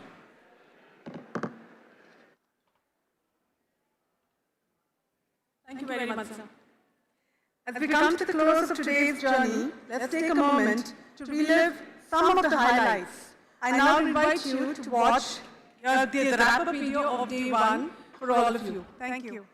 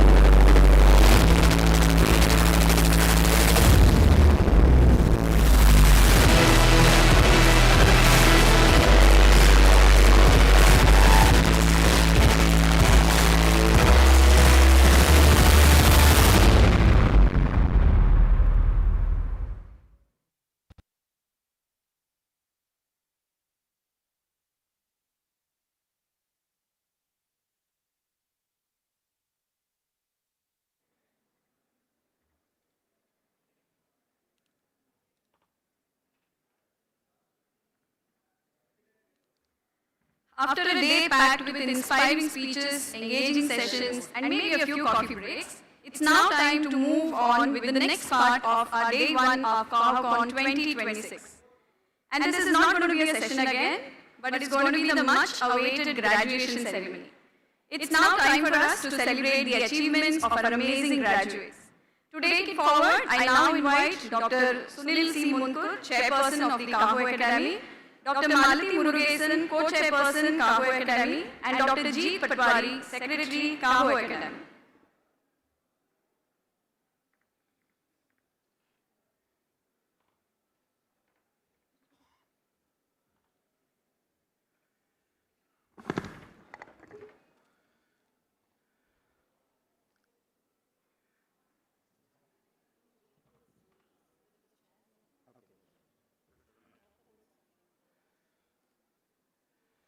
Ladies and gentlemen, as the chair of Caho Academy, along with the co-chair, Dr. Malati Murugesan, and Secretary of the Academy, Dr. G. Patwari, it's our great honor and privilege to welcome you all for the graduation ceremony of Cahocon 2026. The Caho Academy offers structured capacity building programs designed to strengthen quality and patient safety across healthcare institutions in India. Its flagship initiatives including ISQua Fellowship, Advanced CPQH programs, CEO boot camps, infection prevention training, clinical governance fellowship, and many other courses equip healthcare professionals with practical skills for real-world implementation. This is our 4th graduation ceremony, and I welcome all of you for this program. May I request the Cahocon leadership, Dr. Bjo George sir and Dr. Lalu Joseph, to join us on the stage.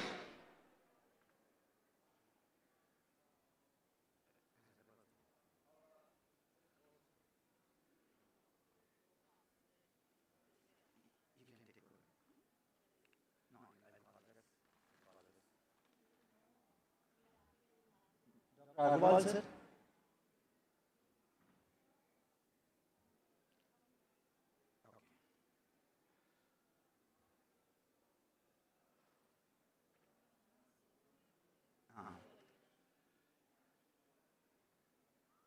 I take this opportunity to invite our ISQua leadership, Dr. Ezequiel Garcia Lodu and Dr. Cassin Angel on the dais. Sir, please.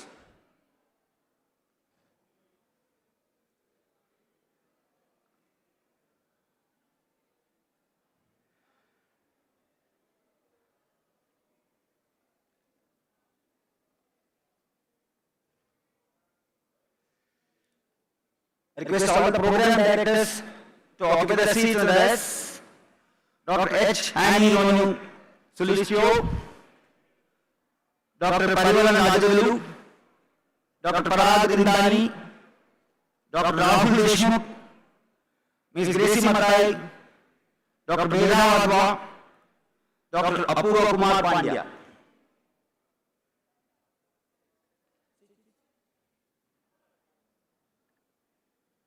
Dr. Jayalakshmi.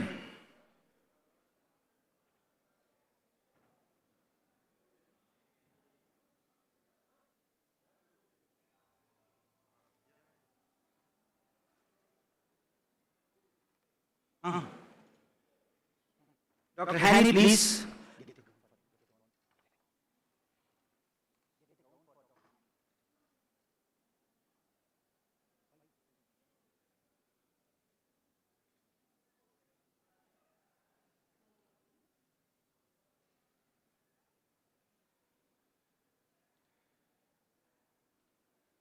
Ladies and gentlemen, good evening.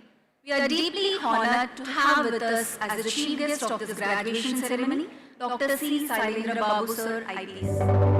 Dr. C. Sailendra Babu is a highly respected former Director General of Police and Head of the Police Force, Tamil Nadu. He is an accomplished leader, distinguished scholar, author, motivational speaker, and an inspiring mentor to thousands of young professionals across the country. Beyond his exemplary service in policing, he is widely admired for his commitment to youth development, fitness advocacy, education, and nation-building initiatives that continue to inspire generations.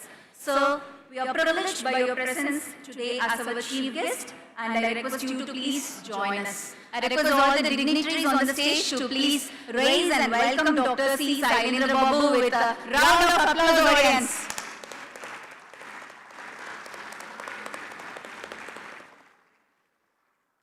May now request the Cahocon leadership, the ISQua leadership and esteemed dignitaries to kindly honor our esteemed chief guest, please.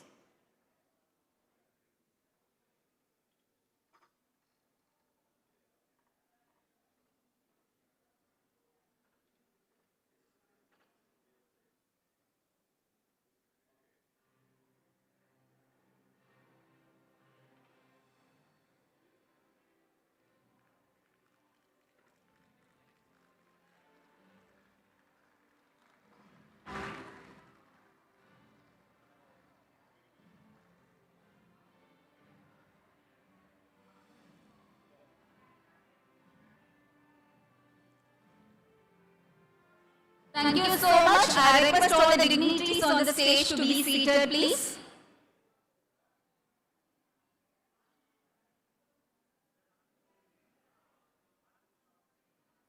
May now request Dr. C. Sailendra Babu Sir, IPS, to kindly address the gathering.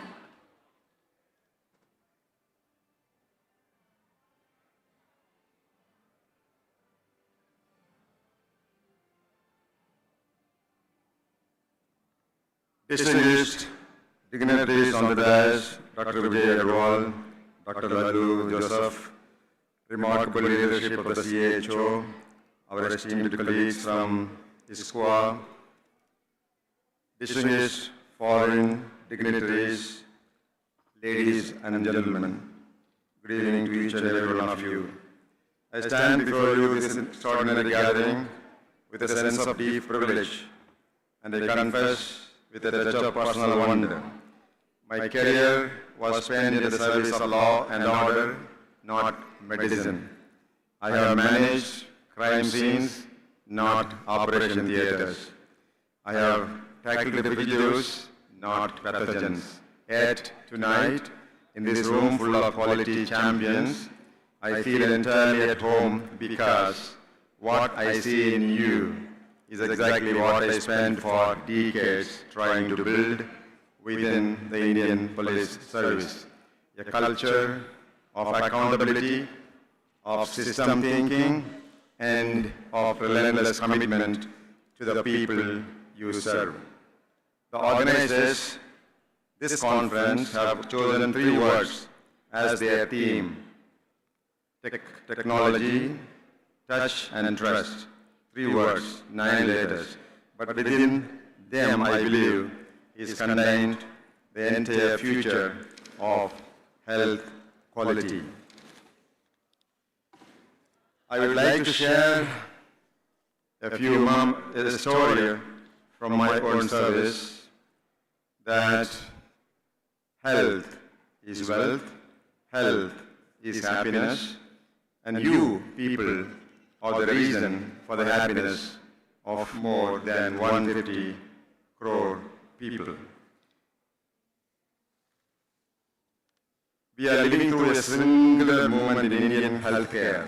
Our country is home for 1.4 billion people. We are probably the largest country in the world, and we are the youngest country in the whole world. We have hospitals in this country that are world class by any international benchmark. Institutions that attract patients from across Asia, Africa, and the Gulf. We have the largest generic pharmaceutical industry on this planet. We are training more doctors, more nurses, more allied health professionals than at any point in our history. And yet, there is a gap, and that gap between the best and the rest remains wide. The patient in a Tier 1 hospital in Chennai or Mumbai has a fundamentally different experience from the patient in a district hospital or in a rural place in Tamil Nadu or in any other state in India. Bridging that gap is not primarily a resource problem, it's a quality infrastructure problem. It is a trained workforce problem, and the solution lies with all those people today who have received a certification from CHO. That's why CHO and ISQua are doing a convening conference for the health for the 10th consecutive year, making it the first ISQua regional conference for South Asia. It is not symbolic, it is strategic, because quality cannot be imported, it must be grown. Here in your own hospital, in your own team, in individuals exactly like the one being honored tonight. I draw to a close. I want to leave you all a message based on the thought of the conference on technology. You would have seen in the last 10, 30 years how the technology is trending. Probably there is a discovery every single day. In 1890, many scientists have assembled in a place like this, and they said, we have invented everything the human being can invent. There is nothing else to discover. In the next year, they discovered X-ray. The coming year, they discovered the photoelectric treatment. In the next year, they discovered the power of little few more technology. In the year 1940, in the same place, the same scientists have assembled, and they have declared that human beings have invented machines, the steam engine, and even aeroplane. There is nothing else to discover in this world. This was in 1940. In the next year, human beings exploded atom bomb. That is the way science grows on a day-to-day basis. So it becomes all the more important that all of you embrace every tool that help you to deliver a safer, more precise, more equitable care. But always remember that technology serves the mission. It does not define your mission. You must be a missionary and a visionary of healthcare. When the algorithm disagrees with your clinical instinct, ask harder questions. Ask the good questions. On the planet Earth, human beings evolved to this level because we ask the right questions. Is the earth round or it is flat? How did human beings come onto this earth? When a lion comes to attack a man, ask the right question. Not ask how many teeth a lion can have. Ask, will the lion kill me? So the right questions they asked by our ancestors, and we are in a civilized society, ask the right questions. Do not allow the demands of compliance and documentation to extinguish your humanity. I have seen institutions so focused on accreditation that they forgot about the patient, your ultimate boss. Standards and scores are important, but they are a floor, not a ceiling. Ceiling is the patient who walks out of your hospital feeling that they were seen as a whole person, as a human being, not managed as a diagnosis. Be honest, be transparent. There is no substitute for honesty, and it is very difficult to fake this human quality. With your peers, with hospital leadership, with patients, with your families, especially when things go wrong. So tough people emerge during tough situations. Very bad situations make very strong leaders. The instinct to conceal an adverse event is undesirable. In the department, we used to say there are some people who say if everything went on very well, the conference went on very well, I did it. If something went wrong, he did it. So that is not the right attitude. The attitude to take responsibility. So in the Indian Police Service, we have the motto. We have a motto, Seva, Suraksha and Shanti. Service, safety and peace. There is always a difference between safety and security. We are meant for security, you are meant for safety. In this hall, if we expect a few terrorists will come with AK-47 and shoot all of us, it's a question of security. The building is going to collapse. In the next 1 hour, it's a question of safety. You are very important safety professionals. So, service, safety and peace. Tonight, looking at this graduating class, I am struck by how closely that maps to your calling. To serve every patient with equity and compassion, to ensure their safety through rigorous system and standards, and to give them and their families the peace of knowing they are in capable and safe hands. To the faculty, program directors, and Caho and ISQua families, thank you for building what stands behind tonight's graduates, all of the people who are willing and waiting to receive the degrees, which probably will open up great opportunities to all of you. I will encourage you to try for another certification called the Data Protection Officer.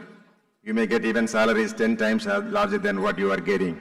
It's because every hospital now is mandated, like in the US, like in the Europe, every hospital in India has to have a data protection officer who will report nobody other than the board of the management. You're very independent, very strong, very powerful, very high position, probably a few times more salary than what you are getting. So more and more certification will help you in this field. So I like to congratulate the program director, the faculty who have made these dreams possible. The credential they carry, all of you carry, is only as good as the knowledge and values that are poured into this training program. To the families in this room, the patients, spouses, children, friends who supported these graduates, the special guests all over, this certificate is going to be useful to you, and congratulations to all of you. Thank you very much. Thank you so much, sir. It's always motivating and inspiring to listen to you, and we learned that patients are our boss and we have to serve the patient with equity and compassion. Thank you, sir. With it, we'll move on to the graduation ceremony. I hand it over to the ISQua leadership to start with the ISQua Fellowship Awards. Thank you.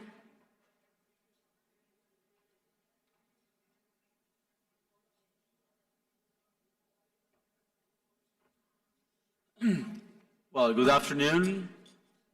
Again, I am Ezequiel Garcilorio. I am the current ISQua president, and it's my honor to share with you the graduates of our fellowship program. I'd like to mention that the fellowship program is probably the most cherished program of ISQua because it allows us to engage and to sustain knowledge and dissemination of interventions that should improve population health around the world. So again, it's my honor to do this today. So I, Ezequiel Garcilorio, the program director of the ISQua Fellowship, present to you the graduates of the class 25-26. So I will read the names of all of you. I apologize. Share my apologies for the pronunciation of your names. So I first invite Dr. Avinash Mohapatra, please.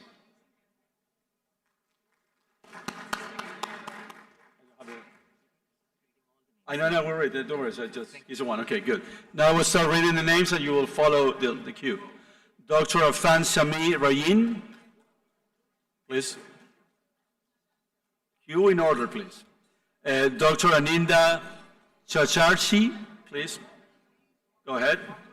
Dr. Atul Bhargava. Dr. Babu Narayanan, sorry. Dr. Bhupendra Kumar Makwana, apologies. Dr. Dania Michael. Dr. Diba S. We're going good? I'll go downstairs? Good, great. The Dr. Geeta Ganesh. Dr. Kiran Raja Gopal. Dr. Lini Luciana. Dr. Magesh Ragamasamy. You're a little bit. Dr. Kiran Rajagopal. Sorry, I read that name, sorry. Dr. Malati Marugesan, Dr. MD Samir, Dr. Meghana Reddy, Dr. Nadeem Ahmed, Dr. Parag Rindani, Dr. Parda Sai Bechalapu, Dr. Prasenis Mitra, Dr. Raul Desmukin, I know this name, Dr. Santosh Kumar, Mr. Abdul Diana Rosak, all good? I need to read faster? Okay. Dr. Chinka Venkata Pradeep, Dr. Dulipudi Pavan Kumar, Mr. Kiran Kumawat, Mr. Pritam Kumar Saha, Mr.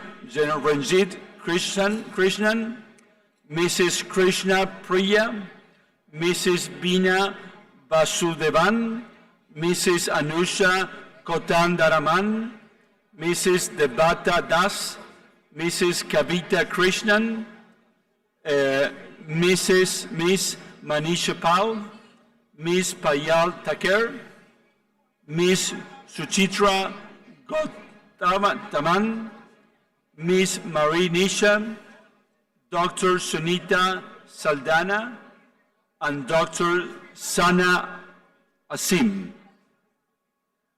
Congratulations to you all. Apologies for the pronunciation, and again, a pleasure to join you. I leave this here.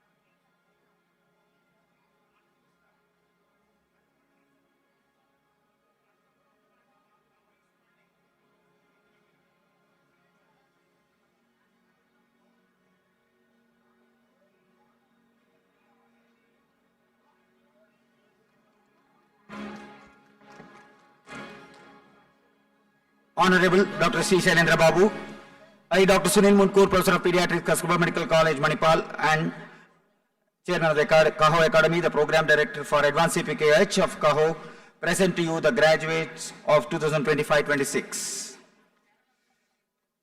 17th Advanced CPKH Program, Charai Beach Resorts, Kochi, Kerala, Dr. Ajit Vijayan, Dr. Anup Prasad, Dr. Arivu, Dr. Jarlin, Dr. Kantaraja, Dr. Kavya, Dr. Malati, Dr. Manjusha, Dr. Pramod Shankar, Dr. Sumati Bose, Mr. Ashok Kumar Nair, Mr. Dharmendran, Mr. Leslie Matthew, Mr. Mohammad Arif, Mr. Sam Noble, Mr. Subramanian, Mr. Vinay Kuti, Ms. Annama Varghese, Ms. Beena John, Ms. Vinaya, Ms. Femi John, Mrs. Hawaii, Ms. Kalai Selvi, Mrs. Letimol, Ms. Lydia Mary, Ms. Mahalakshmi, Mrs. Neetu Elsamani, Mrs. Palanimal, Mrs. C. Chitra, Mrs. Reshma, Mrs. Tulsi Satyam, Mrs. Varsha John, Mr. Anu Varghese, Ms. Atira Raju, Ms. Kavita Sunil, Ms. Sangeeta Francis. 18th Advanced CPKH Brat, Sunday Hotel Jaipur, Dr. Daniel, Dr. Sonali, batch wise. Ask them to. Ask them to. I love it.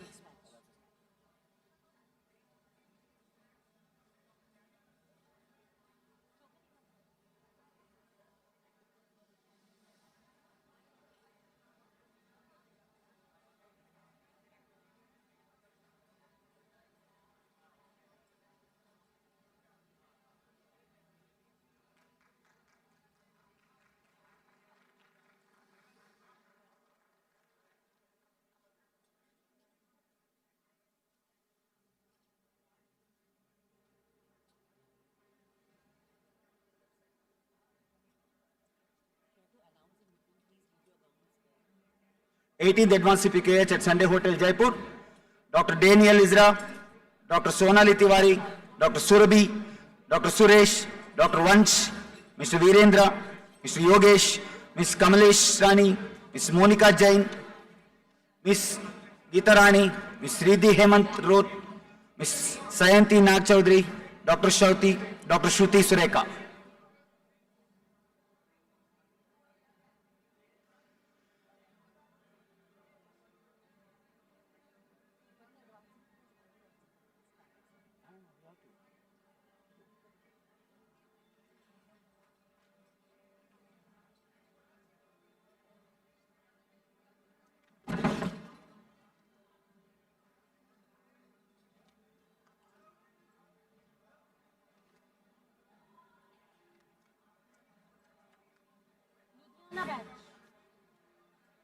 Jesse.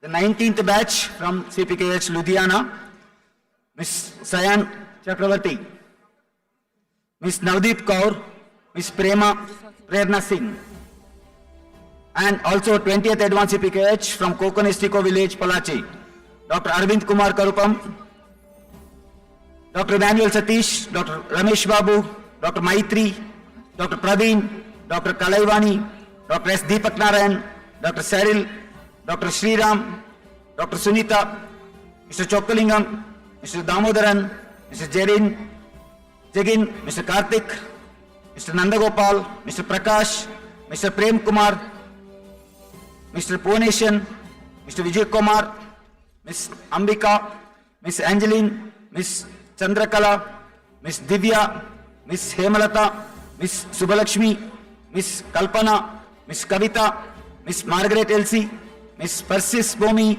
Mrs. Renuka Devi, Ms. Jayasili, Mrs.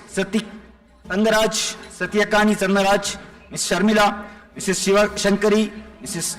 Sujimol, Mrs. Usharani Madhavan, Mrs. Preeti, Mrs. Aparna, Ms. Divya, Ms. Helen, Ms. Ida, Miss Jacinth, Miss JC, Miss Kirtika, Miss Maria, Miss NS Uma Maheshwari, Miss Nambiya Sarika, Miss Neelam, Miss Asumati, Miss Sangamitra, Miss Santana Lakshmi, Miss Shani, Miss Shreya, Miss Soma Singh and Miss Subbalakshmi. Congratulations and all the very best.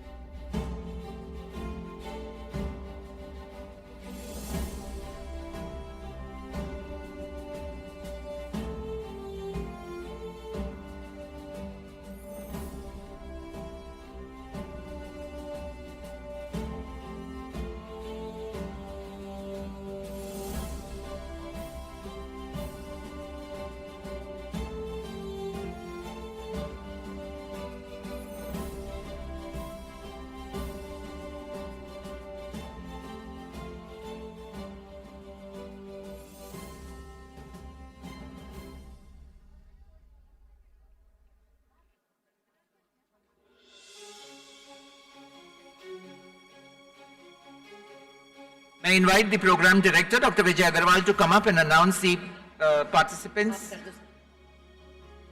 Dr. Vijay Agarwal, should I proceed?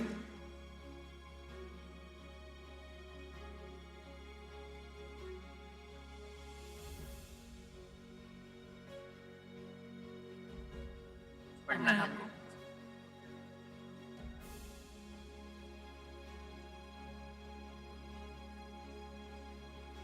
As the program director of the leadership program Leads of CAHO, I'm very proud to present to you to the graduates of 2025-26. The recipients are Anand Mishra, Anthony De Costa, Chandrakiran Mekala, Clement, Aparajita Mitra, Ibraniram Mavro, Dr. Magesh Rangasamy, Dr. M.D. Samir, Dr. Nirmal Frederick, Dr. Rashna Das Hazarika, Dr. Sayanava Saha Biswas, Dr. Ayush Pandey, Dr. Saroj Singh, Indradeep Das, Girish Prabhakar Joshi, Mrinal Patovari, Sarvana Prakash Chakravarthi, Tauvik Mazumdar Kashyap, Supratik Di Sarkar, Krishna Kumari Sharma,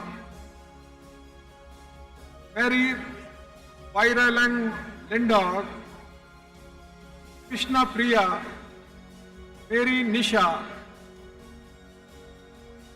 Melaine Rana, Praveen VK, and Subhash Chandra.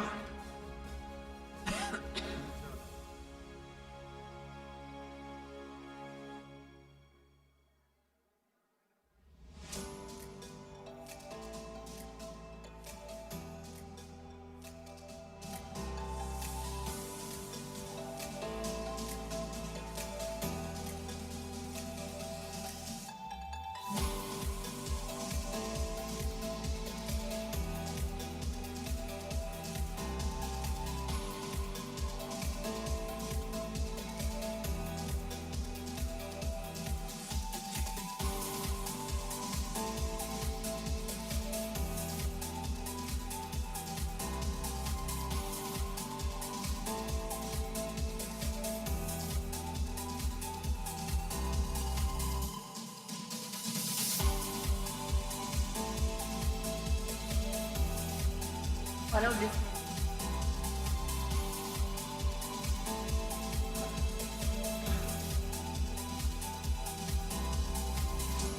Honorable Dr. C. Sailendra Babu, I, Lalu Joseph, the Program Director of the Certified in Healthcare Risk Management of CAHO along with the Asian Society for Quality, present to you the graduates of 2025-2026. Dr. Rajamani Margam, Dr. Ayush Pandey, Dr. Birinchi Kumar Saikia, Dr. Rishiraj Barua, Dr. Seema Raj Boshi, Dr. Shabnam Akhtar Ahmad, Dr. Shyam Sundar, Dr. Saumar Datta, Dr. Suman Shri Ramasamy, Mr. Ashok Kumar Nair, Mr. Talur Kadar, Mr. John Manohar, Mr. Koshi Acharil, Mrs. Pooja Kumari, Ms. Madhushmita Bora, Ms. Tiblang Nongram.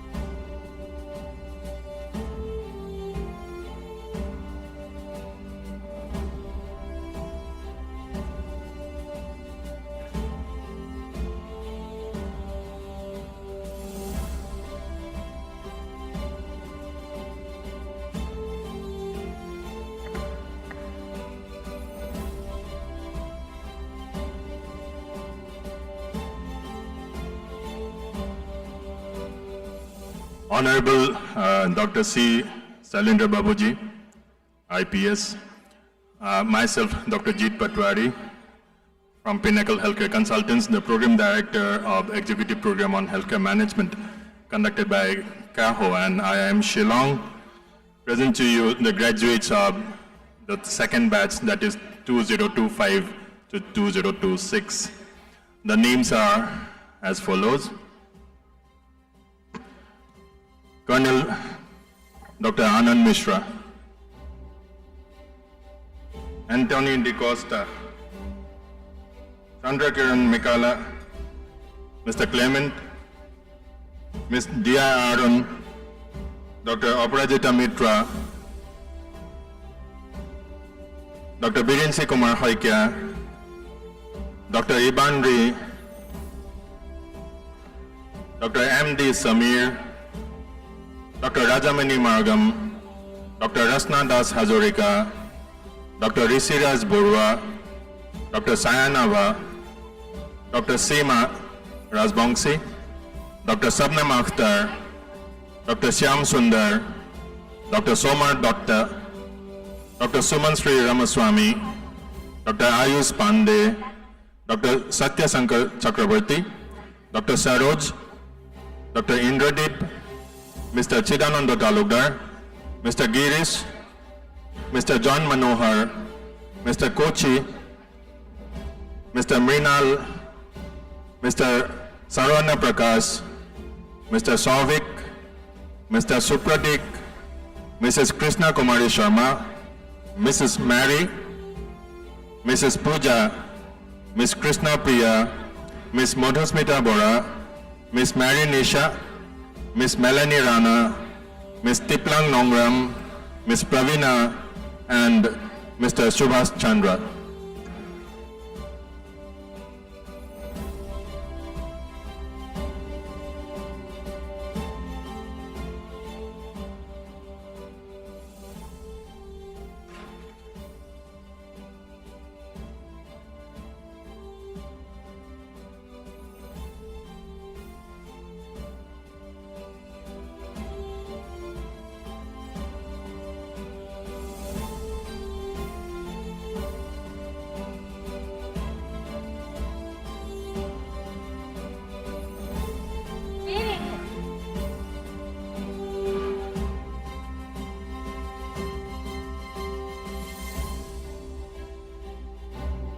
தான் உள்ள Hari sir.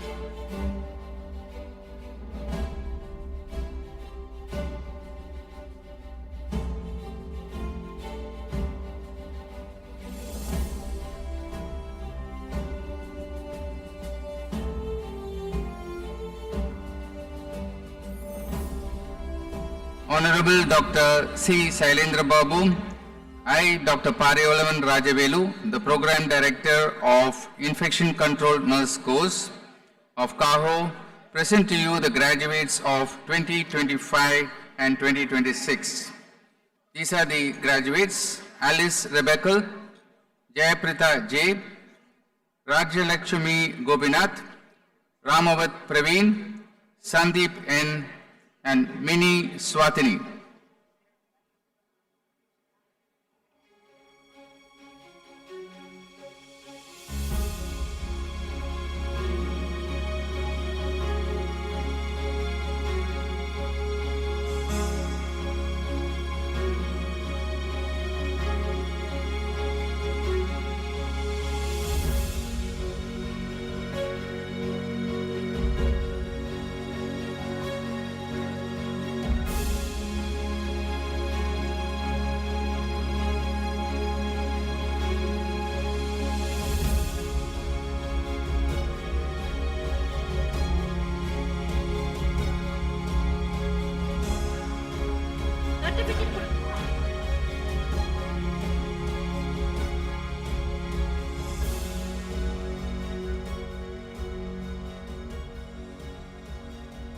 So good evening, everyone. I'm Dr. Jayalakshmi, the Program Director for the Basic and the Advanced CPHIC program. I invite the certificates, completion certificates for Ms. Divya V, Dr. Vivekanandan R, Sri Devi Pillai, Saranya, Professor Dr. Abhiraj Ramachandran, Bhuvaneshan,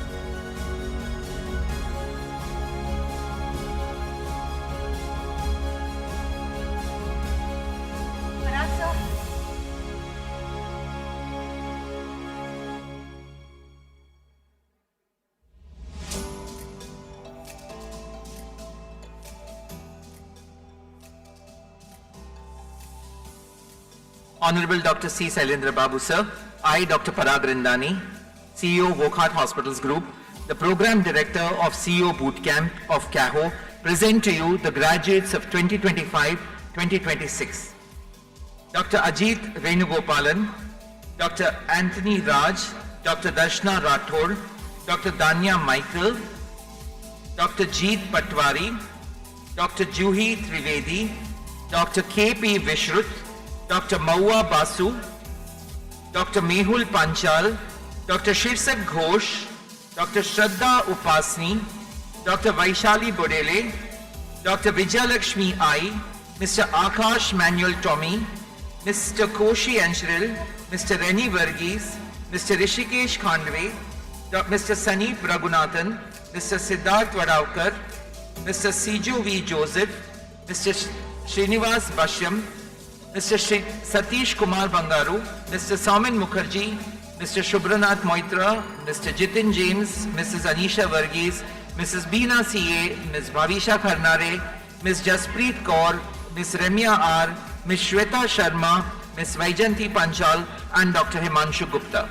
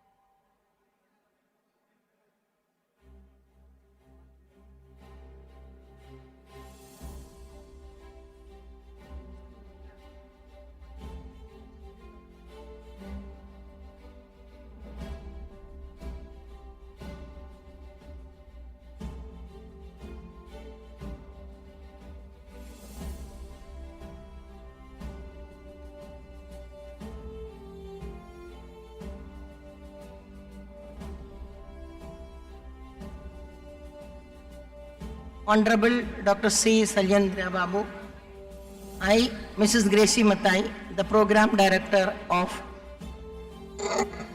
Critical Care Nursing course of CAHO, present to you the graduates of 2025-2026. Unfortunately, many of the participants were from abroad, so many could not reach. So I will announce the names of the people. Ms. Monami Dawn, Ms. Jyoti Gupta, Ms. Mathura Maple. Congratulations to all of you.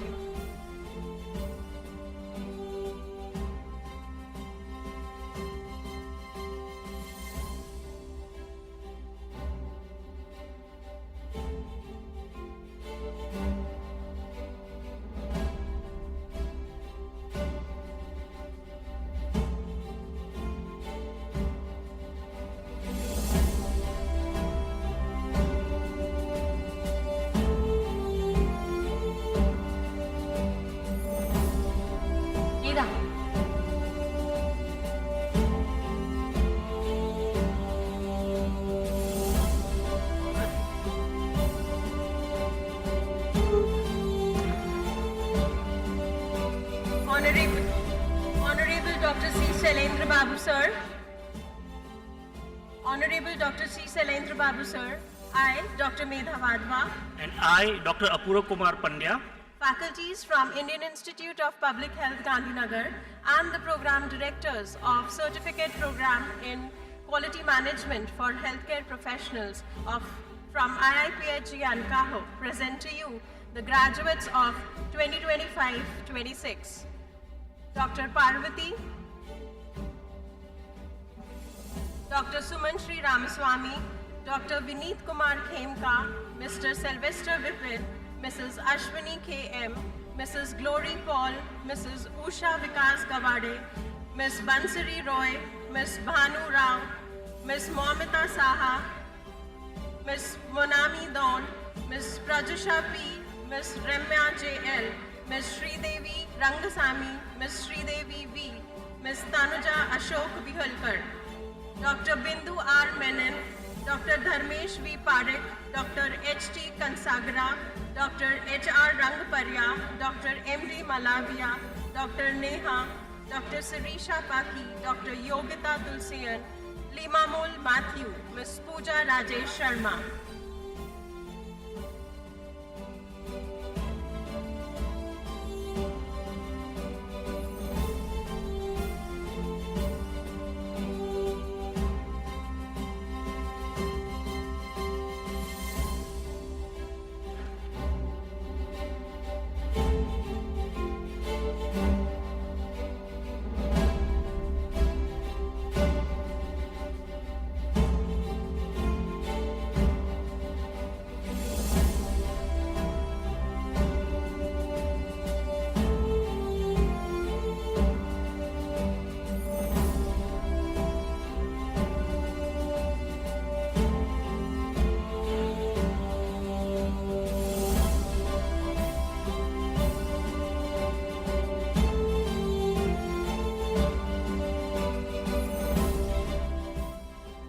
Honorable Dr. C. Sailendra Babu, I, Lalu Joseph, the Program Director of the AI, ML and Robotics course, on behalf of late faculty of CAHO, present to you the graduates of 2025-2026.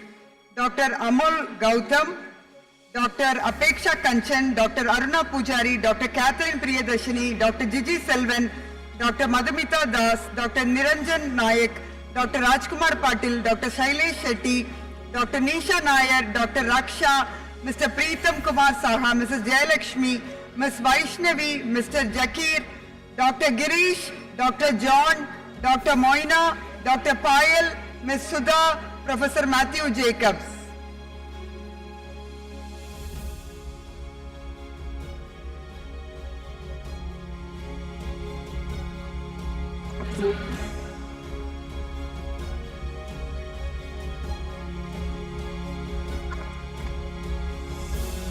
The program director of this program passed away unfortunately, and we wish to really take this moment to thank Dr. Muthu Singaram, who passionately started the program, but unfortunately he passed away.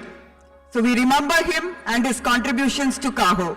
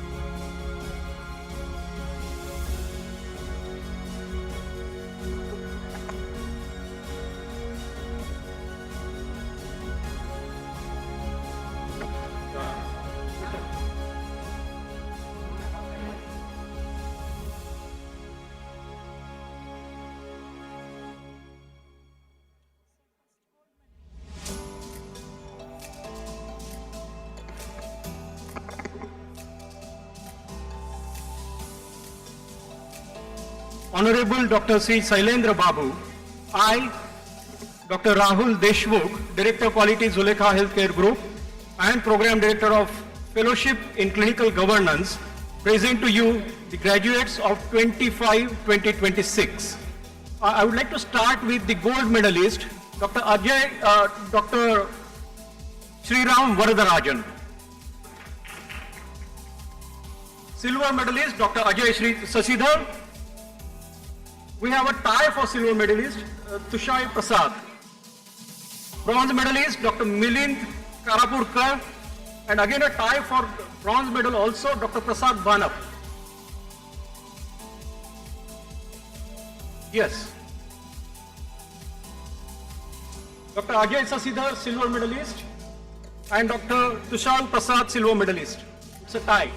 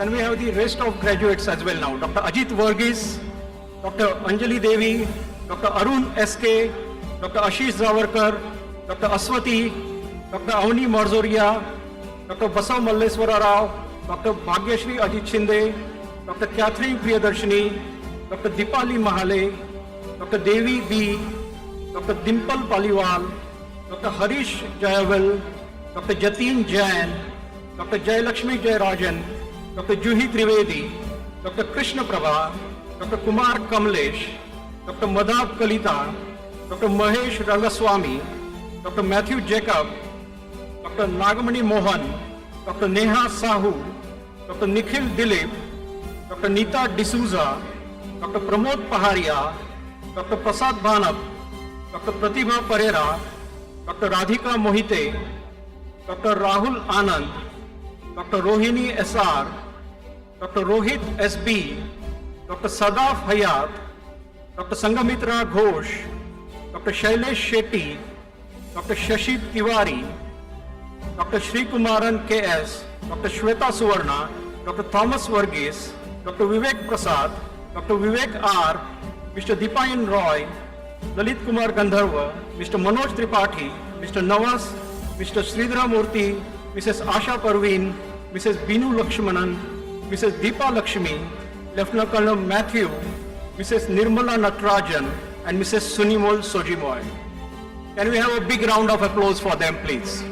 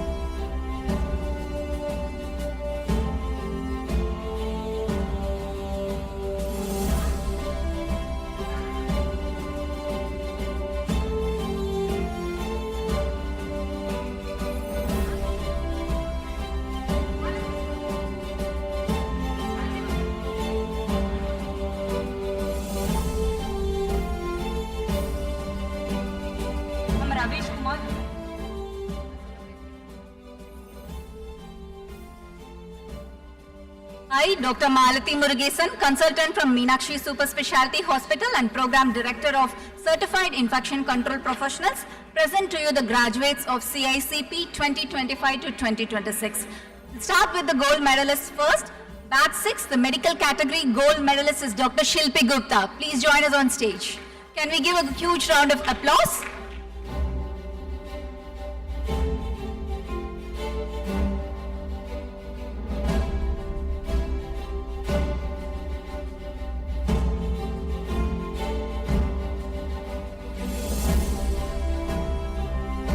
Batch 7, gold medalist, medical category, Dr. Abhinaya.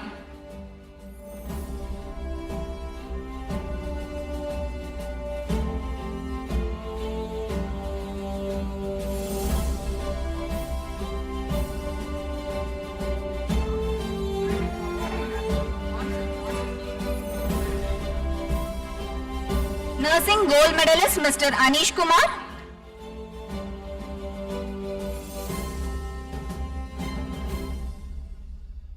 Bronze medalist, Dr. Nupur Koyal.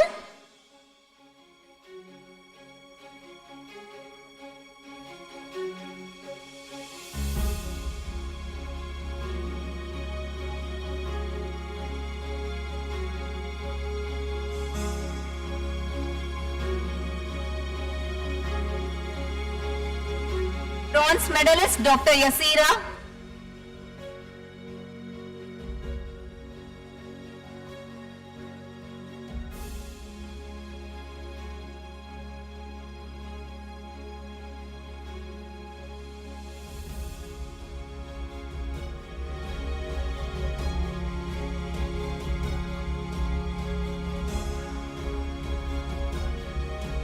Bronze medalist, Mrs. Sinu Iluvantangal Anthony.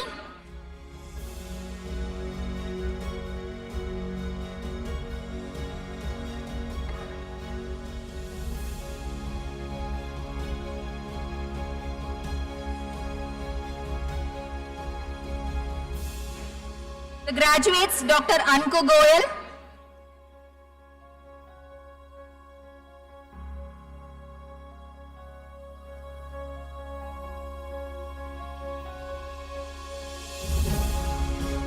Dr. Avinash Rajan, Dr. Deborah Purushothaman, Dr. Aishwarya, Dr. Jayalakshmi Manam, Dr. Jignasha Dipeshwari Goswami, Dr. Joshua John, Dr. Lloyd Francis Joy, Dr. Madhab Kalita, Dr. Manish Kumar, Dr. Krishna Karthik, Dr. Nupur Koyal, Dr. Priyanka, Dr. Rahul Baby Joseph, Dr. Rose B. Jose, Dr. Saravana Priya, Dr. Shilpi Gupta, Dr. Geeta Nagamonika, Dr. Surya Chandran, Dr. Shwati Nirmal, Dr. Tabinda Janasha, Dr. Yasira, Mr. Mahesh Kumar, Ms. Pameli Basak, Ms. Rachna Babu, Dr. Shashruti Iyer, Mr. Anish, Dr. Ravish, Dr. Nikita, Dr. Priya, Mrs. Sinu, Dr. Vaishali, Dr. Kriti Bas, Dr. Vidya, Mrs. Swati, Dr. Kriti, Mr. Puvaneshan, Mrs. Jayashri, Ms. Saurami and Ms. Monami. Thank you.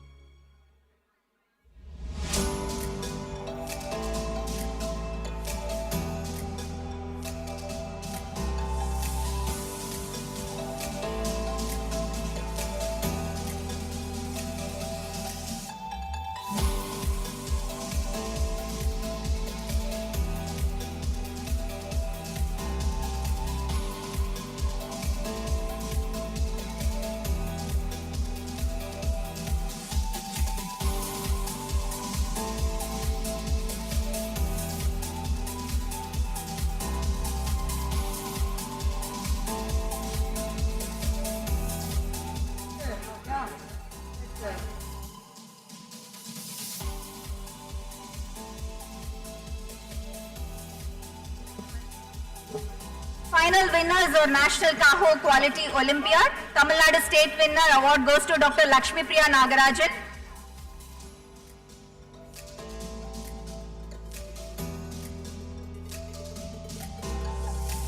National Caho Quality Olympiad Uttarakhand State winner Ms. Raki Airi. Himachal Pradesh State winner Mrs. Nisha Sharma. Andhra Pradesh State winner Mr. Fanindra Gutula.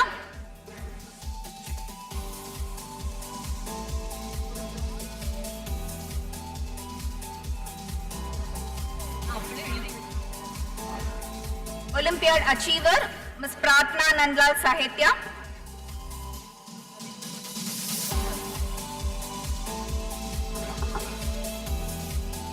Olympiad achiever Dr. Hemashri Shettiya.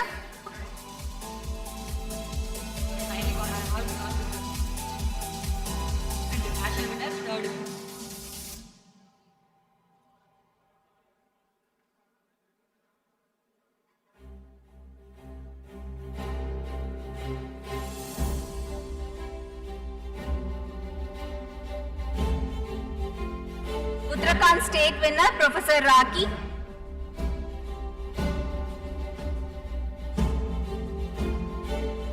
Tamil Nadu student Judith.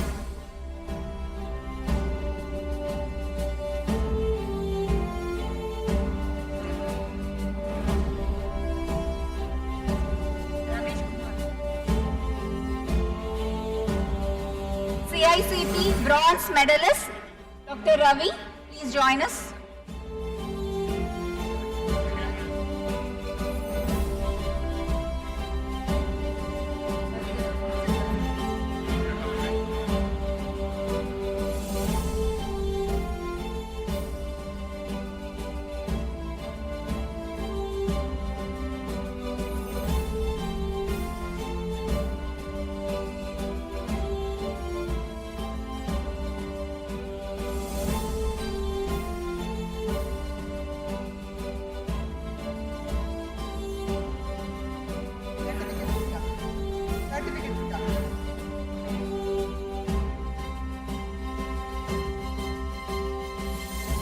Ladies and gentlemen, put your hands together for the 7 achievers of Caho Governing Committee who have completed their PhD this year.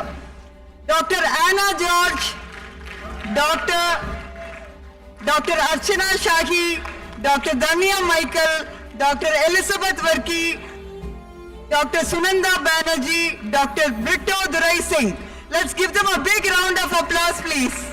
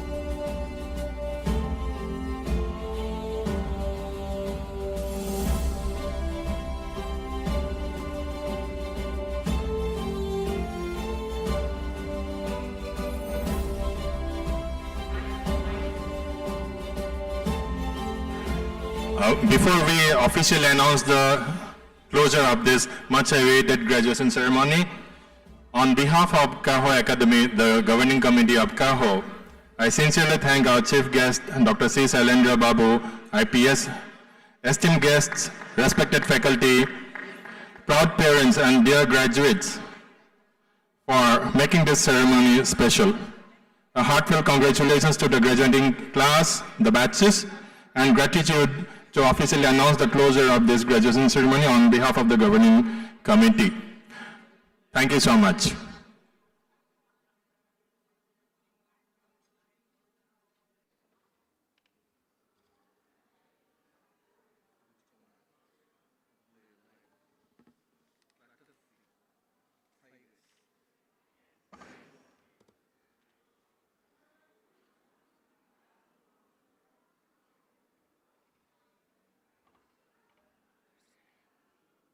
Check.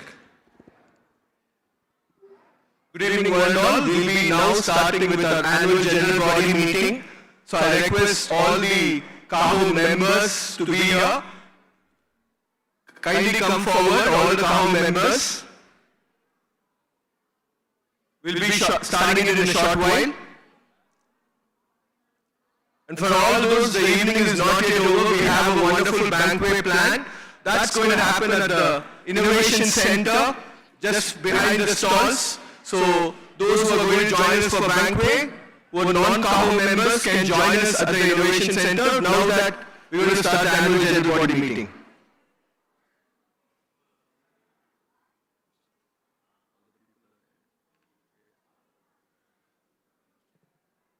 Vanakkam Chennai, such a pleasure being here to host this.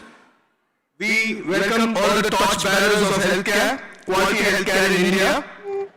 Now that we are in Chennai, I would like to start with the Tirukural. Arattodu naduva vendum aakam adanal pirattodu perimbam tharum. The meaning of it is when actions are rooted in righteousness and fairness, they bring enduring prosperity and collective well-being. That reflects what Caho stands for: ethics, excellence, and equity in healthcare. Welcome to the annual general body meeting of Cahocon 2026. Today is not just a meeting, it's a reflection, a reckoning, and a revolution. It's putting a roadmap for the future. And if healthcare is evolving, then Caho is enabling that evolution. So, may I invite our Caho GC leadership team of 2024-2026, our President Dr. Bjo George sir, Dr. Lalu Joseph, Dr. Shankar Sen Gupta sir, Dr. Naren Sekhar sir,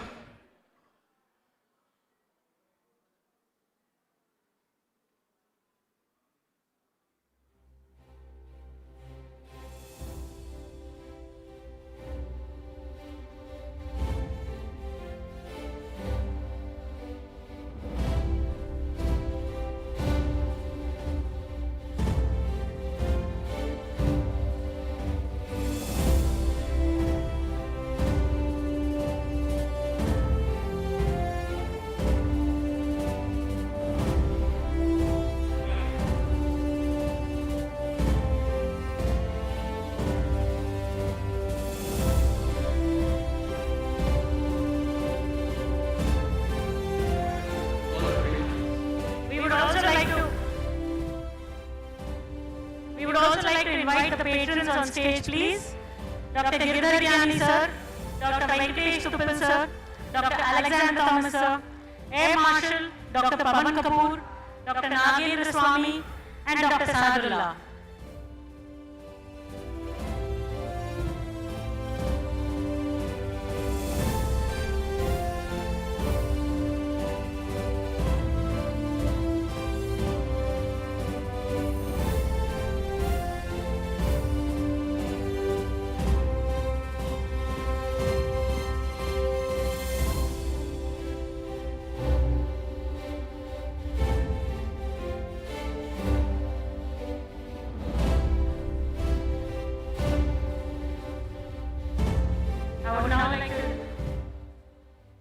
I would now like to request our President, Dr. Bjo George sir, to please deliver the presidential address.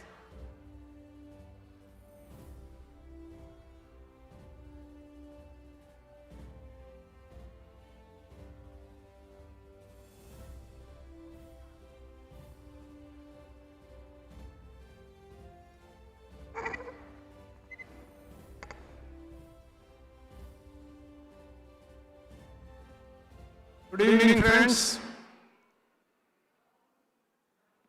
It's my proud privilege to address to you as maybe the last time as the president of this organization this evening, and I welcome you all when we start the proceedings of this annual general meeting. I think in the interest of time, sir, I think we should just go ahead as far as the activities of CAHO are concerned. I think all what you are seeing for the last many hours, and you will continue to see more, I think we are all overwhelmed. All the 31 pre-conference workshops, all the deliberations that are going on, is a reflection of what CAHO has been doing. I can only assure you, what you see in Cahocon does not happen because of this event. It is a culmination of the activities that we continue to do around the year, and Cahocon is only one of our 5 annual events. So of course, I will just request,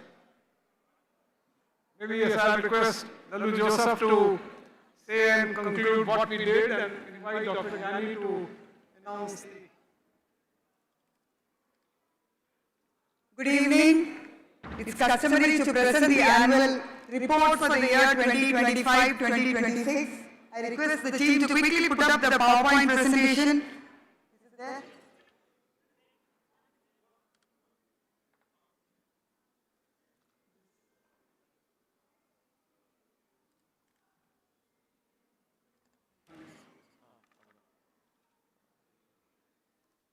A very detailed annual report will be sent to you next week.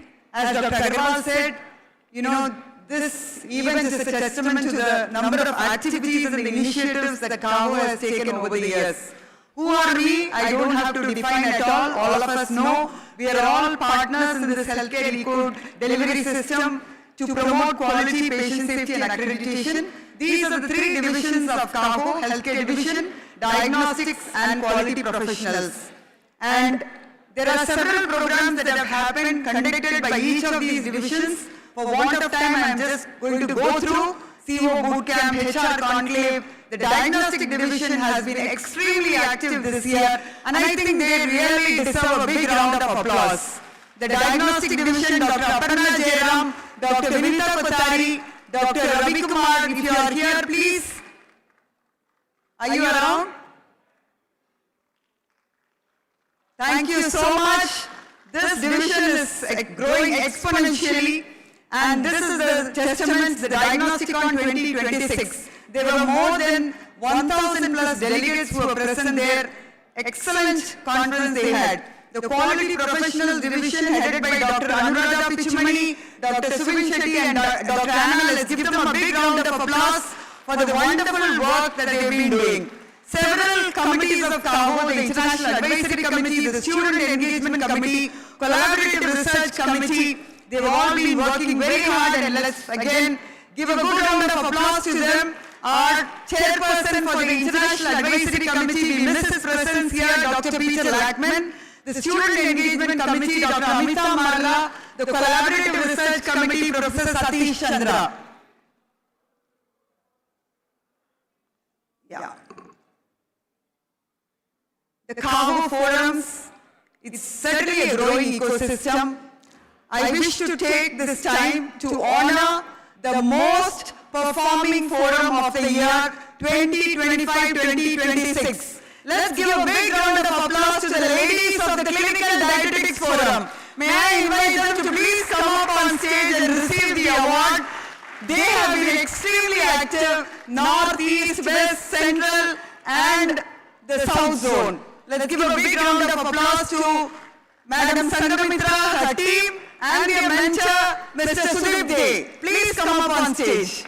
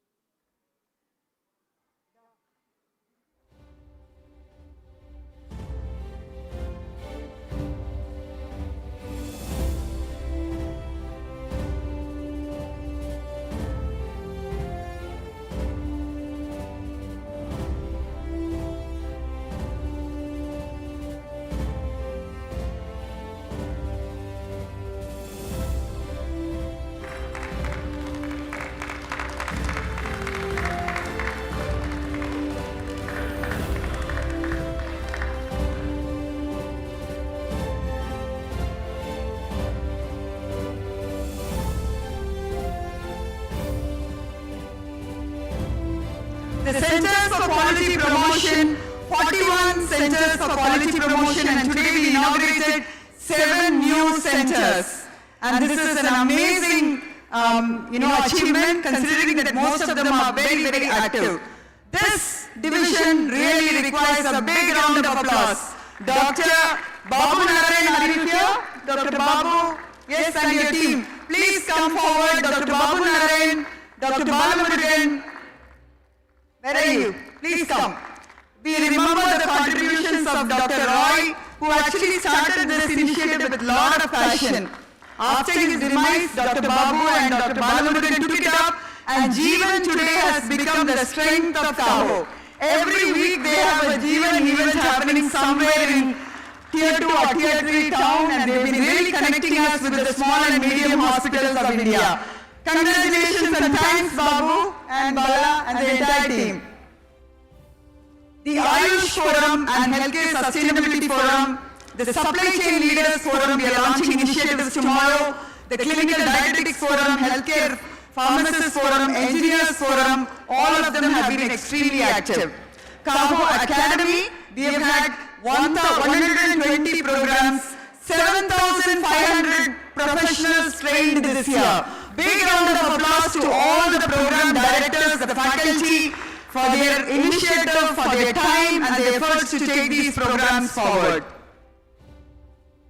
The ACE, Endosafe Audit Programs for Excellence, you witnessed the awards this morning. Beat Bad Cholesterol Awareness Campaign was implemented in military hospitals, 24 hospitals, and I wish to thank Air Marshal retired Dr. Pavan Kapoor sir, and also Colonel Matthews and Dr. Arijit Kumar Ghosh for the support in taking this to the army hospitals. A big round of applause to them, please. The Eye Protect Conclave, we have had several programs conducted as part of the Heliards initiative, and ISQua International Webinar Series is going very strong. And we've had 64 webinars conducted every month, first Tuesday of the month, at the Centers for Quality Promotion join us from all over the globe. The Patients for Patient Safety Foundation, we are extremely proud of them. Mr. Somital and Mrs. Nadira Chaturvedi, let's again give a big round of applause to them, please. This is a historic milestone for us, Cahocon 2026. I wish to place on record our appreciation to the board of ISQua for recognizing Cahocon 2026 as the first South Asia's regional conference. Request Dr. Ezekiel, Dr. Carsten and the team from ISQua to please raise and let's give them a big round of applause, please. Anu? Yeah. We are going strong. I don't think, of course, the summary will be presented to you. May I request Dr. Naren Sehgal to at least come and summarize a little bit of the financial health of the institution.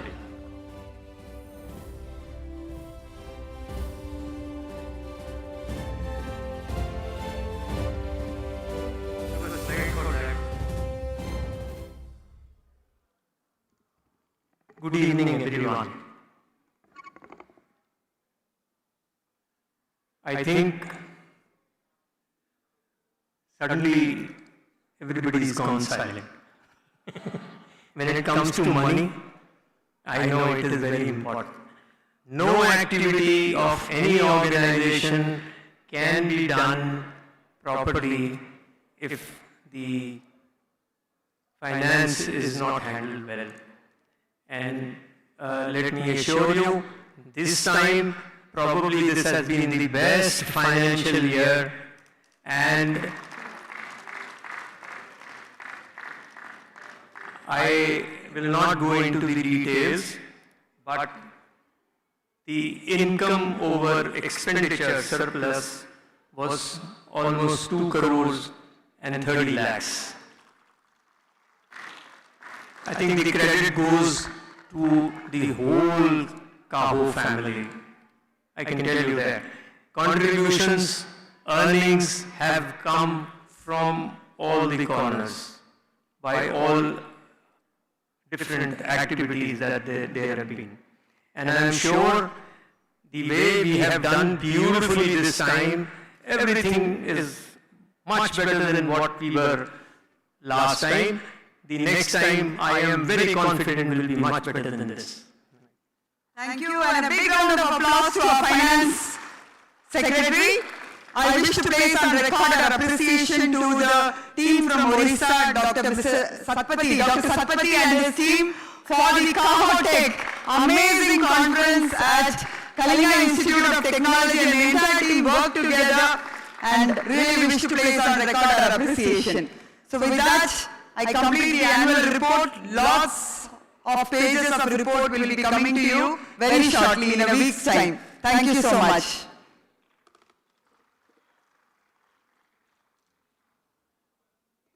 We'll now witness a video from our hearts to the one. Maybe? At Cahocon 2026, we honor leadership that doesn't just guide, but transforms. We proudly felicitate Dr. Bjo George, President, CAPA, a visionary at the forefront of advancing healthcare quality and patient safety across the nation. Through his leadership, CAPA has grown into a powerful platform, bringing together institutions, experts, and ideas that are shaping the future of safer healthcare. His commitment to building strong quality frameworks, encouraging collaboration, and driving continuous improvement has created lasting impact across healthcare systems. Cahocon 2026 stands as a reflection of that vision, where innovation meets purpose and conversations lead to action. Because when leaders lead with clarity and conviction, transformation is not a goal, it becomes a reality.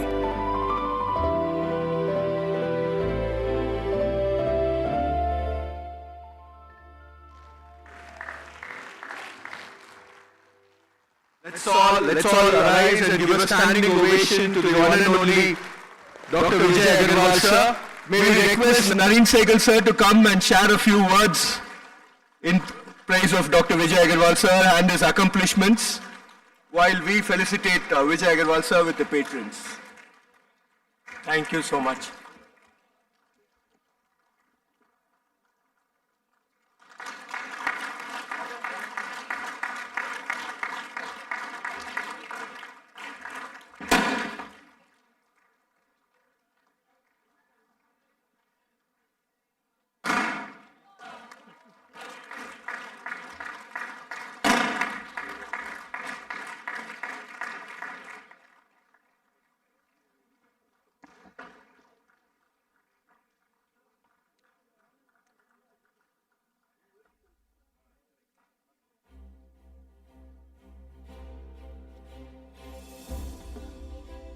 Respected dignitaries on the dais, esteemed colleagues, and dear friends.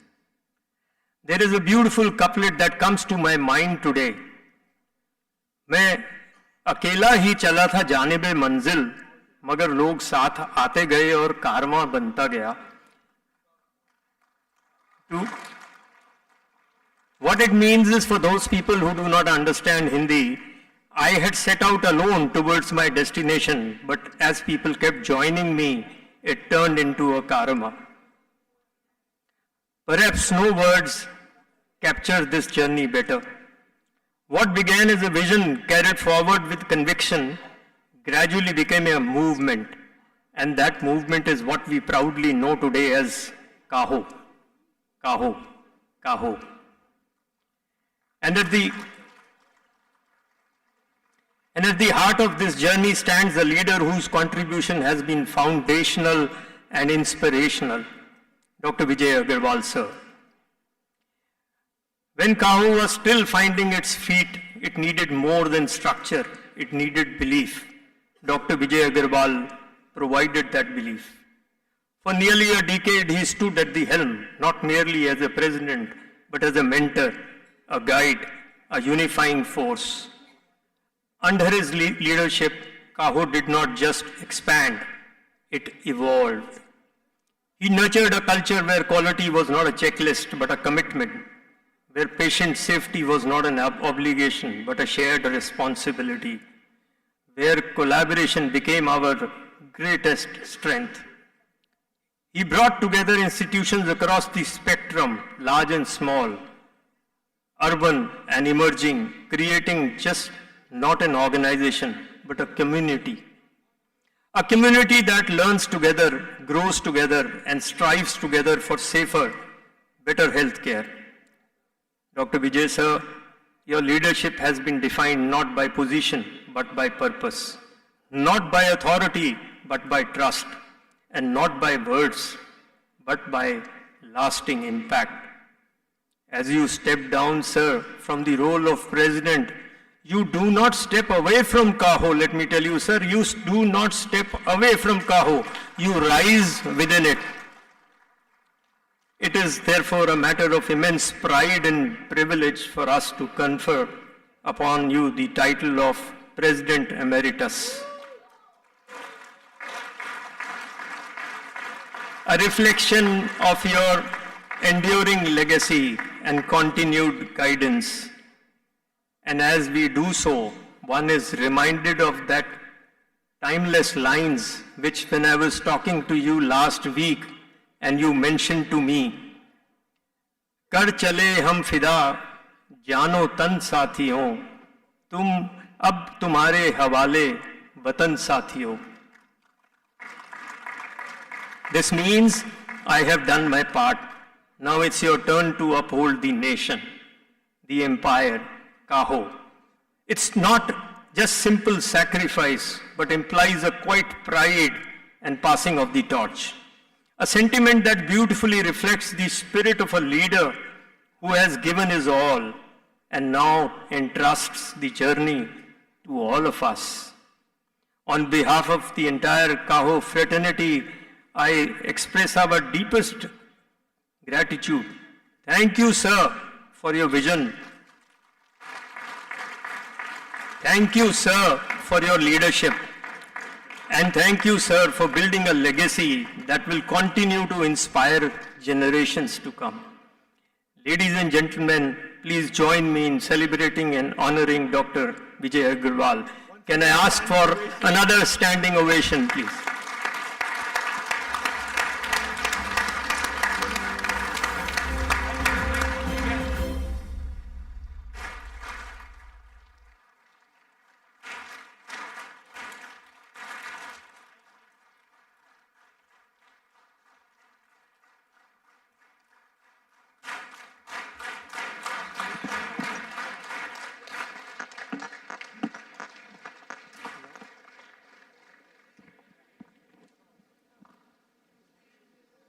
Let me come back to my normal self.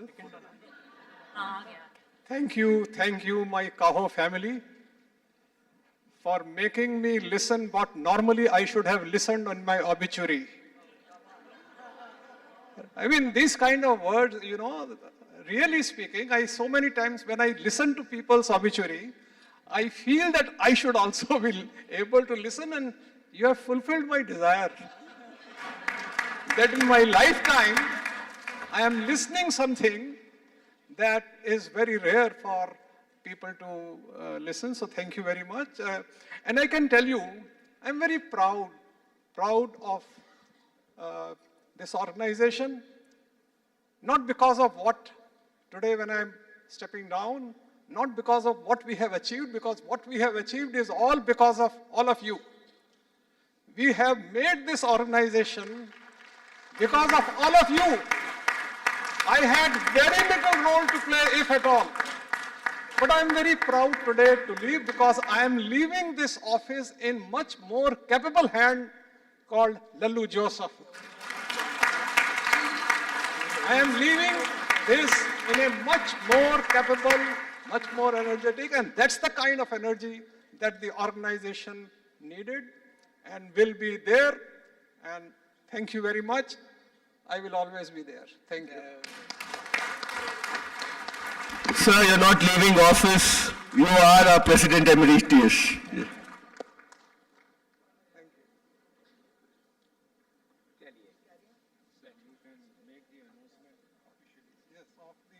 Now announce the next. Announce the election. Yeah. Okay. We request you all to please continue, take your seats on the stage. We now have a video about something that is synonymous with a burst of energy, passion, excellence, and lots of love for all of us. At Cahocon 2026, we celebrate leaders who turn vision into meaningful action. We proudly felicitate Dr. Lallu Joseph, Secretary General CAHO, a driving force behind advancing healthcare quality and patient safety across the country. With a deep expertise and unwavering dedication, she has empowered countless healthcare professionals and institutions to strengthen their quality practices and improve patient outcomes. Her work continues to inspire a culture of learning, collaboration, and continuous improvement, making quality not just a goal, but a way of practice. Much of what Cahocon represents today, impactful learning, strong networks, and real change, is shaped by her commitment and leadership. Because true transformation is built by those who work relentlessly behind the scenes to make it happen.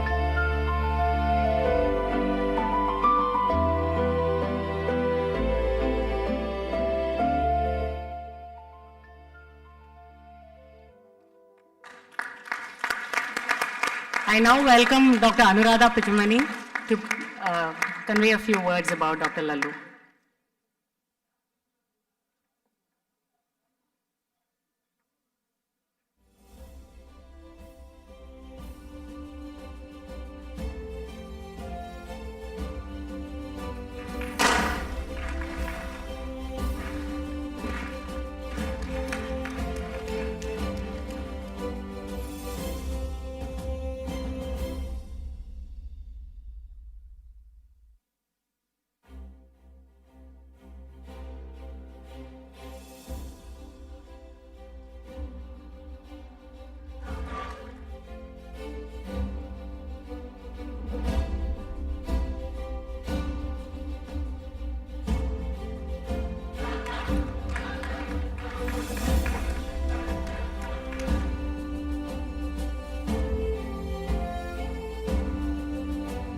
True coronation happening now. Yeah. That's a nickname, right? We all call her the queen of Caho. So today the coronation is also happening. We will request Dr. Anuradha to take over. So good evening to all of you. It's my privilege to introduce a remarkable leader in healthcare, quality and patient safety, and to welcome her as the incoming president of CAHO. So Dr. Lallu Joseph needs no introduction to all of us. She is a nationally recognized leader and a driving force in healthcare quality and safety. She is a distinguished healthcare quality leader and a passionate champion of patient safety and accreditation-driven excellence in India. So fondly known as the Quality Queen of India, she has played a transformative role in shaping the quality movement across the country. Her visionary leadership, ability to rise to any challenge, and unwavering commitment to excellence has been truly inspiring. A dear friend to many of us here, she has created inclusive platforms for professionals across hospitals, nurturing and mentoring future leaders in quality. Her strength lies in bringing people together and taking everyone along with her in this organization in the shared mission of advancing healthcare quality and safety. With a long-standing association with CAHO, Dr. Lallu Joseph has been instrumental in strengthening its national presence and advancing its mission of quality movement. As Secretary General, she provided strong strategic and operational leadership, driving significant growth, expanding capacity building initiatives, and enhancing engagement across hospitals, diagnostic centers, and academic institutions. And earlier as its treasurer, she contributed to strengthening governance and institutional systems. She has been a key force behind Caho's structured learning initiatives, including the CPQIH program, helping build a robust national cadre of quality professionals. She has also supported the growth of Caho's flagship platforms, such as Cahocon Today, Cahotech, Diagnosticon, SACON, and fostering collaboration, as well as professional development. Under her leadership, Caho has strengthened partnership with national and global organizations, such as WHO India and ISQua, and expanded its role as a trusted platform for accreditation readiness, quality improvement, and safety.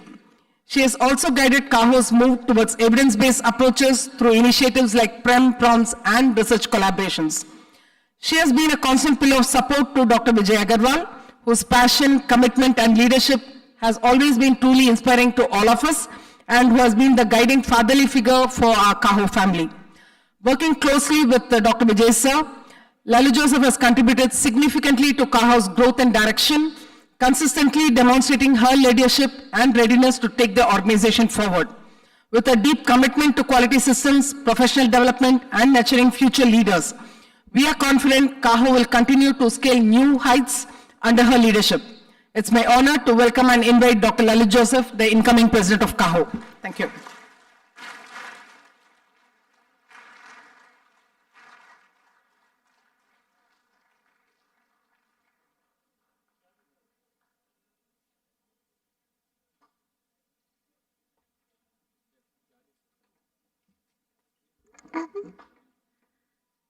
We now invite Dr. Girdhar Gyani to announce the GC flag bearers for 26 to 28.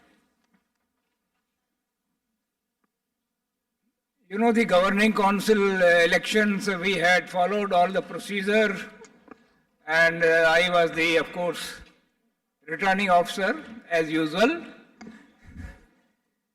And two names, of course, you have already learned, that Dr. Vijay Agarwal will be the President Emeritus. Actually, definitely it is a very, very emotional moment for, I am sure, for Dr. Vijay Agarwal. But then the way I know him, he is a hardcore professional also. I think he will continue to be with us in that capacity, and that's why we have named him as a President Emeritus. He can't leave Caho till he is alive, till his life, you know. And of course, we had no choice, and this one. We had no choice, of course. There was only one name in front of us, Dr. Lalu Joseph. You know him, know her. And that way we are assured, you know, that legacy will continue, you know. Dr. Vijay will be at little, you know, backside, but Lalu now will take the same legacy what is being left by Dr. Vijay Agarwal. So I think that is a very proud moment for all of us. I think you have seen, you know, I must have attended, I know how many international conferences of ISQua. I have attended many conferences of International Hospital Federation. But let me tell you very, very frankly, this level of conference, the kind of structure which is being followed by Caho, I tell you, this is better than all those global conferences. I can tell you, I don't know how actually this leadership has been able to deliver this level of conference, which actually is going to, which has rather keep on adding value to all the delegates and to the nation, what we call India. I think this is heads off to the leadership. Now I come to the other one, you know, that other position, Dr. Parag Rindani, the hidden leader, Secretary General. I don't know, it is a very challenging for Parag to come into the footsteps of Lalu Joseph.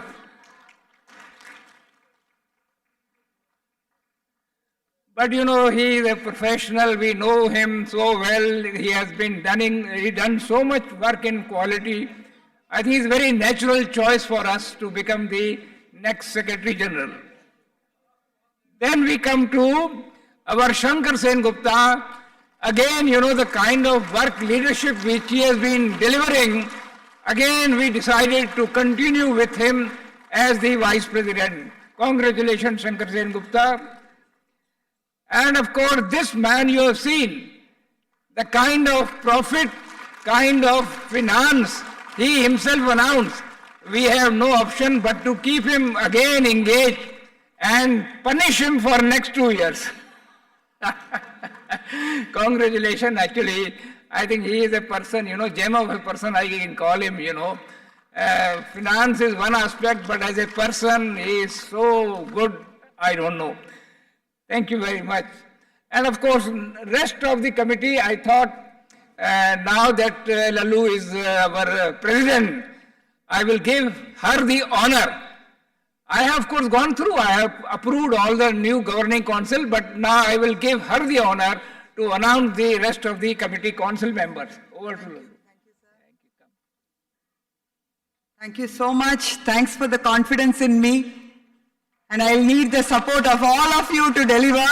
And the biggest support, I'm sure, is going to be Dr. Vijay Agarwal. Thanks to everyone. So let me start announcing the CAHO Central, the zonal chairpersons. Dr. Sanjeev Singh for the North Zone, Dr. Deepak Mitra. Can I invite them to come and occupy the chairs here, please? West Zone, Dr. Bipin Chawale. Central Zone, Dr. Atul Kapoor. South Zone, Mr. Ranjit Krishnan. And Northeast Zone, Dr. Falin. You must be wondering how is the 6th zone? We had difficulty managing with 5 zones, so we've divided into 6 zones as Northeast. The entire team kindly come on stage and please be seated. The CAHO divisions and the chairpersons. The CAHO division, Healthcare division, we welcome Dr. Ilan, Dr. Uttapa as the co-chair. Kindly come to the stage, sirs. Dr. Aparna Jairam continues as the chair and Dr. Rajendra Surpam as the co-chair. Big round of applause to Dr. Suvin Shetty, who takes over as the chair of the Quality Professionals Division, and Dr. Anna George as the co-chair. We have now formed the 4th division, which is the CAHO International Division. May I request you to put your hands together for Dr. Anuradha Pichumani, who takes over as the chair of the CAHO International Division, assisted by Dr. Uma Shankar Raju. Please be seated. Now inviting the state chairpersons, Dr. Mamta, Dr. Nabam Peter, Dr. Hemanta Kumar. I am going to rush. Kindly come forward and take your, we'll need a good photograph taken. So please come up on stage. Dr. Satyajit Kumar, Dr. Shweta Prabhakar, Dr. Vishal Goel, Dr. Bijal Kapadia, Dr. Deepak Singla, Dr. Parth Desai, Dr. Ayush Gupta, Dr. Arun Sharma, Dr. Paramhans, Dr. Sindulina, Mr. Sijo, Dr. Jayawat, Mr. Urvaksh Bote, Dr. Asit, Dr. Pramod Paharia, Dr. Jamir, Mr. Saumyakanta Satpathy, Dr. Amandeep Kaur, Dr. Arjun, Dr. Nihar Bhatia, Mrs. Sandhya Cherian, Ms. Sushma Katuri, Dr. Gautam Hazuria, Dr. Vijayalakshmi Gopakumar, Mr. Anupam Das, as the chairpersons of the various states. Now for the city representatives, Dr. Sanjay Rathod, Dr. Justin Babu, Dr. Pramod, Dr. Shweta, Dr. Santosh Kumar, Ms. Vidya Mani, Dr. Bhavika, Dr. Rajendra Singh, Dr. Sunanda, Mr. Sanib, Dr. Archana Sahi, Dr. Monica, Dr. Harsh, Dr. Shravan, Dr. Shruti Shureka, Dr. Narendra Paul, Dr. Beena, Mr. Akash Kade, Ms. Suparna Sengupta, Dr. Naiju, Dr. Hasna, Dr. Ravi Shankar, Dr. Moina, Dr. Jagdish, Dr. Darshana, Ms. Sonia Singh, Dr. Sana, Dr. Rufish, Mr. Rufus, and Mr. Rajaratnam. Dr. Ashish, Dr. Danishta, Dr. Nadeem, of course I announced, the secretary for the healthcare division is Dr. Danya Michael. Let's welcome Dr. Danya Michael. And the zonal representatives, Dr. Madhulika Jain, Dr. Asif, Dr. Shika, Dr. Abhishek, Dr. Venkat Fanidar, Dr. Sedevi, Major General Dr. Matthews Jacob, Dr. Jawahar Pillai. We have formed this division of medical colleges, particularly government medical colleges. Dr. Vasunda, Mr. Neeraj Kumar Bansal, and the SHCO wing of the Healthcare Division, the Chairperson, Dr. Babu Narayan, Dr. Balamurugan, and Ms. Frida D'Souza. Please join us. North Zone, Dr. Naveen Chitkara, Mr. Sudip De, Dr. Sushila Kade, Ms. Devashri, Dr. Divya, Dr. Rebecca, and the Chairperson, Dr. Aparna Jairam is already there, Dr. Rajendra Surpam. Let's give a big round of applause to Dr. Rajendra Surpam and Dr. Vinita Kotari. The Zonal, Dr. Mamta, Dr. Ashwini, Dr. Shripad, Manisha, Dr. Desai, Dr. Ramakrishna Pai, Dr. Shabnam, Dr. Banu, Dr. Aditi, Dr. Piyush, Dr. Meeta, Dr. Zubair, Dr. Samita Nair, Dr. Gaurav, Dr. Rahul Kamble, Dr. Bikash Chowdhury, Dr. Oro Lipsi, Dr. Anudeep Kaur, Dr. Naveen Kumar, Dr. Smita, Dr. Anuja, Dr. Alok, Dr. Subhranshu Mandal. Now coming to the Healthcare Professionals Division, the new entrant is Mrs. Rashmi Srivastav as the Secretary. Let's welcome Mrs. Rashmi Srivastav. Mr. Satish Kumar, Dr. Supriya Sarkar, Dr. Sonia Bhagat, Professor Abhiraj, Mr. Balaji, Dr. Faris Hussain, Dr. Sunil Kumar, Dr. Kapil Zirpe, Dr. Harish, Colonel Arjit Kumar Ghosh, Mr. Manikya Vasagam, Dr. Beena Lad, Dr. Ashwini Srivastav, Ms. Debashmita, Dr. Radhika Mote, Dr. Ashutosh, Dr. Avastik Bose, Ms. Jyoti Gupta, Mr. Dipayan Roy, Ms. Anusha, Dr. Priyanka Barua, Mr. Pele. Will the stage hold everybody? The Quality Managers Forum. We welcome Mr. Gaurav Laria, Dr. Geeta Fulari, and Ms. Ramya.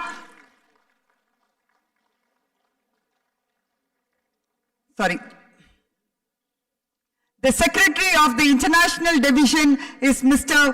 Mohammad Farouk. May I welcome Mr. Farouk on stage, please. The country representatives, Dr. Racha, Dr. Rahul Deshmukh, Ms. Neetu Tambi, Dr. Shakti Sin Darbar, Dr. Aarti Radhakrishnan from Qatar, from Canada, Dr. Oro Vishwabandiya, from Maldives, Dr. Georgie Zakaria, from Bangladesh, Dr. Saifuddin Khalid. The International Division members, Mr. Rajarajan, Dr. Sashank, Mr. Chakravarti, Dr. Pinkulal, Dr. Anil Silimunta, Mr. Arun, and Captain Bobby Ramesh. Let's welcome all of them and the Caho Academy. We formulated the Caho Academy and we proudly welcome our own Dr. Sunil Munkur as the chairperson of the Caho Academy. The co-chairperson is Dr. Malati Murugeshan and secretary Dr. Jeet Patwari. The Ayush Forum, Dr. Shweta, and we welcome Dr. Prema Vadaya to the team. The Clinical Dietetics Forum, Ms. Chandamitra, Edwina, Divya, Susan, Kavita, and Manimegle kindly join us on stage. The Global Rehab Forum, the chairperson Saril Salomon, and the secretary Dr. Komal Agarwal.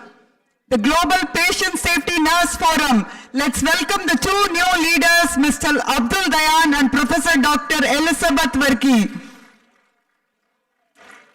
And the zonal representatives, Dr. Deepa, Ms. Ratna, Ms. Shakuntala, Ms. Neetu, Ms. Eshita, and Professor Patak Chowdhury. The Healthcare Engineers Forum, our own Mr. Vinod, Arul, and Jennifer Tamilpriya. Please come up on stage.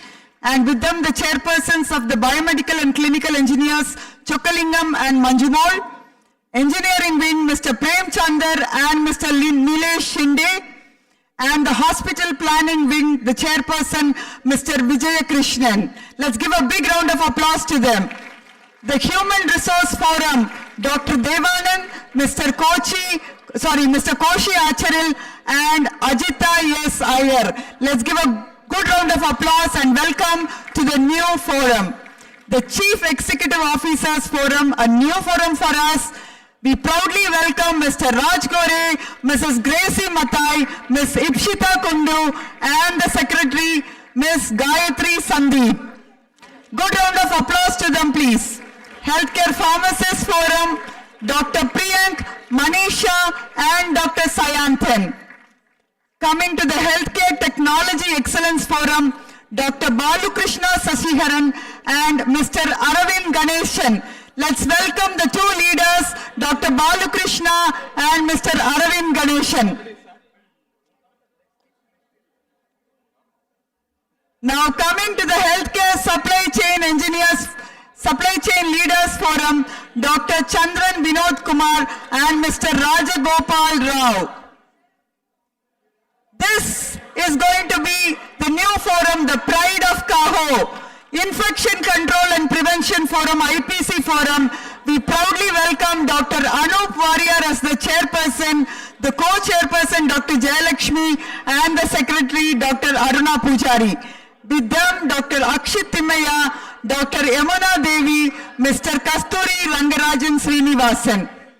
The Healthcare Consultants Forum of Caho, Mrs. Payal Thakur, Dr. Shweta Singh, Dr. Santavana Vernarkar, Mr. Kichu and Mr. Shalom David. The Occupational Health Forum, Dr. Reginald Alex and Dr. Vishruth Palaniappan. Centers for Quality Promotion, Mr. Joy Chakravarti and Mrs. Rama Rajshekaran. And the Publication Committee of Caho, Dr. Anila Mathan, Mr. Adel, Ms. Devdatta Das. The Sustainability Forum Committee, Ms. Kirti D'Souza, Dr. Karan Thakur and Zishan Ahmad.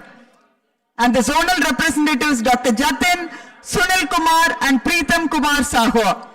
A big round of applause to our research committee, Dr. Shah Chinmay Jayaprakash, Professor Satish Chandra and Dr. Pratish Ravindran.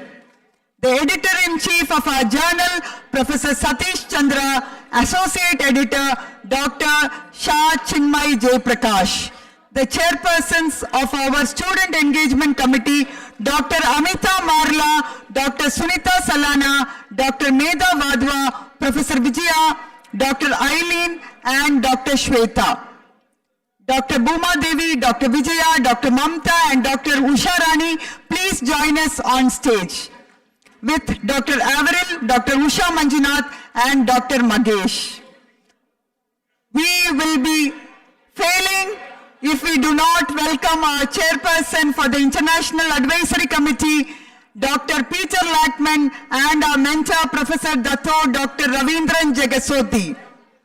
The members, Professor Dr. Shin Oshiro, Dr. Piyavan, Dr. Herik Kore, Tina, Dr. Nisha Nair, and Mr. John Yoon. The chairperson of our Lifestyle and Wellness Promotion Committee, the advisors of our organization, Father Johnson, Mrs. Bharati Reddy, Mr. Rajiv Vasudevan, Dr. Seema Bhargav, Dr. Ashok Ratan, Dr. Ravi Kumar, Diagnostic Division, Dr. Ravi Gaur, Dr. Jatinder Bhatia, Dr. Lokwani, Dr. Katoch, Dr. Neelkamal Kapoor, Dr. Sani, Dr. Jyoti Clara Michael, Captain Ajita, Colonel Binu Sharma, Dr. Shine Anil, Dr. Elizabeth, Captain Madhukari Ray, Ms. Tangam Gomes, Mr. So Mittal, Dr. Manish Kohli, Professor Anand, Mr. Srinivas Rao, Mr. Sankarishwaran, Dr. Acharwal. Welcome to the Caho family.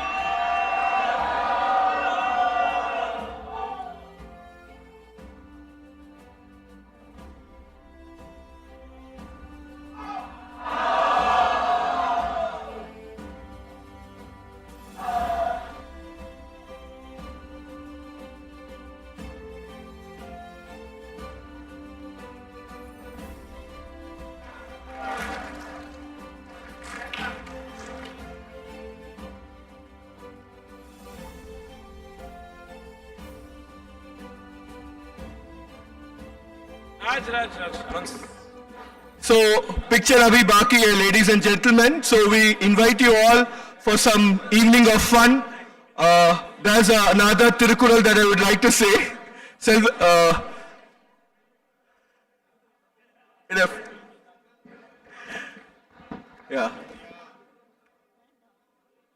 Yeah, so we have an evening of nice fun planned together. It's going to happen at the at the section, at the Innovation Arena section. So please join us in the Innovation Arena section and right away. Yeah, right away at the banquet section and then for the evening networking dinner.